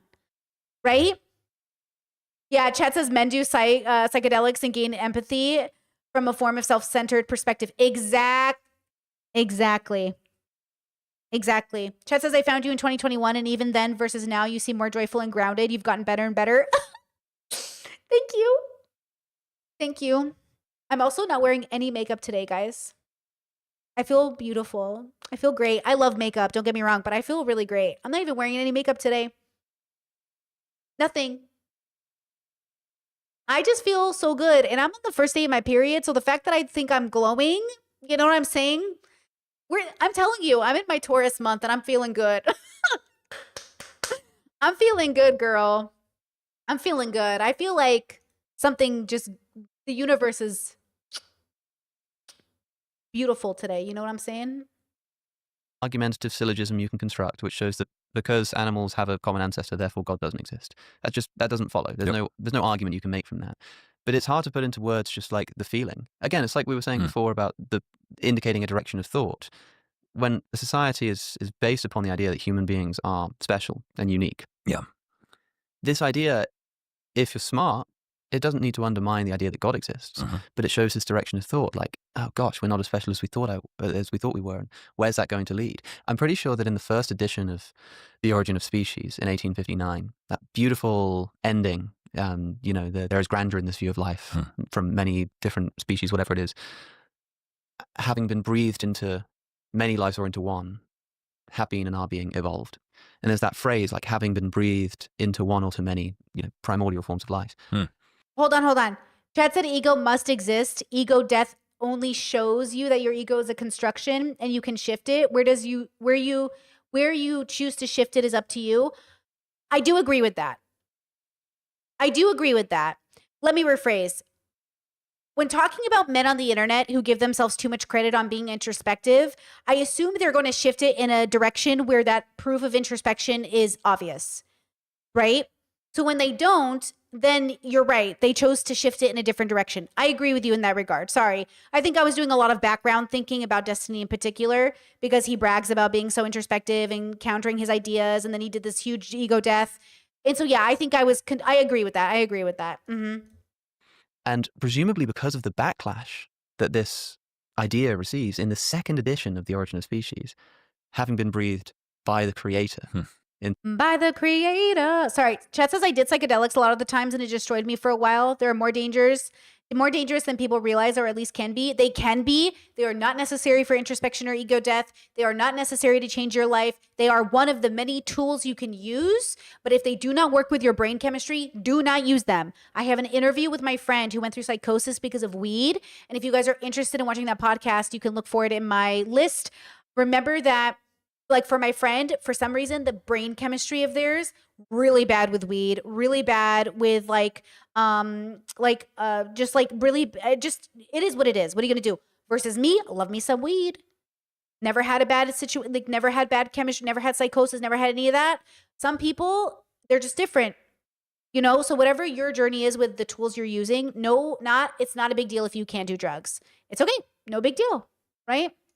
Into one life or to many. Darwin defaced the ending, his moving ending to the origin of species. And I think by edition 3, it was back out again. So you can, I've seen one in person, an actual second edition at like a rare bookshop. If you happen to be in like a fancy rare bookshop and see if they've got a second edition, it will say by the creator, because there's just something so confronting about it that you need to respond to. But okay, there's that. And then there's the resurrection. That's not just like a vibe shift. This is the historical claim upon which Christianity is based. And like you say, it's less accessible to the scientific method because it's a singular event. Yeah. It's not like a process that's still going on today that we can biologically observe. And you can't scientifically or historically prove the resurrection, but you can prove like surrounding facts. You can say that Jesus was crucified, that his disciples claimed to see him, all of this kind of stuff. All of those arguments are still there and still sat in your mind. Presumably you're pretty familiar with them as someone who specializes in outreach. Why would that change? Like what shifts the dial on those kinds of arguments? That's what I want to know. And this is where I don't remember specifically, like, okay, well, it was this book, but, it could be something as simple. It was one aspect of that argument, of that case. Probably the most famous one is, well, why would the disciples die for a lie? Mm-hmm. And then when oh, wow. Why would the disciples die for a lie? People do it every day. We see people die for lies every day. We see people end up, you know what I mean? Like, wow. Isn't that amazing how powerful it sounds when you say it out loud? Well, if it wasn't true, why would I do this? As if human beings don't do things that are untrue all of the time.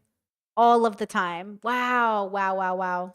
really looked into that, and then I found that, well, I don't think I can actually historically defend that anyone died for something that they knew to be a lie. Like, I think that this can be explained by them being deceived, right? They could just be wrong about what they saw or their perspective. But I think the bigger picture was, as I started looking at different perspectives on the historical Jesus, I remember there was one book that was called The Historical Jesus, 5 Views. And I read that book, and I think every one of them was some kind of Christian. Yeah, just sure. different gradations of liberal or progressive Christian. And everyone laid out their case with a lot of confidence and a lot more scholarship and knowledge than I have about the subject. But it was so gray. And I just started, this feeling began to creep in, which was like, okay, well, maybe he did rise from the dead, but what I've learned about the process of historical investigation, and also just the nature of human psychology and the nature of religious movements and the nature of people's willingness to believe things, like, it began to dawn on me that I don't know exactly what happened with Jesus. I don't know specifically the nature of his death. Like, was he left on the cross? Was he thrown into a large, like mass grave? Was he put into a rich man's grave by Joseph of Arimathea? Was that invented? I don't know. But what seems to be pretty clear to me is that it's almost certain that there's some explanation for how it all started that isn't that he actually raised from the dead. In my compulsion to believe that he raised from the dead, it is a religious position. It is a faith position. It's not an historically defensible position to the degree that these Christian apologists make it out to be. We were talking last night about Dale Allison, how I just think I love his book. He's great. And this was all like, I read that like 2 years ago. So this is all way after my deconstruction, but I'm still interested in the subject. But, he's a Christian. He believes that it happened. But I think he's got one of the best books on the resurrection. The thing is so refreshing about it is he's not coming at this from like a Gary Habermas standpoint where he's like, this is the most reasonable thing. And if you don't agree with that, you're you're being unreasonable. Mm-hmm. It's like, well, no, it's, I mean, we're talking about the pinnacle of an unreasonable idea, an unreasonable event. This is not, if this happened, this is something I have to accept on faith. And I am completely fine with people who do that. But my intuition is that it didn't happen. And I have sort of lost my ability to have faith in things that are just conjecture and things that something that foundational. Mm-hmm. I mean, I still have what I would call some level of religious faith. We can talk about what that might look like. But I think that my ability to have faith in the idea of the resurrection, it just was like, why would you choose for that to be the thing that you believed in when all these other things have sort of fallen apart through this process? Came across an interesting idea. A friend told me.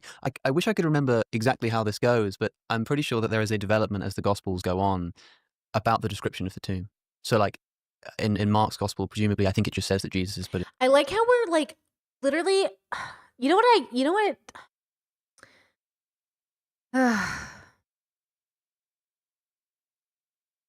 You could enter into this bubble, and I have been there. They are basically, I don't know if you guys are like realizing what they're talking about exactly and like the way that I think about it, but like I have been to debates between Christians where all they're talking about is the fucking tomb. The cloth in the tomb. Did Mary Magdalene find the body in the tomb? Was, XYZ in the tomb?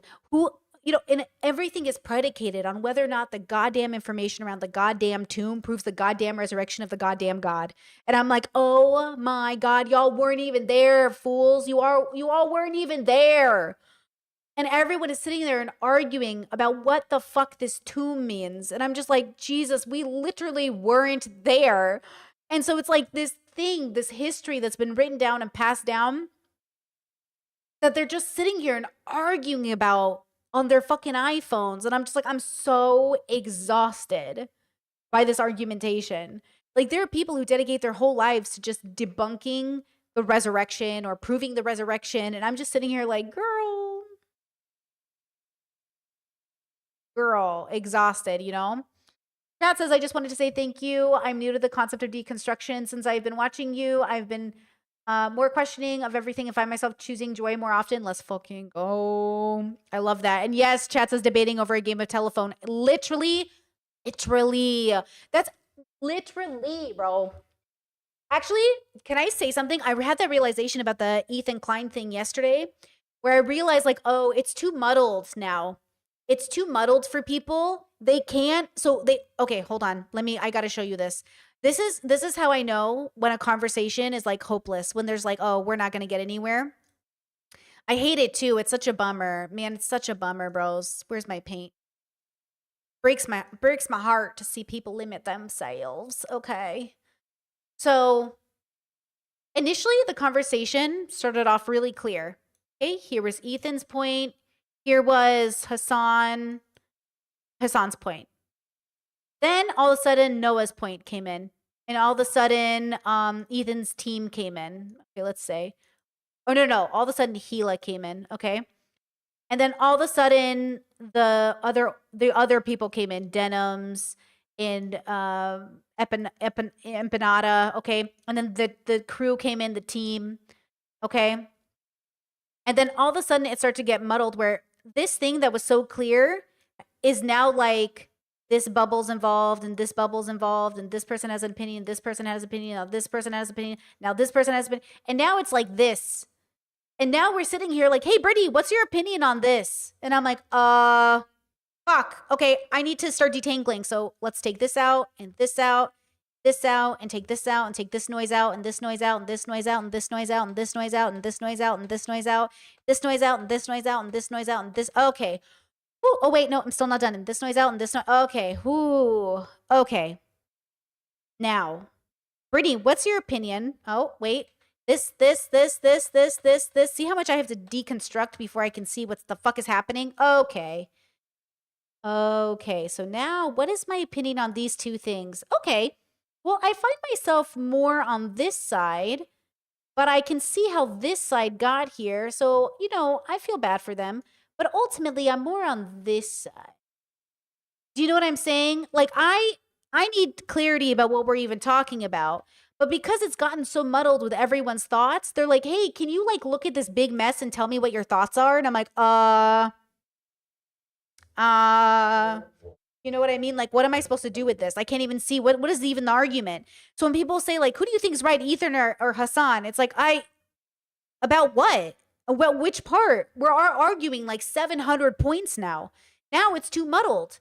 Now I don't even know what we're arguing. What are we even arguing now? Do you know what I mean? What are we even arguing now? Yeah, did you see that now Ethan is accusing them of anti-Semitism because of the bleach katana? I thought it was a Nazi symbol yesterday because of his video. I was so confused, but then my chat told me it was bleach, and I was like, oh, never mind. That's what I mean. All you have to say is, oh, it's bleach, Brittany. Oh, okay, never mind. I didn't know that was bleach. Okay, cool. It looked like a swastika, but okay, it's bleach. There. Ethan doesn't get it, though. Ethan refuses to believe it's just an anime. He's like, no, it's anti-Semitism. It's just from bleach, bro. It's from the anime. That's when you know you've lost the good faith. That's what I mean when I say Ethan's not here in good faith. It's too late for him. He's lost. Because Ethan won't even allow the katana to be from bleach. It has to be a swastika. And that's how I know if I'm being good faith. If I accept it's a swastika from bleach, then I'm like, oh, okay, my bad. Cool. Next. Yeah. It's just like, it's so messy. Oh, my head, bro. But in a tomb, and in Matthew's gospel, it becomes a new tomb. And then I think by Luke, it's a new tomb in which no one had been laid. Or maybe that's John. I can't remember the details, but there's things that you wouldn't notice that I'd never come across this idea before. If the empty tomb is an important apologetic to Jesus' resurrection, well, we know that the tomb was empty. In order to know that the tomb was empty, you need to ensure that Jesus was probably the only person laid in it, because otherwise it could have been mixed up with someone else or something like this. And so there is this hint at evidence of an earlier... Yeah, Chet says it's a Buddhist Hindu swastika, the original one. Right, it's a Buddhist swastika, which is different than the Nazi swastika. Apologetical motive to make the tomb a new tomb, which means there's no other bodies in there, and then specifically a new tomb in which no one had been laid. Right. So that when they say there's an empty tomb, nobody can come along and say, well, are you sure it wasn't somebody else, or someone stole the body, or it got lost or something? No, it has to be an empty tomb. And so you're right that when you...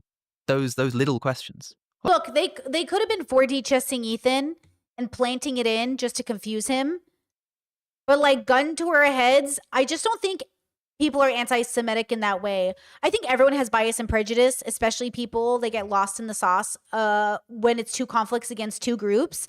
Look, I talk to a lot of Arabs who sound anti-Semitic when they talk, but they're actually just fucking angry. And they're sick of people attacking them and playing victim. Right? But when they deconstruct their anger, they're not really angry at you for being Jewish. They're angry for you hiding behind your Israeli identity and to justify genociding Palestinians because you were once genocided. That's what people are angry about. They're angry about the same group of people that were killed under Hitler's regime have the audacity to kill people under their own. That's what they're pissed about. And that's what you're doing right now as Israelis. You are hiding behind the Holocaust to justify the genocide against the Palestinians. And it sucks. And you suck for it. You suck. People suck. That's what people do, though. That's what people do. People hide and they pretend that, well, they can't be genociders because they were genocided and they know what it's like. We all know what it's like to be bullied, and yet I know you all bullied people. We all know what it's like to have people unfairly understand us, and yet we unfairly understand people. You know? I can't read anybody's mind. I can't tell you if iDubbbz or Hassan or any of these people are secretly anti-Semitic. I just doubt it. In the same way that I doubt Ethan actually understands that he's supporting a genocide. Like, some people think Ethan and Hila fully support the genocide. They just don't want to say it. I guarantee you, probably, I don't know this, that they have no idea that's what they're doing. In the same way that conservatives and everybody else has no idea what they're doing is giving up their freedom to Trump. The same way people don't understand that RFK Jr. is not the guy you want researching autism. Yes, we'd all like to know what causes autism, though we have a pretty good idea it's just genetics. But this idea that if anyone's going to research autism, it can't be RFK. That's the dilemma.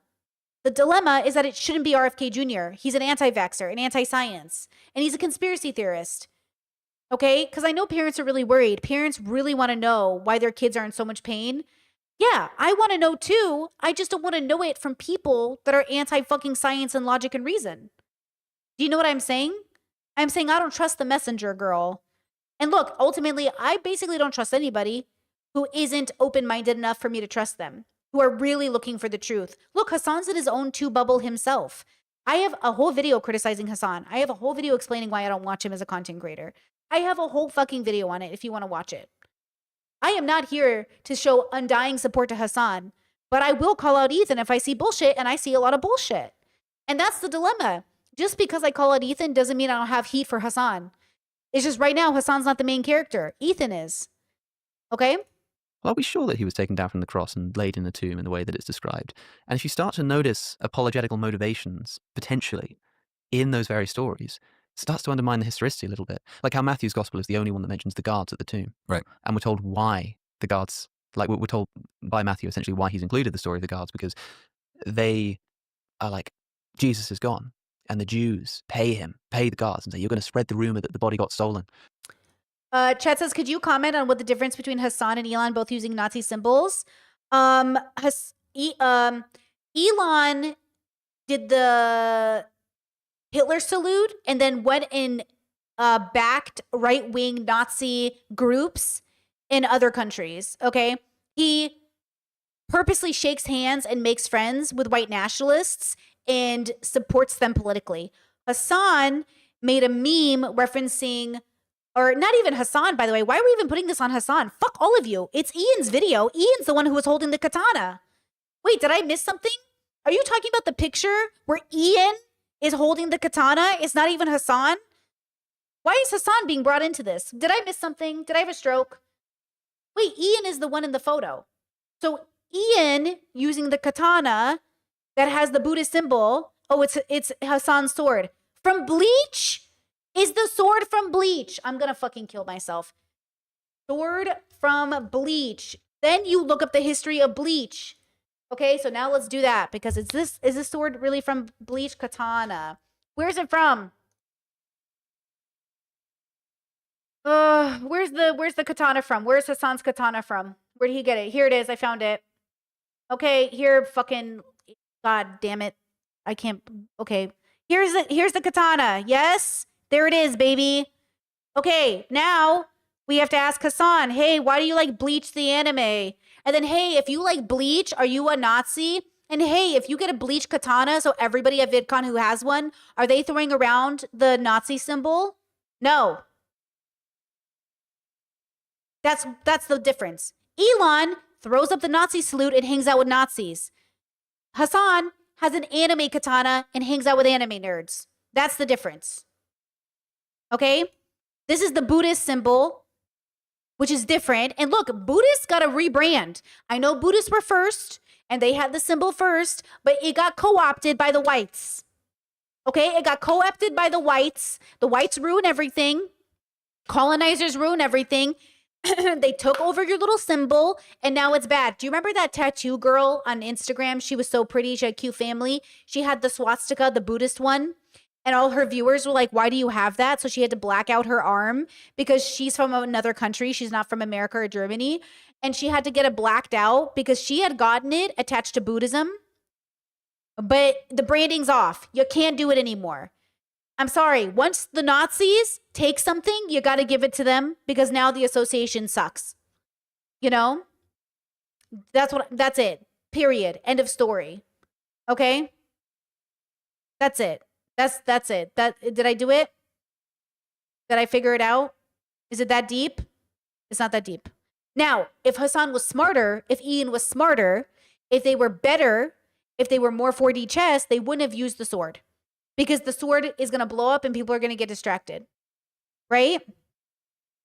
You know, Chet says, so if the Nazis take my culture, I cannot use my culture. You can use it, girl. But if people start mistaking you for a Nazi, that's not my problem. Okay, girl, don't fuck with me today. I will block you. I'm tired. And though my skin is glowing, I've been on stream too long today. Okay?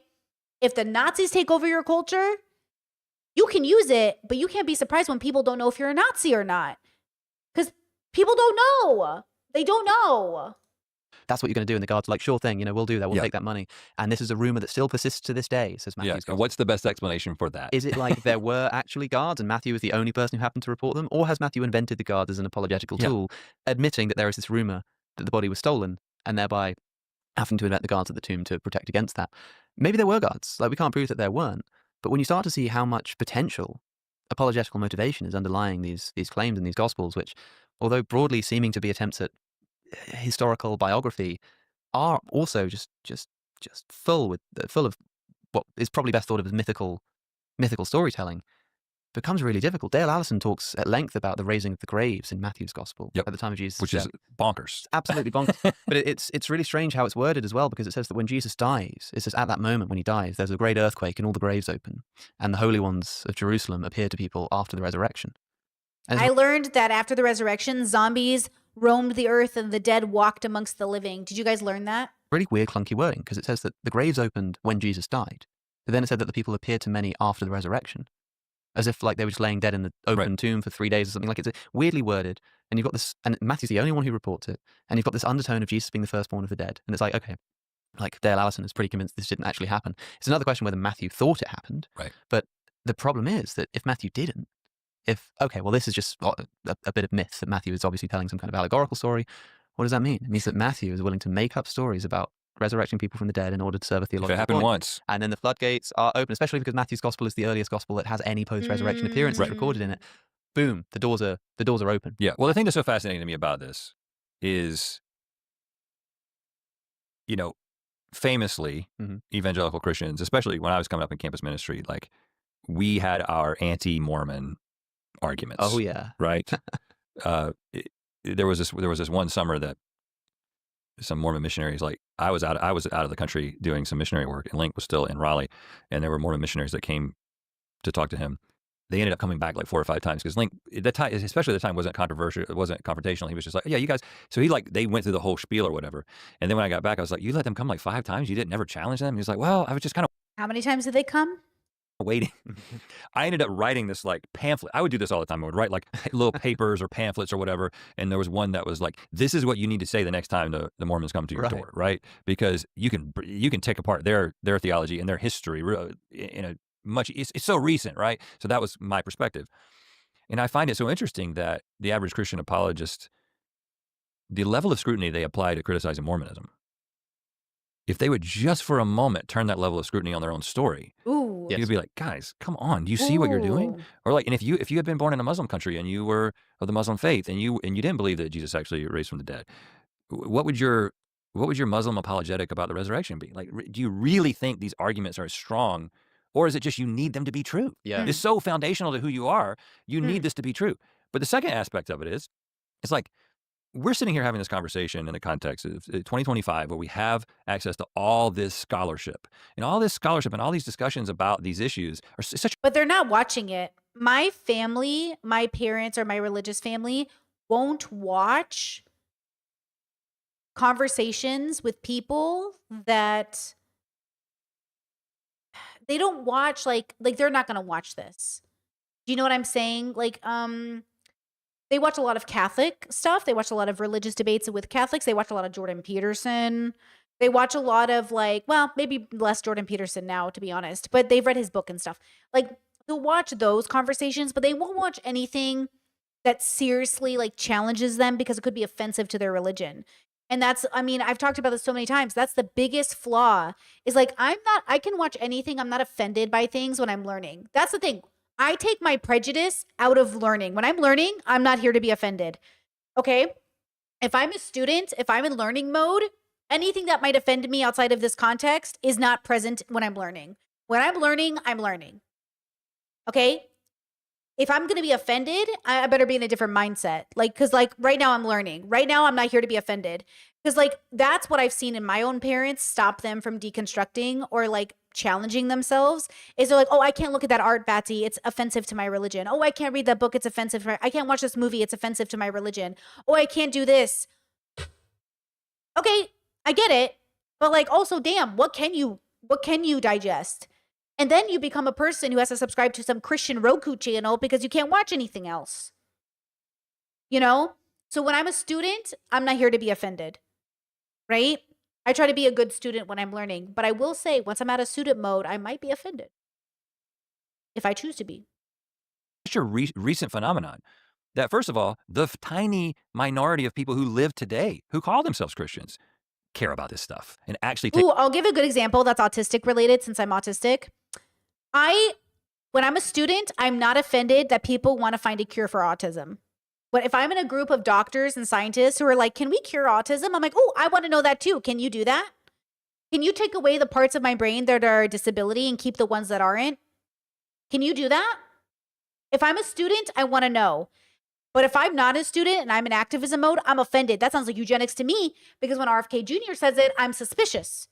When RFK Jr. says it, it sounds like he's trying to eradicate autistic people from the gene pool, and I'm pissed. But if I'm a student and I'm curious, then I want to know, can you actually do that? Can you take all the disability parts out and keep all the other parts? Because all the other parts are great. You know what I mean? I'm good with all the other parts. And it's like that's the question. But if RFK Jr. says it, I'm suspicious. Because, do you know what I mean? And this has happened before through history. Girl, when RFK Jr. said, yes, discernment girl, when RFK Jr. said, why aren't there no older autistic people? Why don't we see them at malls? Because you put them in fucking institutions. We don't see them because you put them in goddamn insta-fucking-tutions. Okay? That's why we don't see them.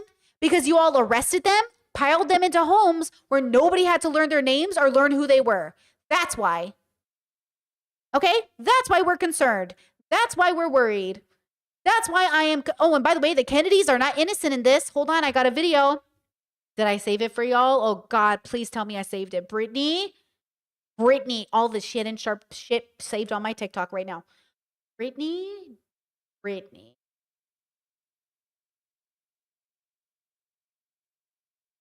Wait, I've got to find this video.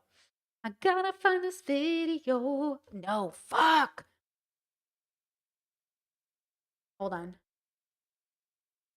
Yes, bitch. Just a bit my video. Rosemary.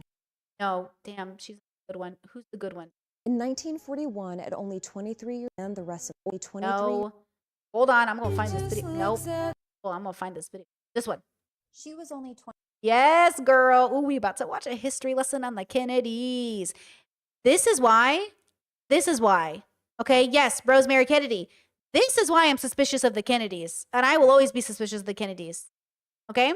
I will be. They might have been rich and housed this woman, but I am suspicious of them when it comes to eugenics stuff. Okay?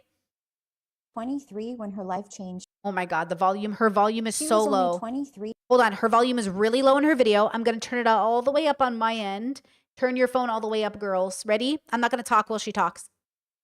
When her life changed forever. Why? She was only 23 when her life changed forever. Why? Because her father made a decision that would alter the course of her life drastically. This was Rosemary Kennedy, the eldest daughter in the Kennedy family. I've told her story before, but because of recent comments made by this man, her nephew, I thought, why not just tell her story again? Never forget. This was Rose and Joseph Kennedy. They had 9 children. Firstborn, Joseph Jr., then John, then Rosemary. Very tight-knit family. Joseph Jr. was the golden boy. He's the one Joseph Sr. was going to push into being the president. She was born in 1918. Her name was Rose Marie, after her mother, so they called her Rosie or Rosemary. From a young age, Rosemary showed signs of developmental delays. It took her longer to crawl, walk, talk. It's been reported that when Mother Rose was in labor with baby Rose, the doctor couldn't get to the house in time. So the nurse there told her to keep her legs shut, which deprived the baby of oxygen. Reports of her life indicate that she had an intellectual disability. When she was 11, they sent her off to a boarding school for children with disabilities. When she was 16, she was sent to a convent in Rhode Island where 2 nuns schooled her. As you know, the Kennedy family was very wealthy, so they donated money to the convent to make sure Rosemary was taken care of. Despite all of this, Rosemary was a functioning human being.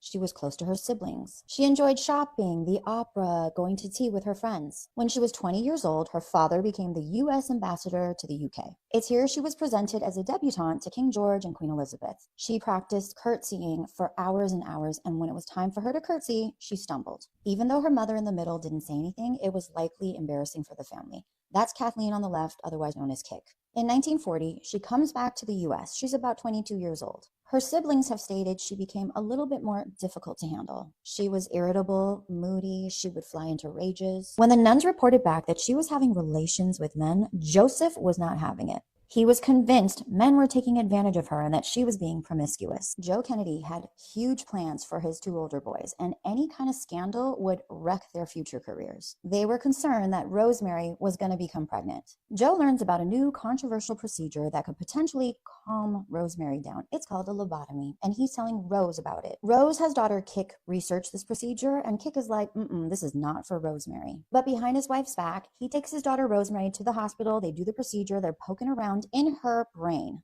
She was awake for the entire procedure. She was reciting poetry, and while they were poking around up there, when she stopped talking, they knew the procedure was done. The results were disastrous. She could no longer talk, walk, and immediately her father institutionalized her.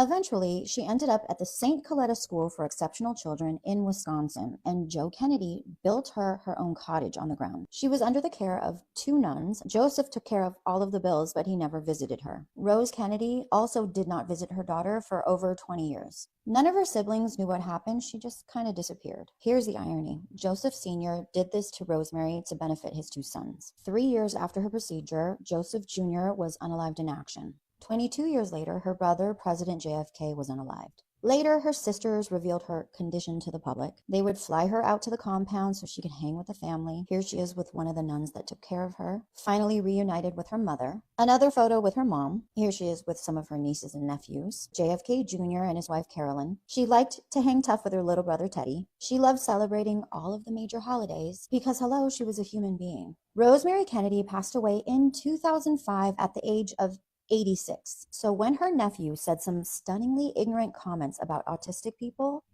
I was shocked. Have we learned nothing, Bobby? People with disabilities are not something you hide or try to fix. Just like your Aunt Rosemary, they're humans. Hello? She was only 23 when her... Are you just not fucking heartbroken over that story, bro? I am pissed.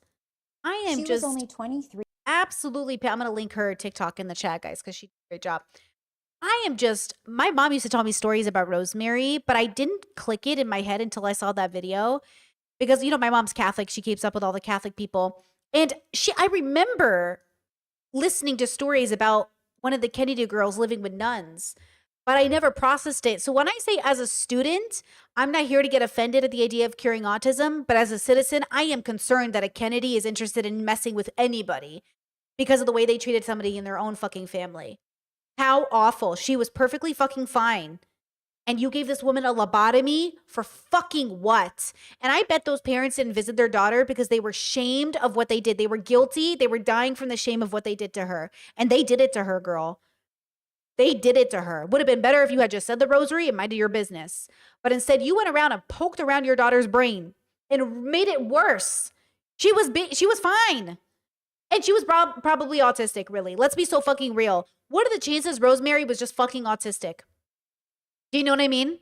What are the chances she was probably just fucking autistic and nobody knew how to diagnose her? And that's why she did have hobbies. She did have interests. She was fine. And then they had to give her a fucking lobotomy. I am worried about the fact that they're collecting a registry of information on autistic people. I am concerned that they are putting us on a little list of people to do what with? I don't know. But it would not be the first time that people rounded up people with disabilities. By the way, Hitler, before he killed the Jews, he killed the disabled, the gays, and the trans.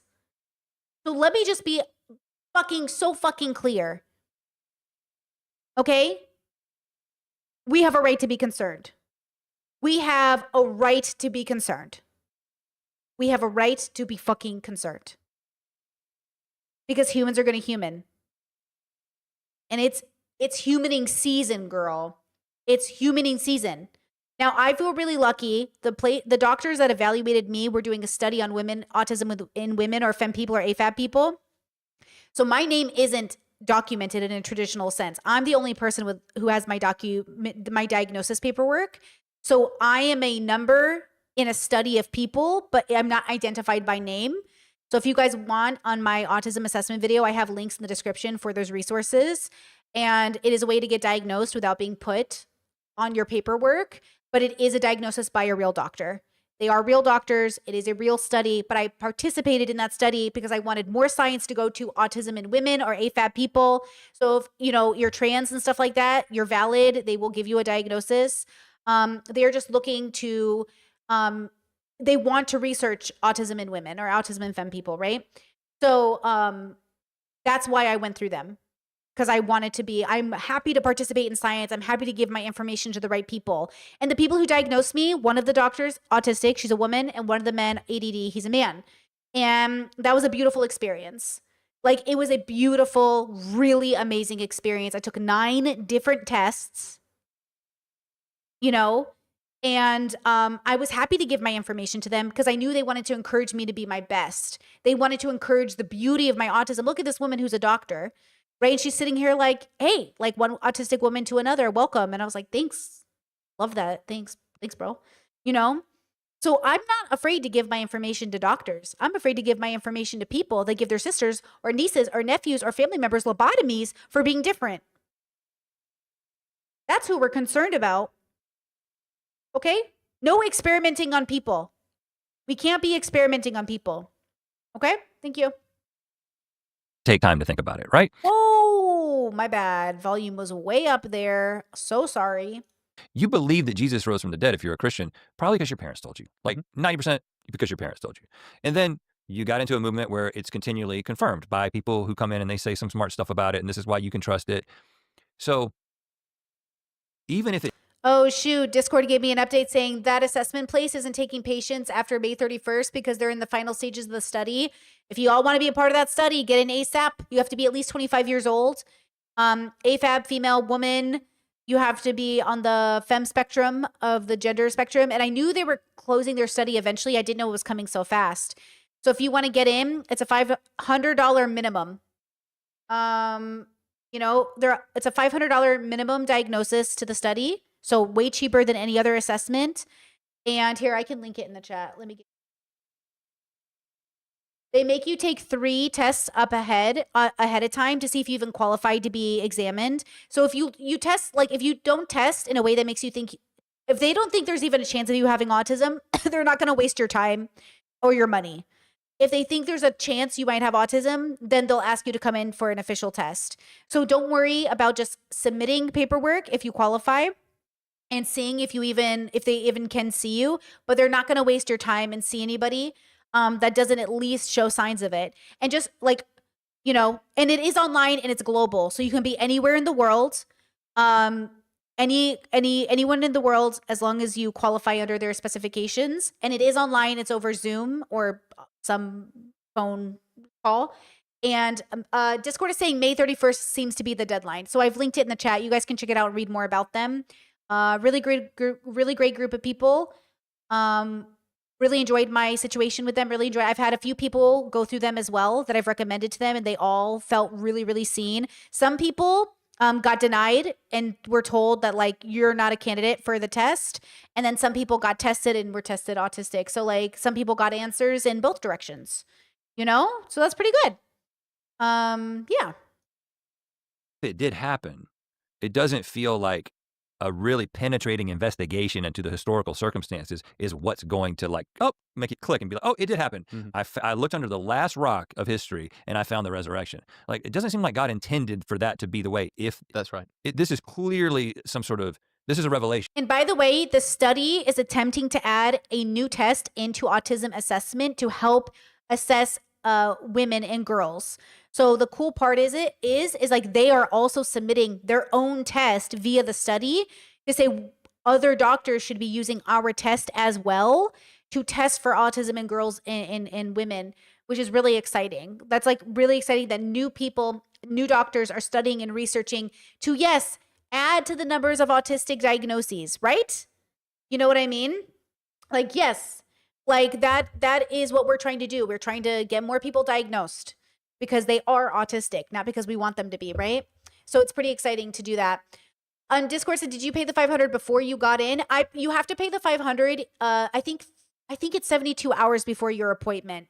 So you get your appointment, they hold your appointment, and then you pay. I think it's within 72 hours. Just read their FAQ page, guys. I just followed the rules, girls. They were very good about their rules, and I just followed them, you know? This is like, you know, this is a secret. This is like God's secret information that you can choose to believe. And then your life is transformed. Like, I'm okay with people who frame it in that way. I'm like, well, I still think that I think this is a psychological phenomenon. I don't believe it. I'm a skeptic in that regard, but I just find it so interesting the way that some of these apologists go so hard on trying to prove it. It's like, you really think that that's gonna be that's going to be the thing that changes somebody's mind. Yeah, I mean, it's not like it's what Jesus was doing. No, Verily I say unto you, premise one. Yeah, he wasn't doing apologetics. It doesn't work like that. It's clearly like not what it's all about. Right. And apologetics can only take you so far. I mean, there is this idea online in particular that to be a Christian or to be religious is to essentially do natural theology, is what they call it, which is like arguing for the existence of God. Like the whole religion discussion has become consumed with God's existence, biblical scholarship, and we forget that it's actually an assumption and a controversial assumption that that is the approach to have to this conversation. For many people, like natural theology is just a waste of time and an improper approach to the question of God's existence. And most people who have a religious experience will report that. Thomas Aquinas famously didn't finish the Summa Theologica, the greatest Christian metaphysician of all time. And he doesn't finish it because he's performing Mass, he's performing the Eucharist, and he has a religious experience. Right. And his like friend or colleague or whatever is like writing to him, begging him, you have to finish this, Thomas. Like this is, you've got to finish. And he says, I can write no more. It's all straw compared to what I've seen. And you're right about the double standard as well. I just had a Mormon on my show, Jacob Hansen, who one of the key things that he likes to emphasize, he doesn't usually speak to atheists. This is quite funny. I saw him recently and he says he doesn't usually speak to atheists because there are so many like Wait, why are you guys talking about trying 23andMe? They just went bankrupt and sold all of your information, myself included. I did 23andMe. But did they just literally file for bankruptcy and sell all your data? Sorry, I got distracted with chat. metaphysical assumptions you have to make. If you want to talk about Mormonism, you already sound absolutely mental. If you're talking to someone who doesn't even already believe in like angels and God and stuff, you're not going to move an inch. But he's like, I always talk to Christians because they do believe in angels and revelation and prophets and all this kind of stuff. And he can kind of like hold up a mirror to these Christians because they look at him and be like, oh yeah, so like, you know, God spoke to some dude in upstate New York through some like golden plates that like no one's ever seen. You know, and he's like, yeah, well, how many witnesses do you have to the resurrection that left any accounts? Right. Like, we've got more eyewitness testimony to the golden plates than you've got to the resurrection, you know? And it's This conversation is like, I know people dedicate their whole life to it.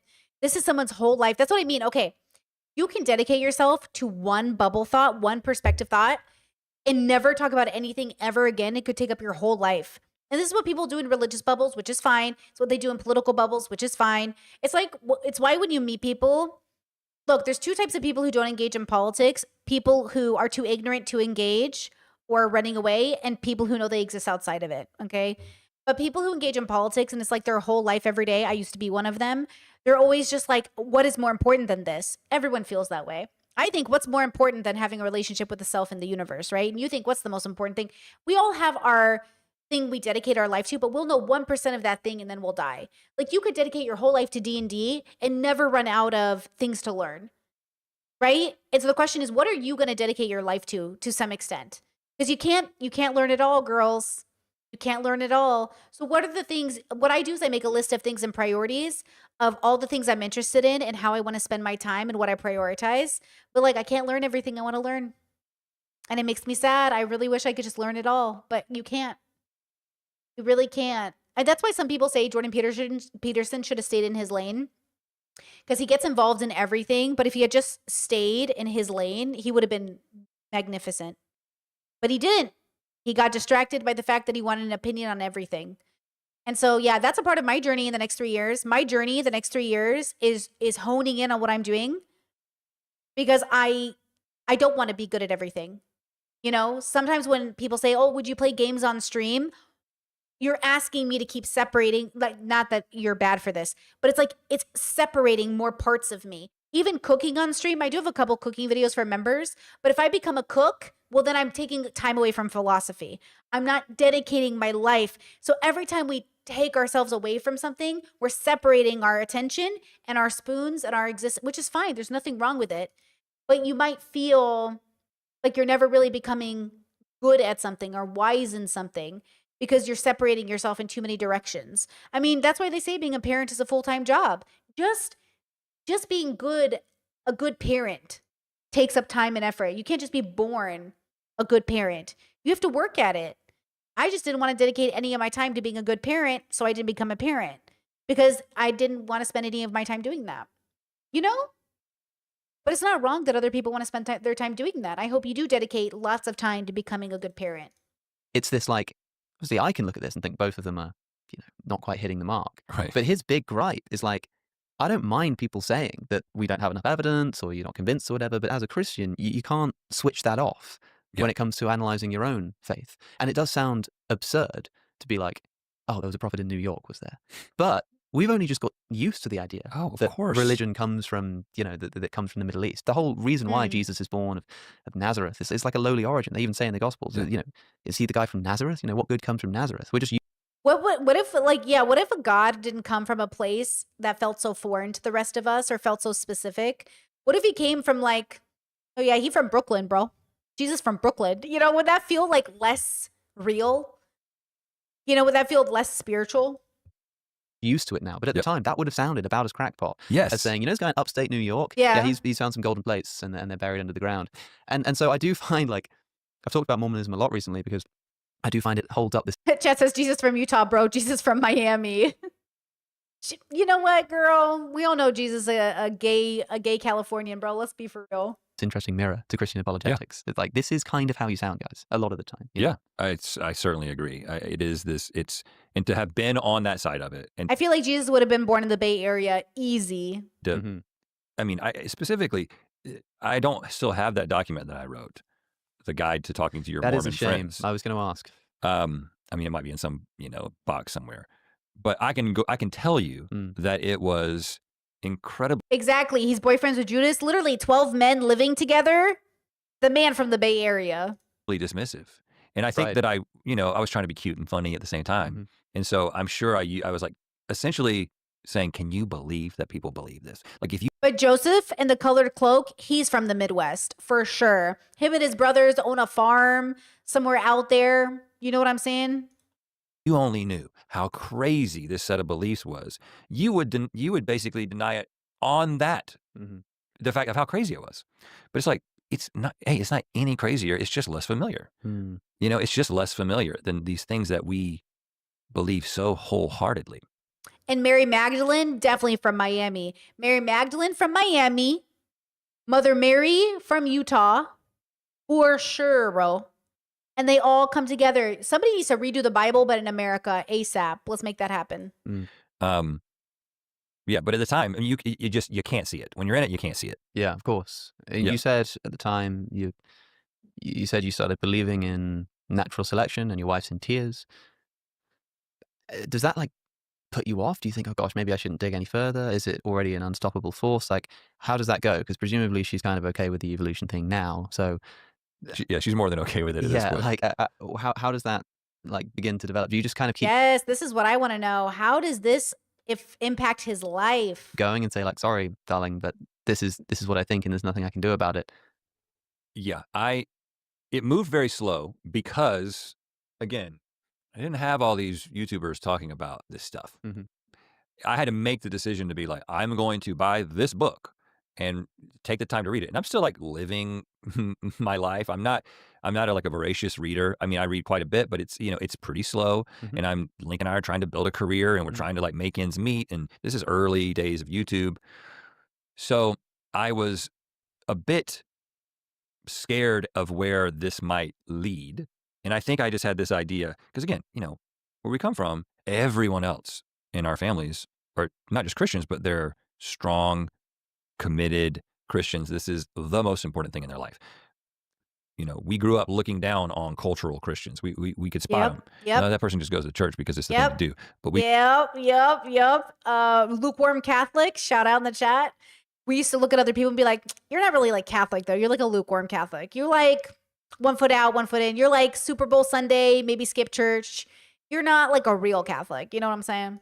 we go to church because this is the most important thing that we could do. Yep. Is having communion with other believers. Exactly. And so I think that in my family, my parents would tell us, God, then your parent, then you. So God, your mother, then you. God, father, then you.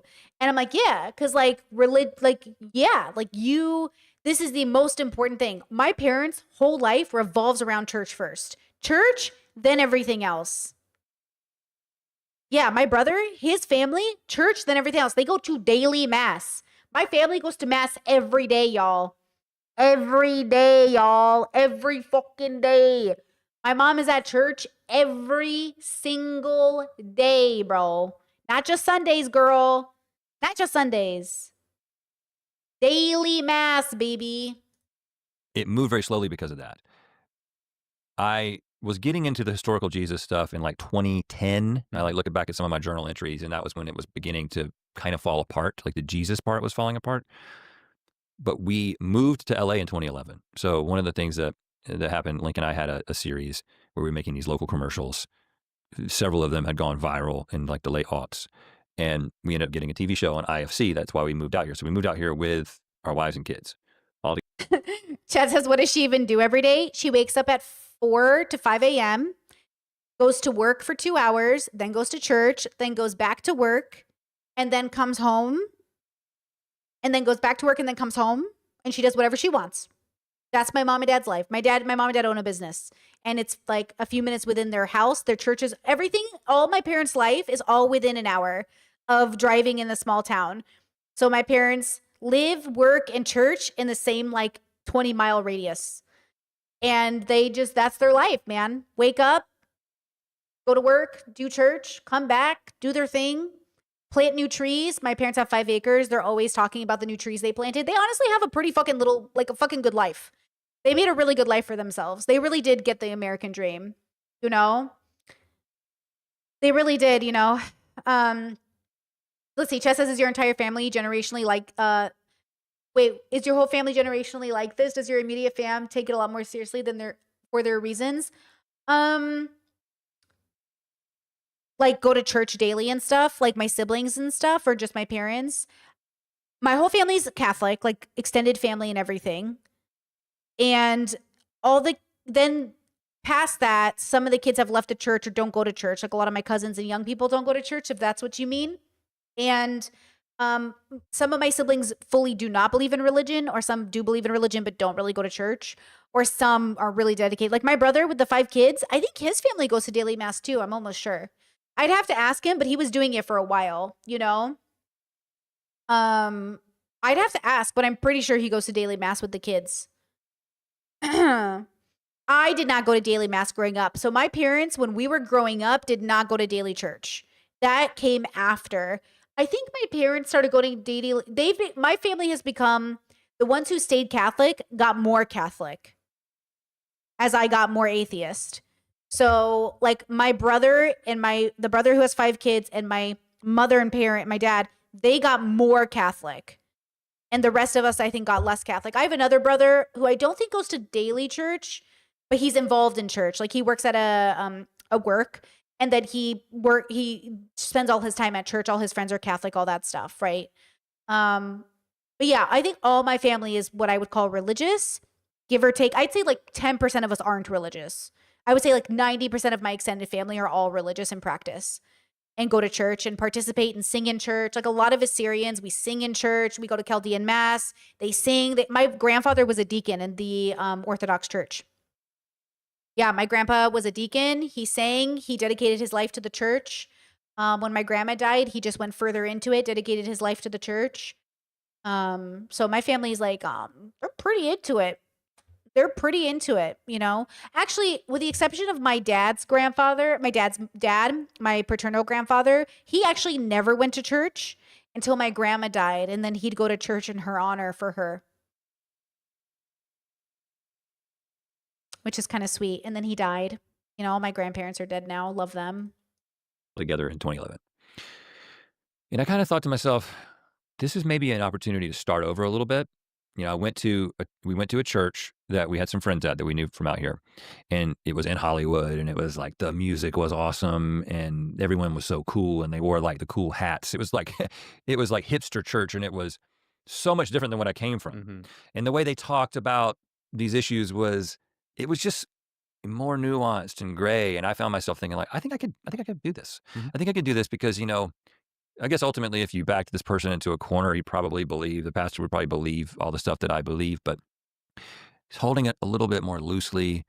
And maybe I can kind of have this thing like, I love Jesus. And I remember writing in my journal, you know, when Peter talks about, you know, when Jesus is asking him if he's going to leave, and he's like, well, where else would I go? Yeah. I thought the same thing. I was like, yep. What am I going to do? Become an atheist? Become non-religious, become a different religion? It's just like, even if I'm not sure about this, I'm sure that Jesus is good for me. Yeah. I'm sure that these ideas are good for me. And this. You know what? Maybe I misspoke. Was my grandfather in the Orthodox church, or was he just in the Chaldean Roman church?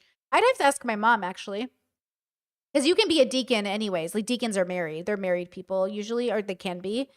I'd have to ask, but either way, shout out. Because I do have some family who do the Orthodox and some family who don't. Now I wonder. But my grandfather did write in Aramaic, which is pretty cool. Like ancient Aramaic. Like he was a calligrapher, what's this called? Beautiful. Beautiful. If I had graduated from college or gotten married, he would have made me something, but I didn't do either of those things before he died. So failed, but he was a very talented man. Sang, did calligraphy, beautiful, beautiful artist. This idea of believing in resurrection and like this, I can kind of just maintain this. That's where I was when I moved out here. That lasted such a short period of time because when I would stop and I would just think about it, I'd be like, yeah, but it's probably not true. And I started finding people who had been through similar things I could talk to about these things. And you start just finding there's people who have, and also I started finding people, I can't remember exactly, they weren't really talking about on YouTube, but there were people writing about it, blogs and that kind of thing. And you just start finding, oh, these people don't believe this anymore, but they're still good people who want the same thing out of life. Because my wife and I thought our marriage would end. Wow. We thought we wouldn't have anything useful to share with our children.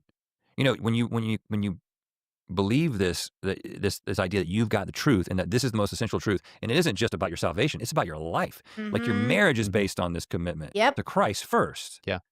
Your kids and every decision that you make about them is based on this biblical understanding and this framework. You're going to throw that out. What are you going to do? What's going to happen to your marriage? What's going to happen to your kids?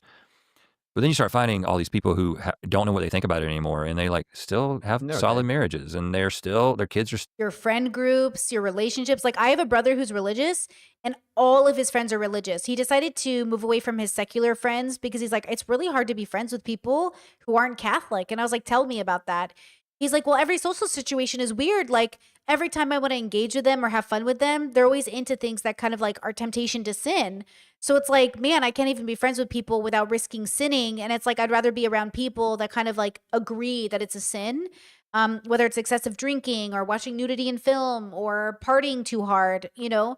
And I said, that's really reasonable though. Like, it's really reasonable that you would make that decision. Like, Ellie, the vegan, she told me that all her friends are like vegan. And they're all pretty much on the same page. Like, that's a really good example of another non-religious bubble. It's not uncommon to want friends around you that are very fundamentally different than you.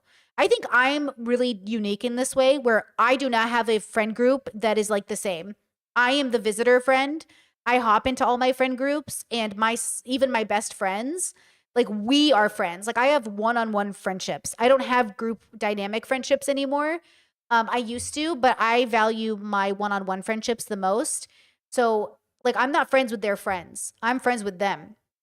And all of my friends are very different, very unique, we do not agree on fundamentals, some of my friends and I. I am not looking for new friends that disagree on fundamentals, but all the ones I have now, I love you all.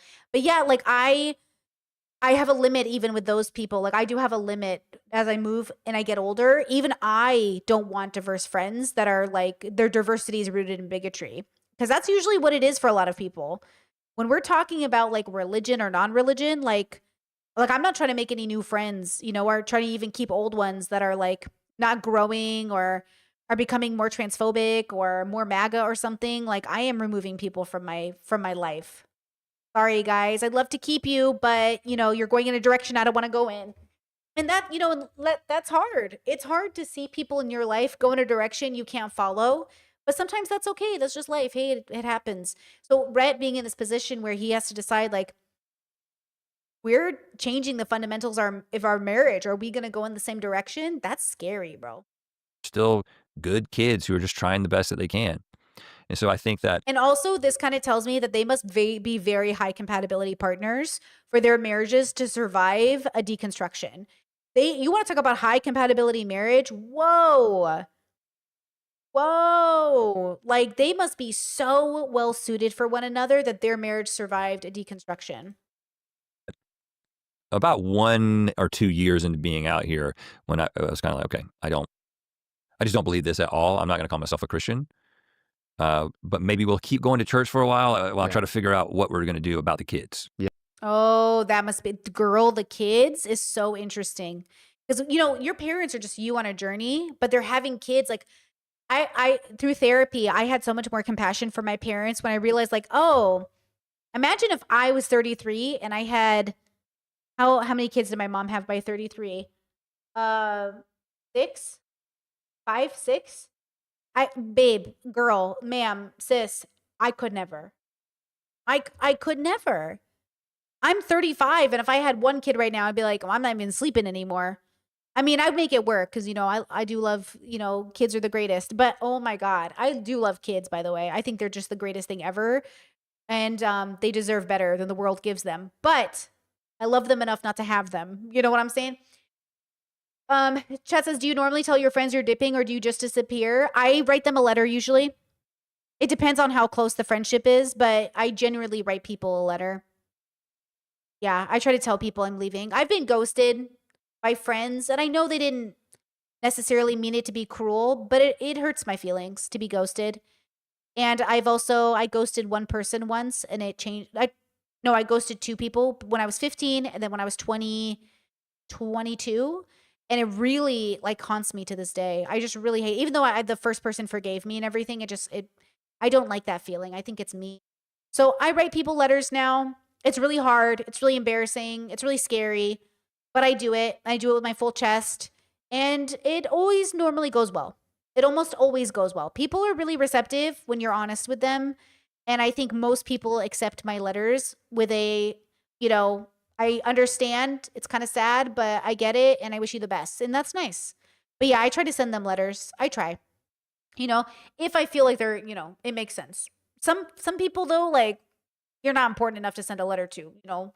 It just depends though, because like, let me rephrase. I send a letter if it makes sense within the context, regardless of how close the person is. That's the truth. Regardless of how close they are to me, it depends on the context if I send a letter or not. Yeah. Did that have anything to do with like LA and the demons of the city? Or do you think it was just like already, if you'd have stayed in North Carolina, the same thing would have happened? I think that LA gave me the permission to Wait, Chad says I low-key would rather be ghosted than be told all the reasons they don't want to be around me. Well, I don't necessarily have to tell people why I don't want to be around them. I usually make it about myself, unless it's a person I'm trying to like put it to their face. But I would say, like, what do you do though when they reach out and they want to hang out? It's not like, you know, they want the connection. They want to know why you're not associating. You know what I mean? That's the social situation I fall into. You know? Yeah. Discord said the part of me not having diverse friends, I get it. My friends are diverse, but not in the bigotry way, not the conservative way. Yeah, I feel like my friends are really diverse in all ways, and it's exhausting. I really don't need more MAGA friends, and I already got one too many. You know what I'm saying? I got one too many, and one is enough. One is enough. God, it's exhausting, okay? Chad says, do people feel pity when responding to your letters? Like some people in my life would worry if I started being emotionally open to them in a letter. I don't know. I don't think so. I've never gotten that impression. I mean, I'm very autistic, so I make it very concise. Thank you for your friendship. It's been a lot of fun. I'd like to go in a different direction, and I think this is the end of our connection, but I wish you the absolute best, and I wish nothing but happiness in your life. Good luck. Those are usually the letters. It's very simple, very to task. Sometimes if I've known people in a different sense, I might say, hey, I'm really disappointed to see that you are making open statements that are bigoted, and it's sad to see. And I think after all these years, I think it's time to move in different directions. I wish you the best. Thank you for the good times. Bye. I might say something like that, but it's very to the point. I try to rip off the Band-Aid very quickly. Rip it off. You know? Yeah. Basically, be like, because if I was back home, and my decision to not go to church back home would have involved several discussions with family. Exactly. Yeah. Whereas my decision to not go to church in LA was just my decision. I was the first kid in our family to like stop going to church actively as an adult who lived at home. So at 18, I stopped going to church because that's how old you could stop going to church. So my family had a rule. You had to go to church until you're 18. And then when you turn 18, you can choose not to go to church if you don't want to. I turned 18. I stopped going to church. 19, I completely left the church. But I was still living at home until I was 21. I moved out at 21. Also, shout out to Croatians who are they stay home the longest. in European countries or in Europe, as far as I know. So my partner was exceptional that way because they moved out of their parents' house in their 20s. But most Croatians don't leave home until their mid 30s.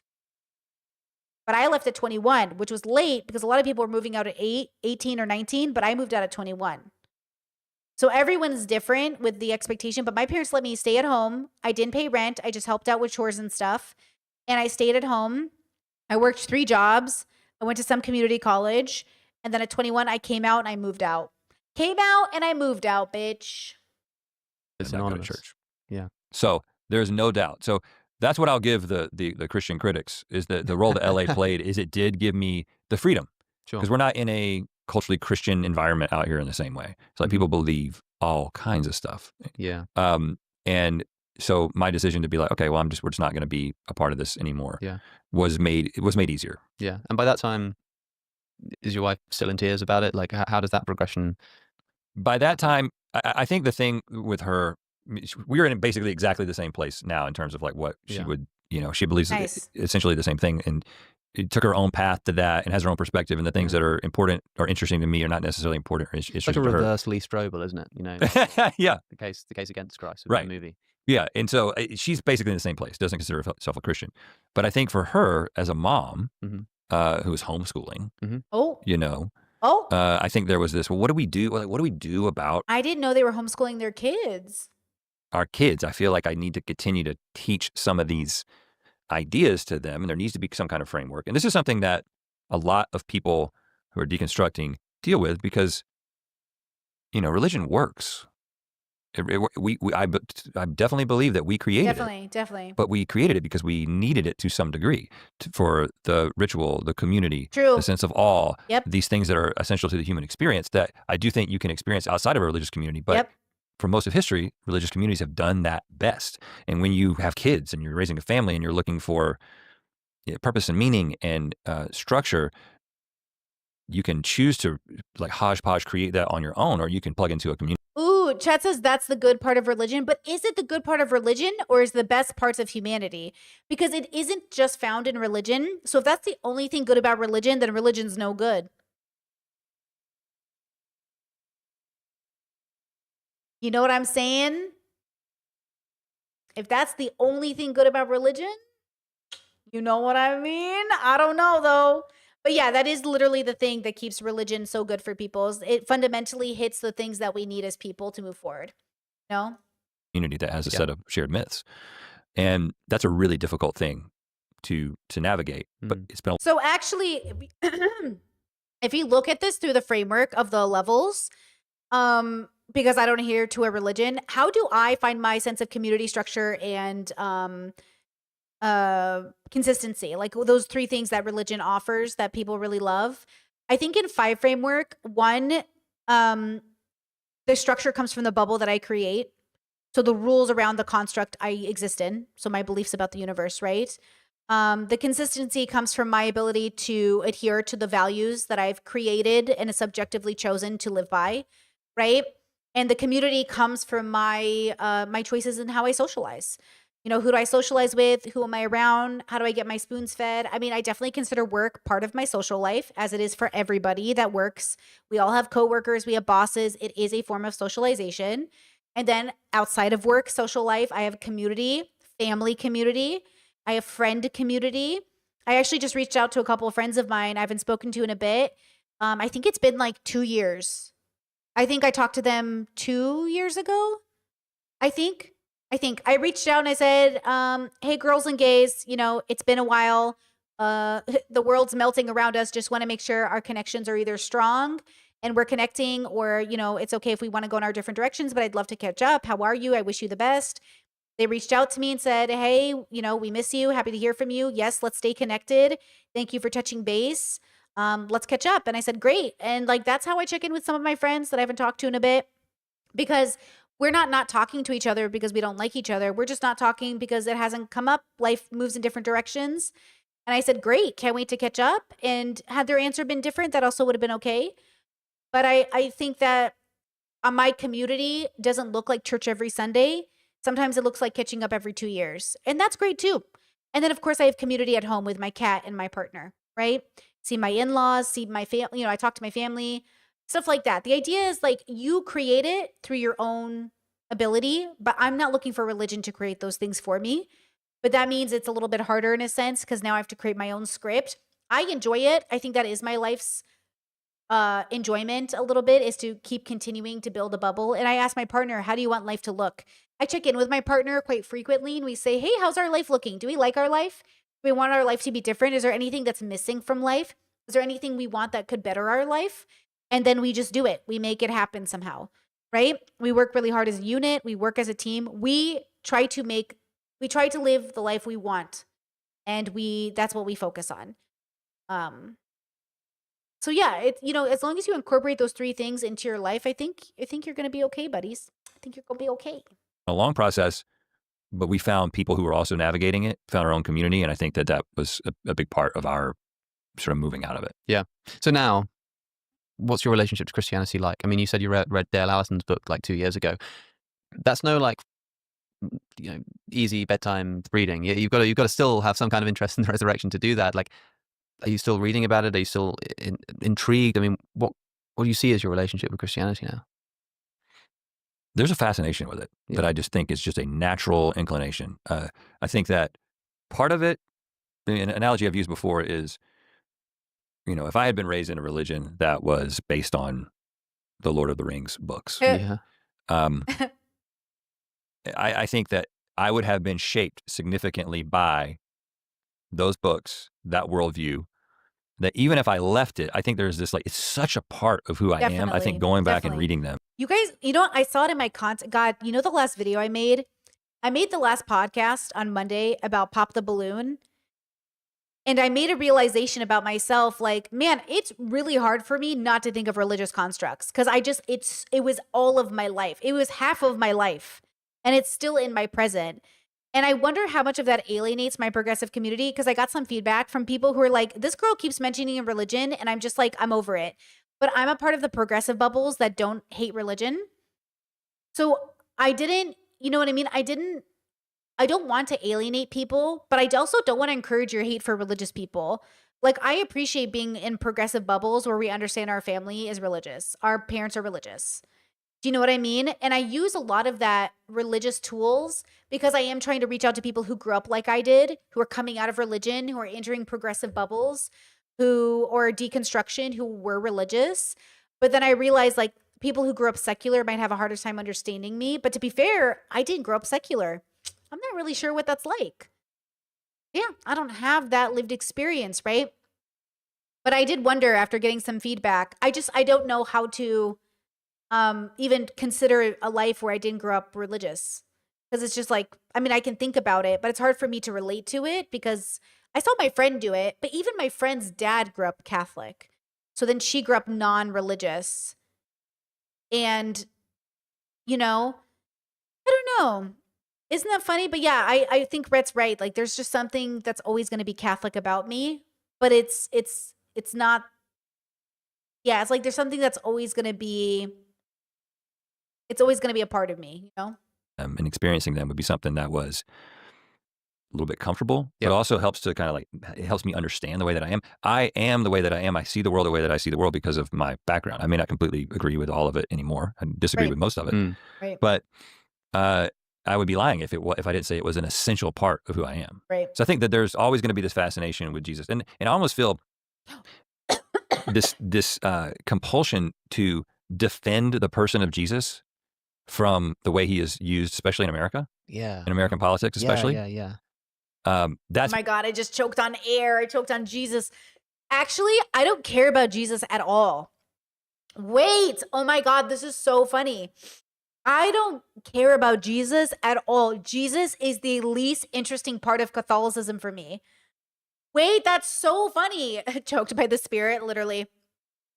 I do not care about Jesus. He is the least I care about Judas. I like the apostles. I like Mary Magdalene. I like St. Esther and Agnes. I like Elizabeth Ann Seton. I like St. Francis. I like everybody but Jesus. This man just a hippie. I don't care about hippies.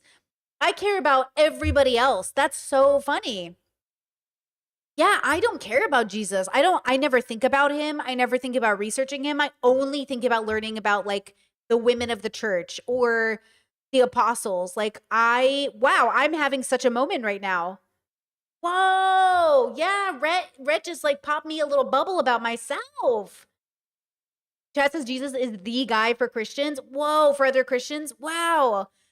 I never had this no wonder I felt so disconnected from the fucking. Yeah, but you know who I do love? I love the Old Testament God. That bitch angry and interesting. I do love the Old Testament God. I think he's so interesting. He just like, fuck the gays. You know what I mean? I'm like, damn. He's all, what? Your wife turn around, I'll make her salt. You know what I mean? Like the Old Testament God, he kind of a vibe. You know what I mean? I think I have a thing against hippies. I do. I think I see Jesus and I'm like, chill, bro. You too much of a hippie for me, honest. Yeah, that's crazy. This is a huge bubble pop for me. But I was very, like, I definitely was like an angry gay kid, right? Like, I definitely am, like, I used to value anger. You know what I mean?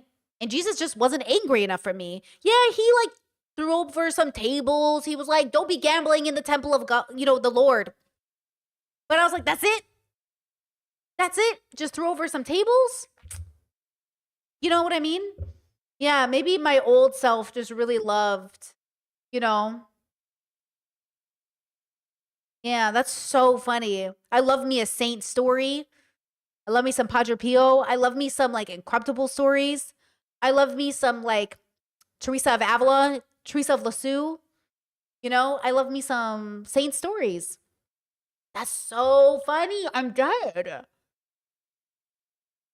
Yeah, that's so funny. I can't believe it. I'm literally dead. Yeah, well, there you go, girls. Brittany having a little bubble pop on stream for you.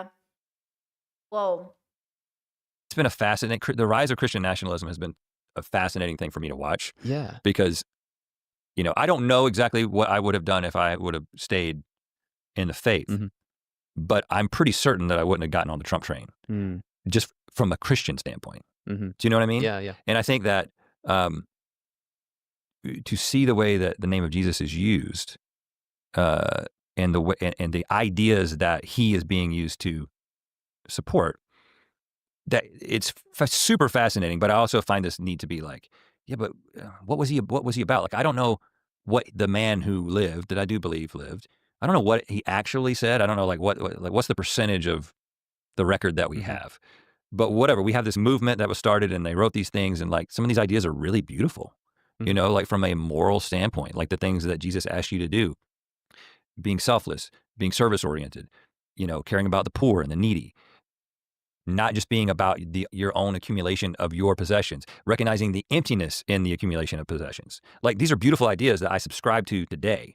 So I think part of my interest is this, like, I want to rescue Jesus from the hands of the people who are using him for evil. Yeah, because they're pretty out of line. I mean, Jesus says this, doesn't he? There will be people who come to me saying, Lord, Lord, and I'll say, depart from me, I never knew you. And there is an idea that the path is narrow, and it does just seem at times flatly contradictory, the attitudes that people have. And yet, I don't know if it's like a biblical literacy thing or what, but when you see like prosperity preachers, for example, flying around in private jets and things, and you think, I don't know how you can read the Gospels and not have this just jump off the page at you. Have you seen the clip of Donald Trump asked what his favorite Bible verse is? I think this is 2016. Like, I'd rather not get into this. So it's sort of very personal, and they're like, really, anything jump out? She's like, no, I think it's too personal. And they say, are you more of a Old Testament guy or a New Testament guy? And he goes, I would say probably equal. Yeah.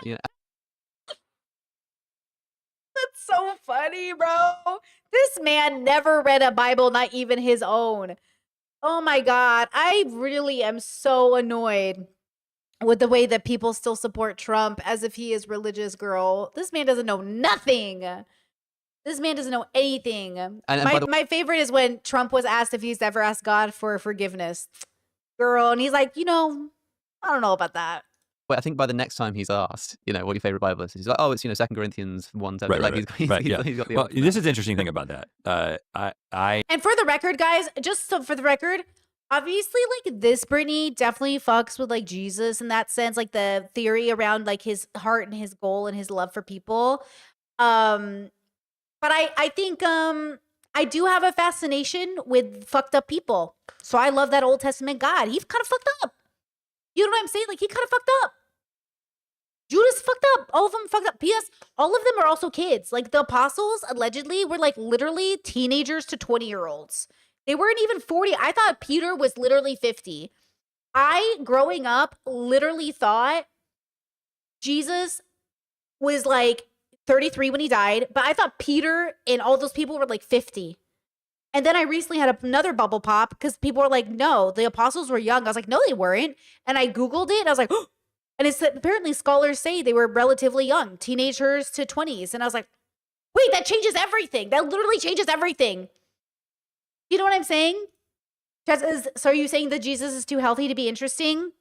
It'd be like that. Yes, I am. To some large extent, the fact that Jesus is like chill is like, okay. Like, okay, cool. It's actually my theory around 5 content versus 2 content. 2 content's more interesting. 5 content is interesting when you're on your own, but it's not good for stream. The best content is us watching other bubbles be fucked up. Because like, oh, look at you know what I mean? Yes, chat says, are 5s inherently boring? Absolutely. What's a conversation of 5s look like? Silence. What is there to talk about? Everything's been answered. That's the joke. The joke in my community is a conversation between 5s is silence. What is there to talk about? We already know the answer. So much of my solo journey into introspection is just personal. Like you talk to people to figure out, but like the joke's not literal. It's not like literally a group of 5s. There's nothing to talk about, but kind of like in a spiritual, like philosophical sense, like you're just going to be vibing. Like we already know all the answers. So it's just like, you know, pass that joint and let's chill, bro. Cause what is there to talk about? We know. But it's kind of that vibe of like, I think I do like the fucked up parts of people's stories. I think you just learn so much. And so many saints had really hard lives. And so many saints died so fucked up. So then you have like a really interesting story. Jesus died fucked up too, though. Like the way Jesus died, did you guys see The Passion of the Christ? Fun fact, I took my bestie to The Passion of the Christ. It was her very first rated R movie. That's fucked up. Jesus died super fucked up. But you know what I mean? Like that's very interesting.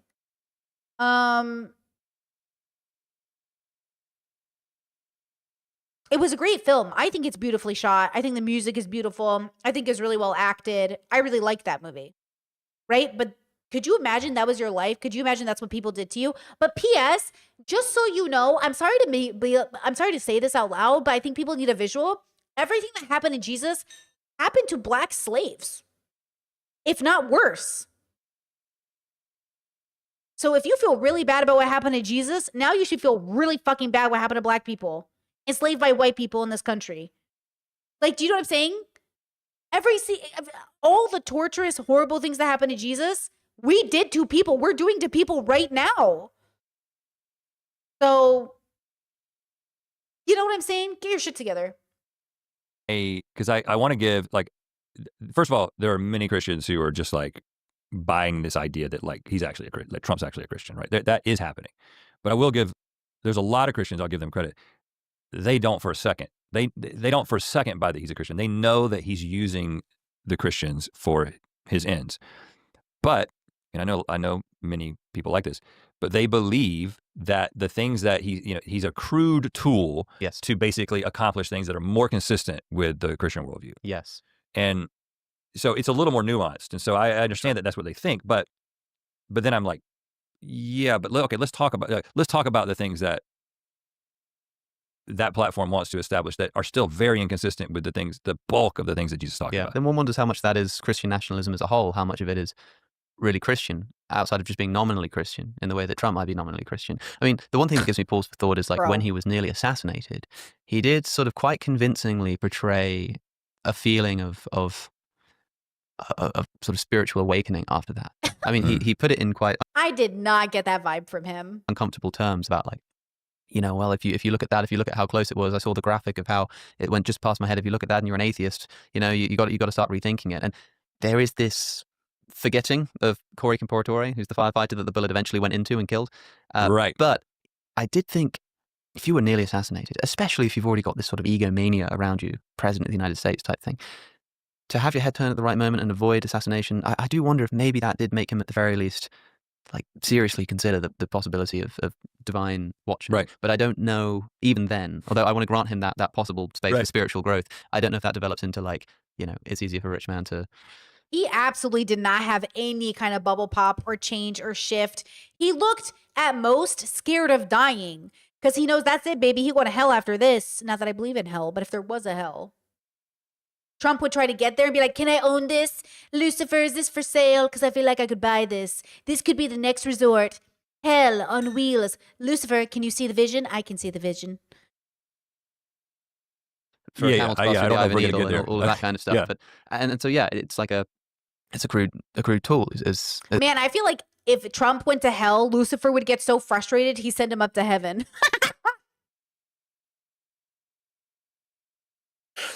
I feel like this, but in the bottom of the pit of my soul, I feel like this is true. But Lucifer would be like, yo, take him, bro. Take him. I believe this fully. as you put it. And if you just look at the way that one does wonder, I always thought of doing like skits where you sort of put Jesus in the modern day and see how he would actually react, like the sort of this strange juxtaposition of the Christian attitude you're supposed to have and what Jesus was actually all about. Because some of his teachings I do think are difficult and maybe inapplicable. I had this idea of him like walking through central London or something, and somebody like comes up to him, says, sorry, have you got any change? And the disciples would go, sorry, mate, we haven't got any change. And he goes, yeah, brethren, when one is in need, if you do this to the least of these, you do it to me. So it's like, Matthew, grab the purse and give them some money. Anyway, as I was saying, and then another person comes up, have you got any change, mate? And they're like, oh, we just gave it. And he's like, because one person is in need, because you've helped one, does that lessen the need to help another? No. Peter, grab your tunic. We're going to give it to him, And then people just keep sort of coming up, and at the end, someone comes up. You got any change? And Jesus is like, sorry, mate, I haven't got any change. Because I do wonder how directly applicable some of these teachings are to the modern world. And so it's kind of easy to say, Christian nationalism isn't Christian. Jesus would never abide by Trump.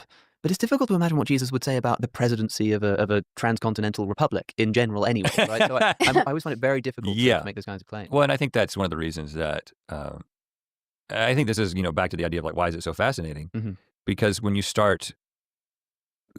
you really appreciate the context for what this person was operating in, and you think about that for every scripture, the idea that like, oh, this makes so much more sense, not as some prophecy for current times, but it was a rhetorical exercise for what they were dealing with. Mm-hmm. And to me, the Bible actually becomes more meaningful in one sense, maybe not in like a ultimate meaning way, but in the way that we actually find and build meaning as humans based on how we interact with our circumstances and how our values interact with our circumstances. Like that's what these biblical writers were doing all along. Mm-hmm. And suddenly it kind of comes alive to me. Like I always thought, I don't understand these biblical scholars who aren't Christians. Like it was fascinating. You study this for a living and you don't believe it? Mm-hmm.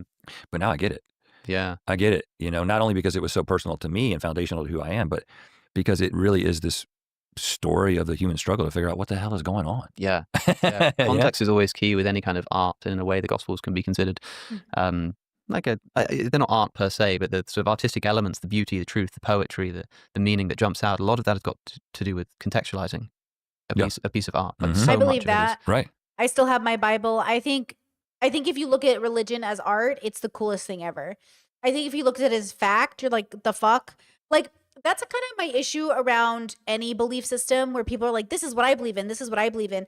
If you let me view the thing you believe in as a creation of people, then I'm like, oh, cool. If you expect me to believe it as something that I now have to also believe, then I'm like, now I'm annoyed with you. Now you're ruining it for me. I am all about spiritual expression or personal relationship. Like, I love me a ritual. I love me a sage blessing. I love me can I pray the road? I was at the airport coming to Europe, and a guy comes up to me and says, can I pray with you? And I was like, sure, bitch, go ahead. And like, we prayed together, and that was nice. And then he was like, okay, bye. And I was like, bye. didn't just happen that way. Actually, he saw that I was eating gluten-free and he asked me why. And I said I was sick. And so he said, can I pray for you if you want the full context? Then we prayed together. And then he said, wow, that was really amazing. Bye. And I was like, bye. And then he left and I just kept eating. And I know a lot of people would be annoyed with that. And sure, is a part of my brain slightly annoyed? Yes. But also the other part of my brain is convinced that that man went home today and like somehow his day was better. And I would prefer to make his day better than worse. And if I had said no in that moment, I think it would have made his day worse. And I'm trying to harm reduce, not harm amplify. So I try to be less bad every day. And I think it would have been worse of me not to engage. But I also think it's okay that in some days with some context, we say no. I also think there might be a circumstance in which somebody would say, can I pray with you? And I would say, no, not today, but thank you so much. And that's also okay. I just think most days I say yes. You know, Chet says you fed his Christian ego for at least a week. At least a week. At least. He was like, I bet that girl's healed now. He's like, I think healing's coming your way. 2 years later, and I'm still sick, bitch, but I appreciate you. I appreciate it. Thank you. Has got to do with that. That's something I clocked when you know the book Ways of Seeing by John Berger, or is it Berger? I don't know how to say it. I haven't read it. But he's got this TV show as well that he did. And one of the things he does is he shows this picture. He says, just look at this picture and see what you think about it, and then turn the page. And you turn over the page and it's the same picture, but it's got a caption out. It says, this is the last painting Van Gogh made before he killed himself. It's like, how has that changed the way that you interact with this painting? And some people want to say it kind of shouldn't. No, the art should stand for itself, but it clearly does. Context plays a massive, massive part. Context is everything. It really does. Chet says, does prayer and religion limit people from doing more practical things to help others? No. Yes. Maybe. No. No. Secular people are not good at helping others. I mean, they're just as good. I don't think so.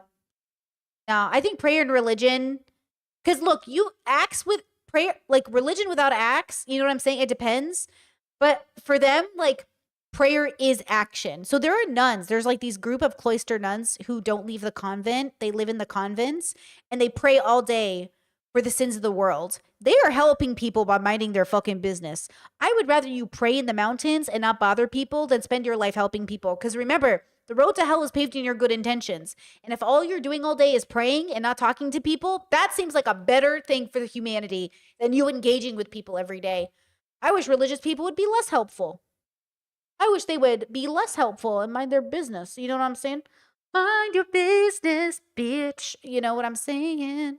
And when you consider the first century Jewish context in which Jesus is working, so many of his claims are transformed. And this is something Christians always want to do when it comes to things like his claims to divinity and stuff. It's like, no, you have to understand, to a Jew at the time, this would have been a really significant thing to say. You know, claiming to be the Lord of the Sabbath would have been huge. Invoking the I am statement would have been absolutely massive. But I think we do need to do that sort of writ large. And maybe some of the good stuff needs to be contextualized as well as the bad stuff.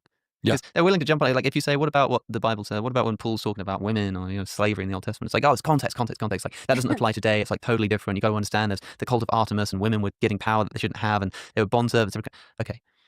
But with a lot of the rest of the stuff, it's just quite flatly like, the Bible gives us a guide how to live today. It's eternal truth. Like, what do you mean? You need to reinterpret it. What are you talking about? And I just kind of think we should look for a bit more consistency on that front, maybe. Yeah. Well, it's that starting point, right? You know, I think, you talk about and I know you've debated people on this, just the idea of just slavery in general in the Old Testament, right? Like just like the conquest, and it's so easy when you're like, well, my starting point is that this is true, and so any answer that helps me explain this. I mean, I remember my son, the first time he ever heard about Joshua's conquest, essentially coming home from church and being very upset, like God got people to destroy these other communities, and of course I didn't have the answer that I've heard in most recent apologetics, that it was hyperbole, which I don't know if my son would have understood that.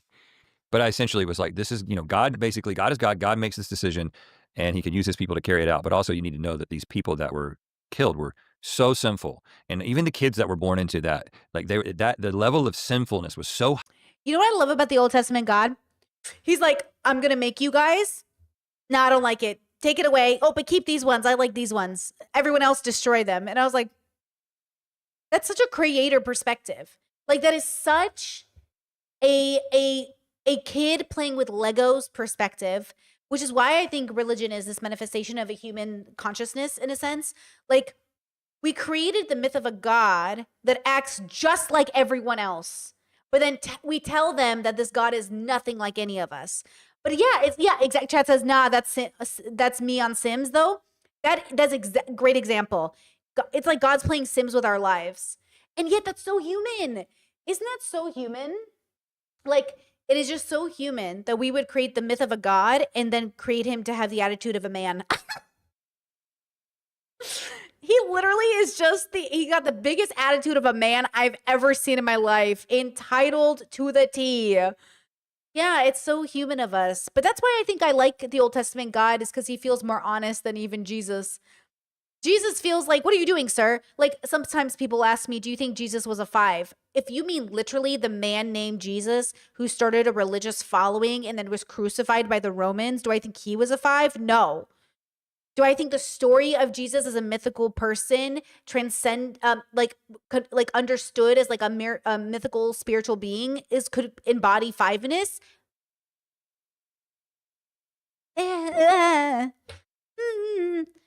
Yeah, like spiritual energy wise. But also remember that, like, why would a 5 deconstruct all of existence and being alive in the universe and then have that predicated on the idea of a God, right? That says, did Jesus create the religion or inspire it? You know, girl, you can answer that question when I die and how many people start a Levels cult. Because I ain't starting one now.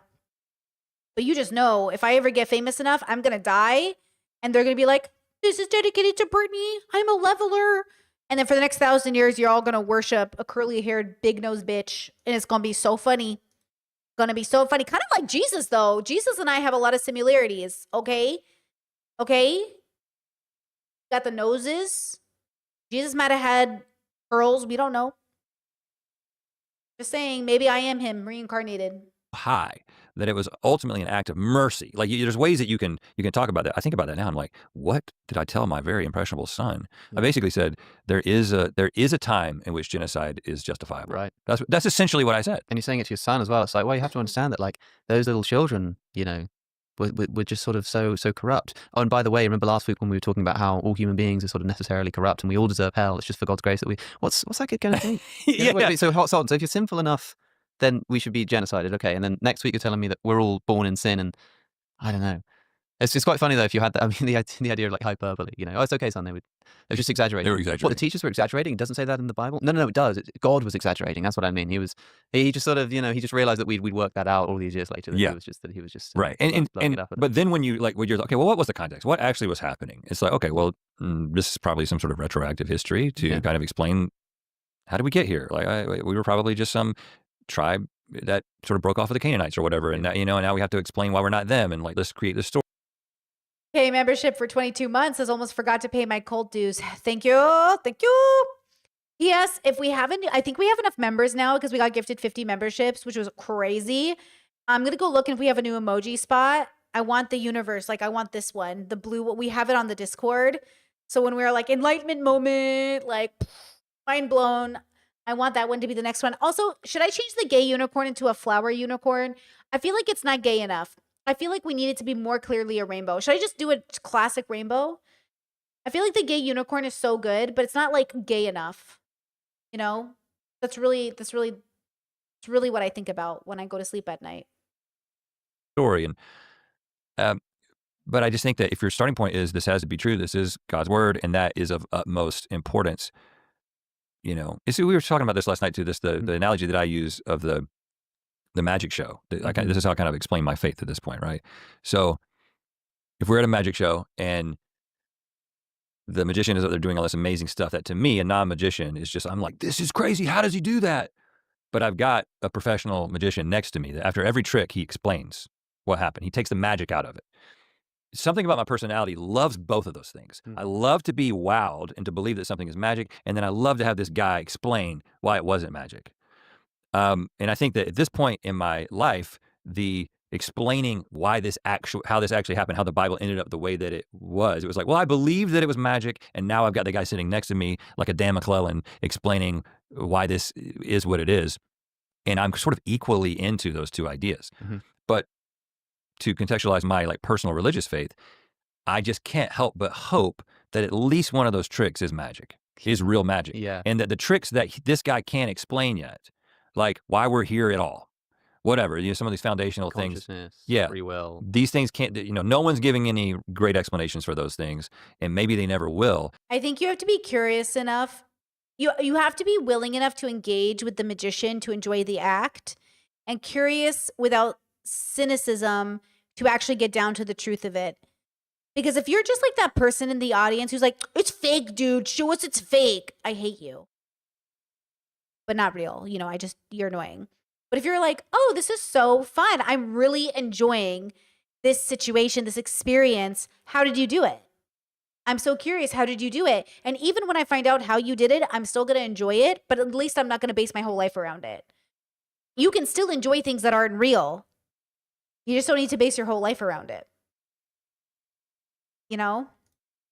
And, I believe it was a member of the band AC/DC who talked about God is the And then as you deconstruct, okay, this is a good fives conversation. I feel like what happens is you get to 5 when you realize like it's all a magic trick, but some of it still needs a card to make the magic trick happen, and the card is definitely real. So the question is, which part is the magic trick and which one is the card? And is it okay that the magic trick still feels real, and is that valid? Yes. So the 5, like the 2 thinks the magic trick is real and there is no trick. The 3 goes, hey, I think it might be a trick. The 4 goes, oh my God, it's a trick and everything's a trick and nothing is real. And then the 4 goes, wait, is something real? Wait, in order to make the trick not real, they had to use a real thing to convince me it's not real. So which part is the real part? Which part is the trick? And the 5 goes, oh, some of it's real, some of it's a trick, and all of it's okay. Cool. Okay, I'm good. Like everything's cool. Everything's good, And then you go on from there. Well, if that's true, then what? And then you keep going, Blanket we throw over the mystery, I think was his line. And so I just think that there's this magic and this mystery that I sort of want to, that's my faith, that there's a magic and mystery in the universe that I don't want to explain away, and that I'm willing to throw the blanket over that and call that God. But I understand that that's not, there's no dogma in that we can organize a movement around. Yeah. We don't go to some house of worship and say, okay, today we are going to worship the blanket over the mystery. Yeah. And so that's something I'm trying to figure out. Like, what is it? And it's compatible with evolution. Yeah. And it's like, okay, is that universal, Unitarianism, or is there some tradition that I can find a home in that like acknowledges the mystery? And so far, yeah, I'm kind of like, I don't think so. I'm not super motivated to figure that out, but yeah, very, very LA sort of. I don't know, man. Let's not put a label on it, man. And this is I think it's Britt Hartley, who I'm a fan of, who wrote No Nonsense Spirituality. She's quick to point out that this is certainly a position of privilege, right? I am a successful entertainer who lives in Los Angeles and has all my basic needs taken care of, and I can approach these things with just a passive intellectual curiosity. Right. I'm not fighting for my life. I'm not at risk because of the things that I believe. These statements may cause people to not like me, but I'm not being persecuted in any way. Yeah. And also, I'm not living the kind of life where I need desperately to have hope that there is some sort of ultimate resurrection, that there is everything will be made right in the end because my life is so bad. My life is great, comparatively. And so I recognize that just dabbling in this, I'm like, well, what if I would go to this church, or I could go to this church, or I could join this community? Yeah. There's an incredible privilege that comes with that.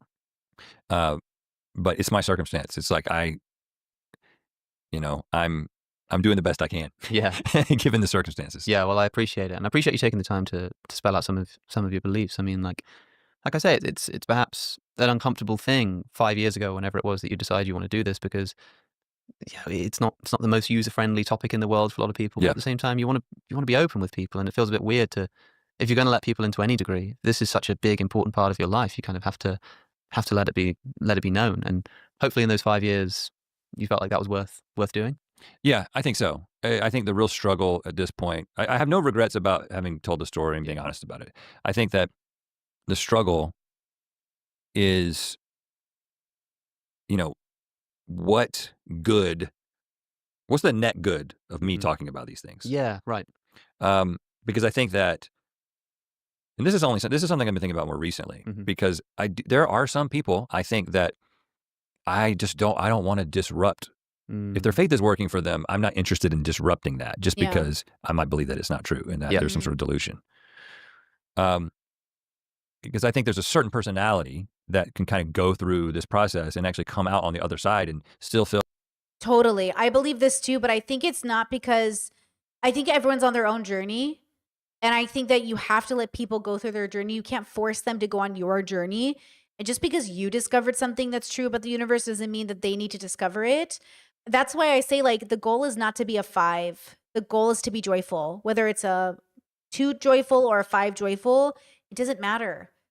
Like, thinking it matters is the attachment to outcome that is contrary to the whole idea of the framework of the levels. We are not looking to hold attachment to this belief. Rhett said something in a different interview about his deconstruction. He said it felt like tethers on a ship and he was cutting them. And that's what it feels like to realize, like, oh, I'm not going to believe in this anymore. I'm not going to believe in this anymore. And you can't ask other people to cut their tethers off their boat. You can't ask other people to go through that journey. I'm not asking you to do anything. I, at most, might ask people to consider doing less bad today or mitigating harm in some aspect. But what that looks like, how you should do it, that's up to you. You get to decide in your life, how do I be a little bit less bad today? How do I do something that's a little bit more healthy or helpful or good?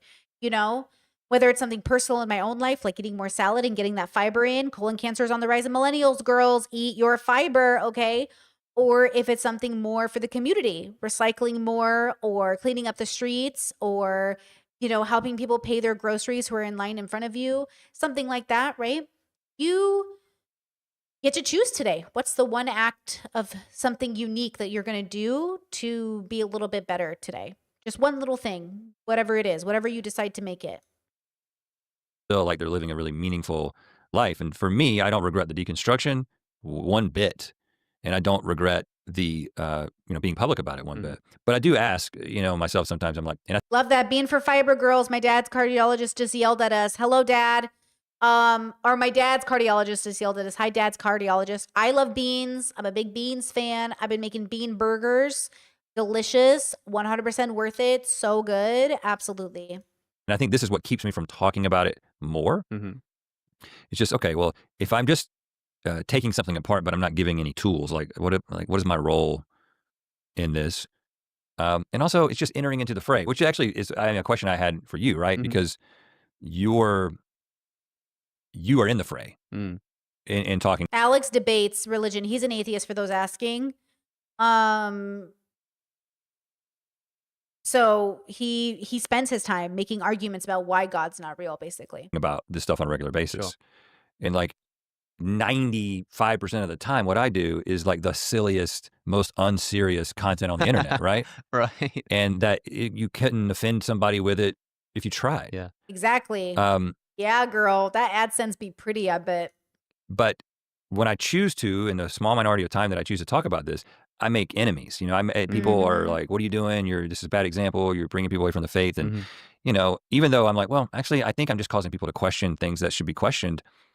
It's still I don't like getting that kind of negative attention. Sure. Yeah. I don't want to debate. I don't want to get into it with somebody online, really. Yeah. Right. I'm like, I'd rather just make you laugh, be a distraction from all the stuff that's going on in the world.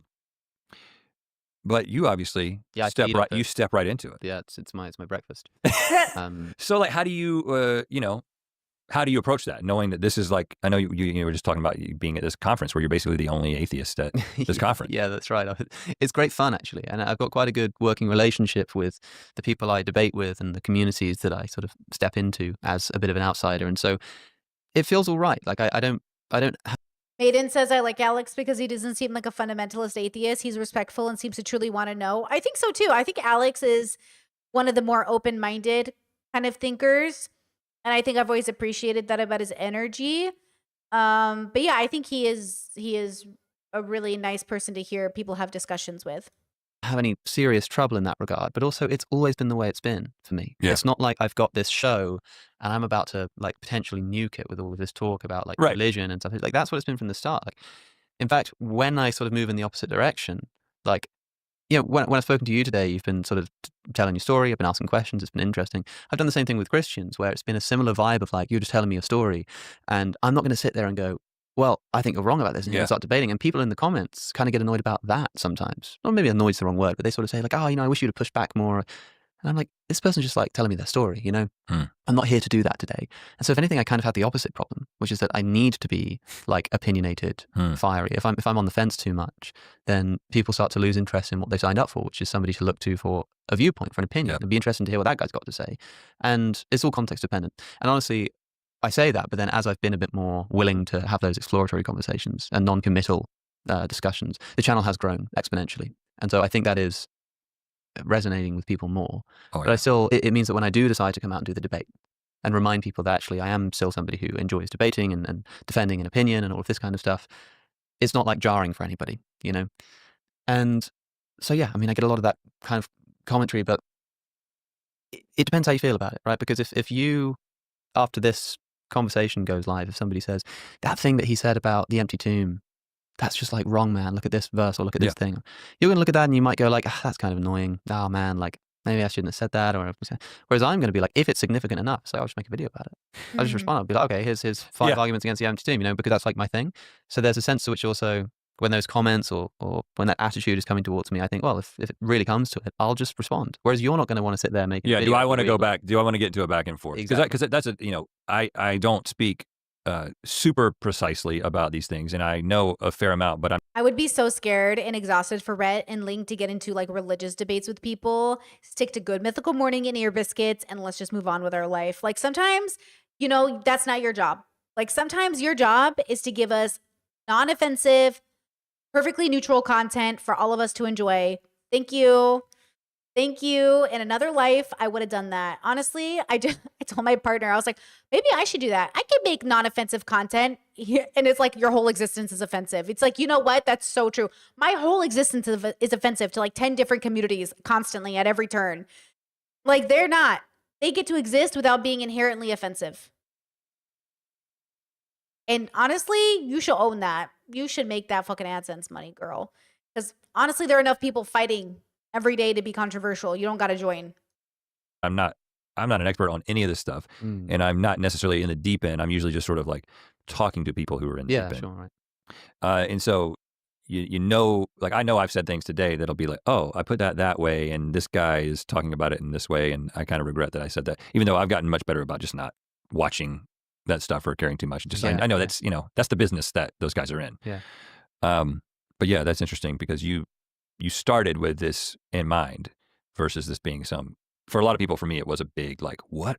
We thought you guys were Christians. We feel betrayed because we would actually let our youth group watch your videos. Yeah. Because we kind of knew that you were Christians, right? And it's like, well, yeah, we're not anymore. So it felt like the ultimate betrayal for a lot of people. Yeah. Which is so true. Like imagine if I came out on stream and I don't know, said something contrary to my beliefs, but I really felt like I was authentically going in a good direction. I could understand if you guys felt betrayed. I think some people might have felt betrayed when I left the political sphere and moved into philosophy.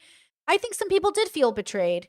I get it. Like, I get it, right? Like, I understand why that could feel like a betrayal. Especially when you're religious, it can feel like people are going in a negative direction when they leave the church. Yeah, it is weird being a content creator who shares just enough of your personal life that people will watch you and encourage people to watch you because of that. Especially when you're a Christian. Like, truthfully, my parents literally only watch people within a certain like threshold of Christianity related, religious related, PG related contexts. Like, they won't watch Hollywood movies half the time because it's too dirty for them. It's a dirty movie. Or there's something like, there's a gay person in it. Or like, at least when you watch Rhett and Link as a Christian, you know there's not going to be anything in it. Or at least you did.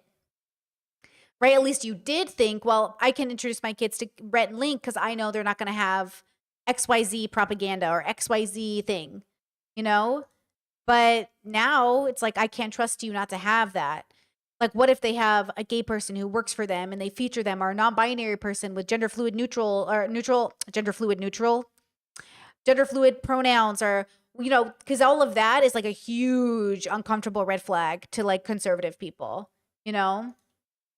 I mean, I do sometimes get like, teachers often say that they use my videos in class, for example, and a lot of school children watch. And I do then think, man, I do need to be careful, because debating is a sport. We talked about this last night as well. Yeah. And I've always been quite open about the fact that I think that debates are a bit sort of silly if you think that they're a way to get to the truth. I mean, they bring up interesting arguments and stuff, but everybody Okay, good. I'm glad to hear Alex say that, because it's so true. Debates are not about seeking truth. knows that they're not the most productive way to have a conversation. Right. It's a jousting match. But there's nothing wrong with that. Like, it's fun. It is True. sport. But as I often say to people, it's like a boxing match. You will find out who's the better boxer, but you won't find out who's the better fighter. 100%. Yeah. And there's nothing wrong with wanting to be a good boxer. Debating is fun, and so I'll do that. Yep. But people do watch it thinking that this is like, I don't know, that might be the only conversation they ever see on that topic. At least some of those viewers. Yep. And it is a bit of a consideration. I remember, I look back at some of my older videos, and a lot of them I just had no idea what I was talking about. In particular, there's this old video of me talking about the ontological argument from when I was like, I don't know, 17 or something.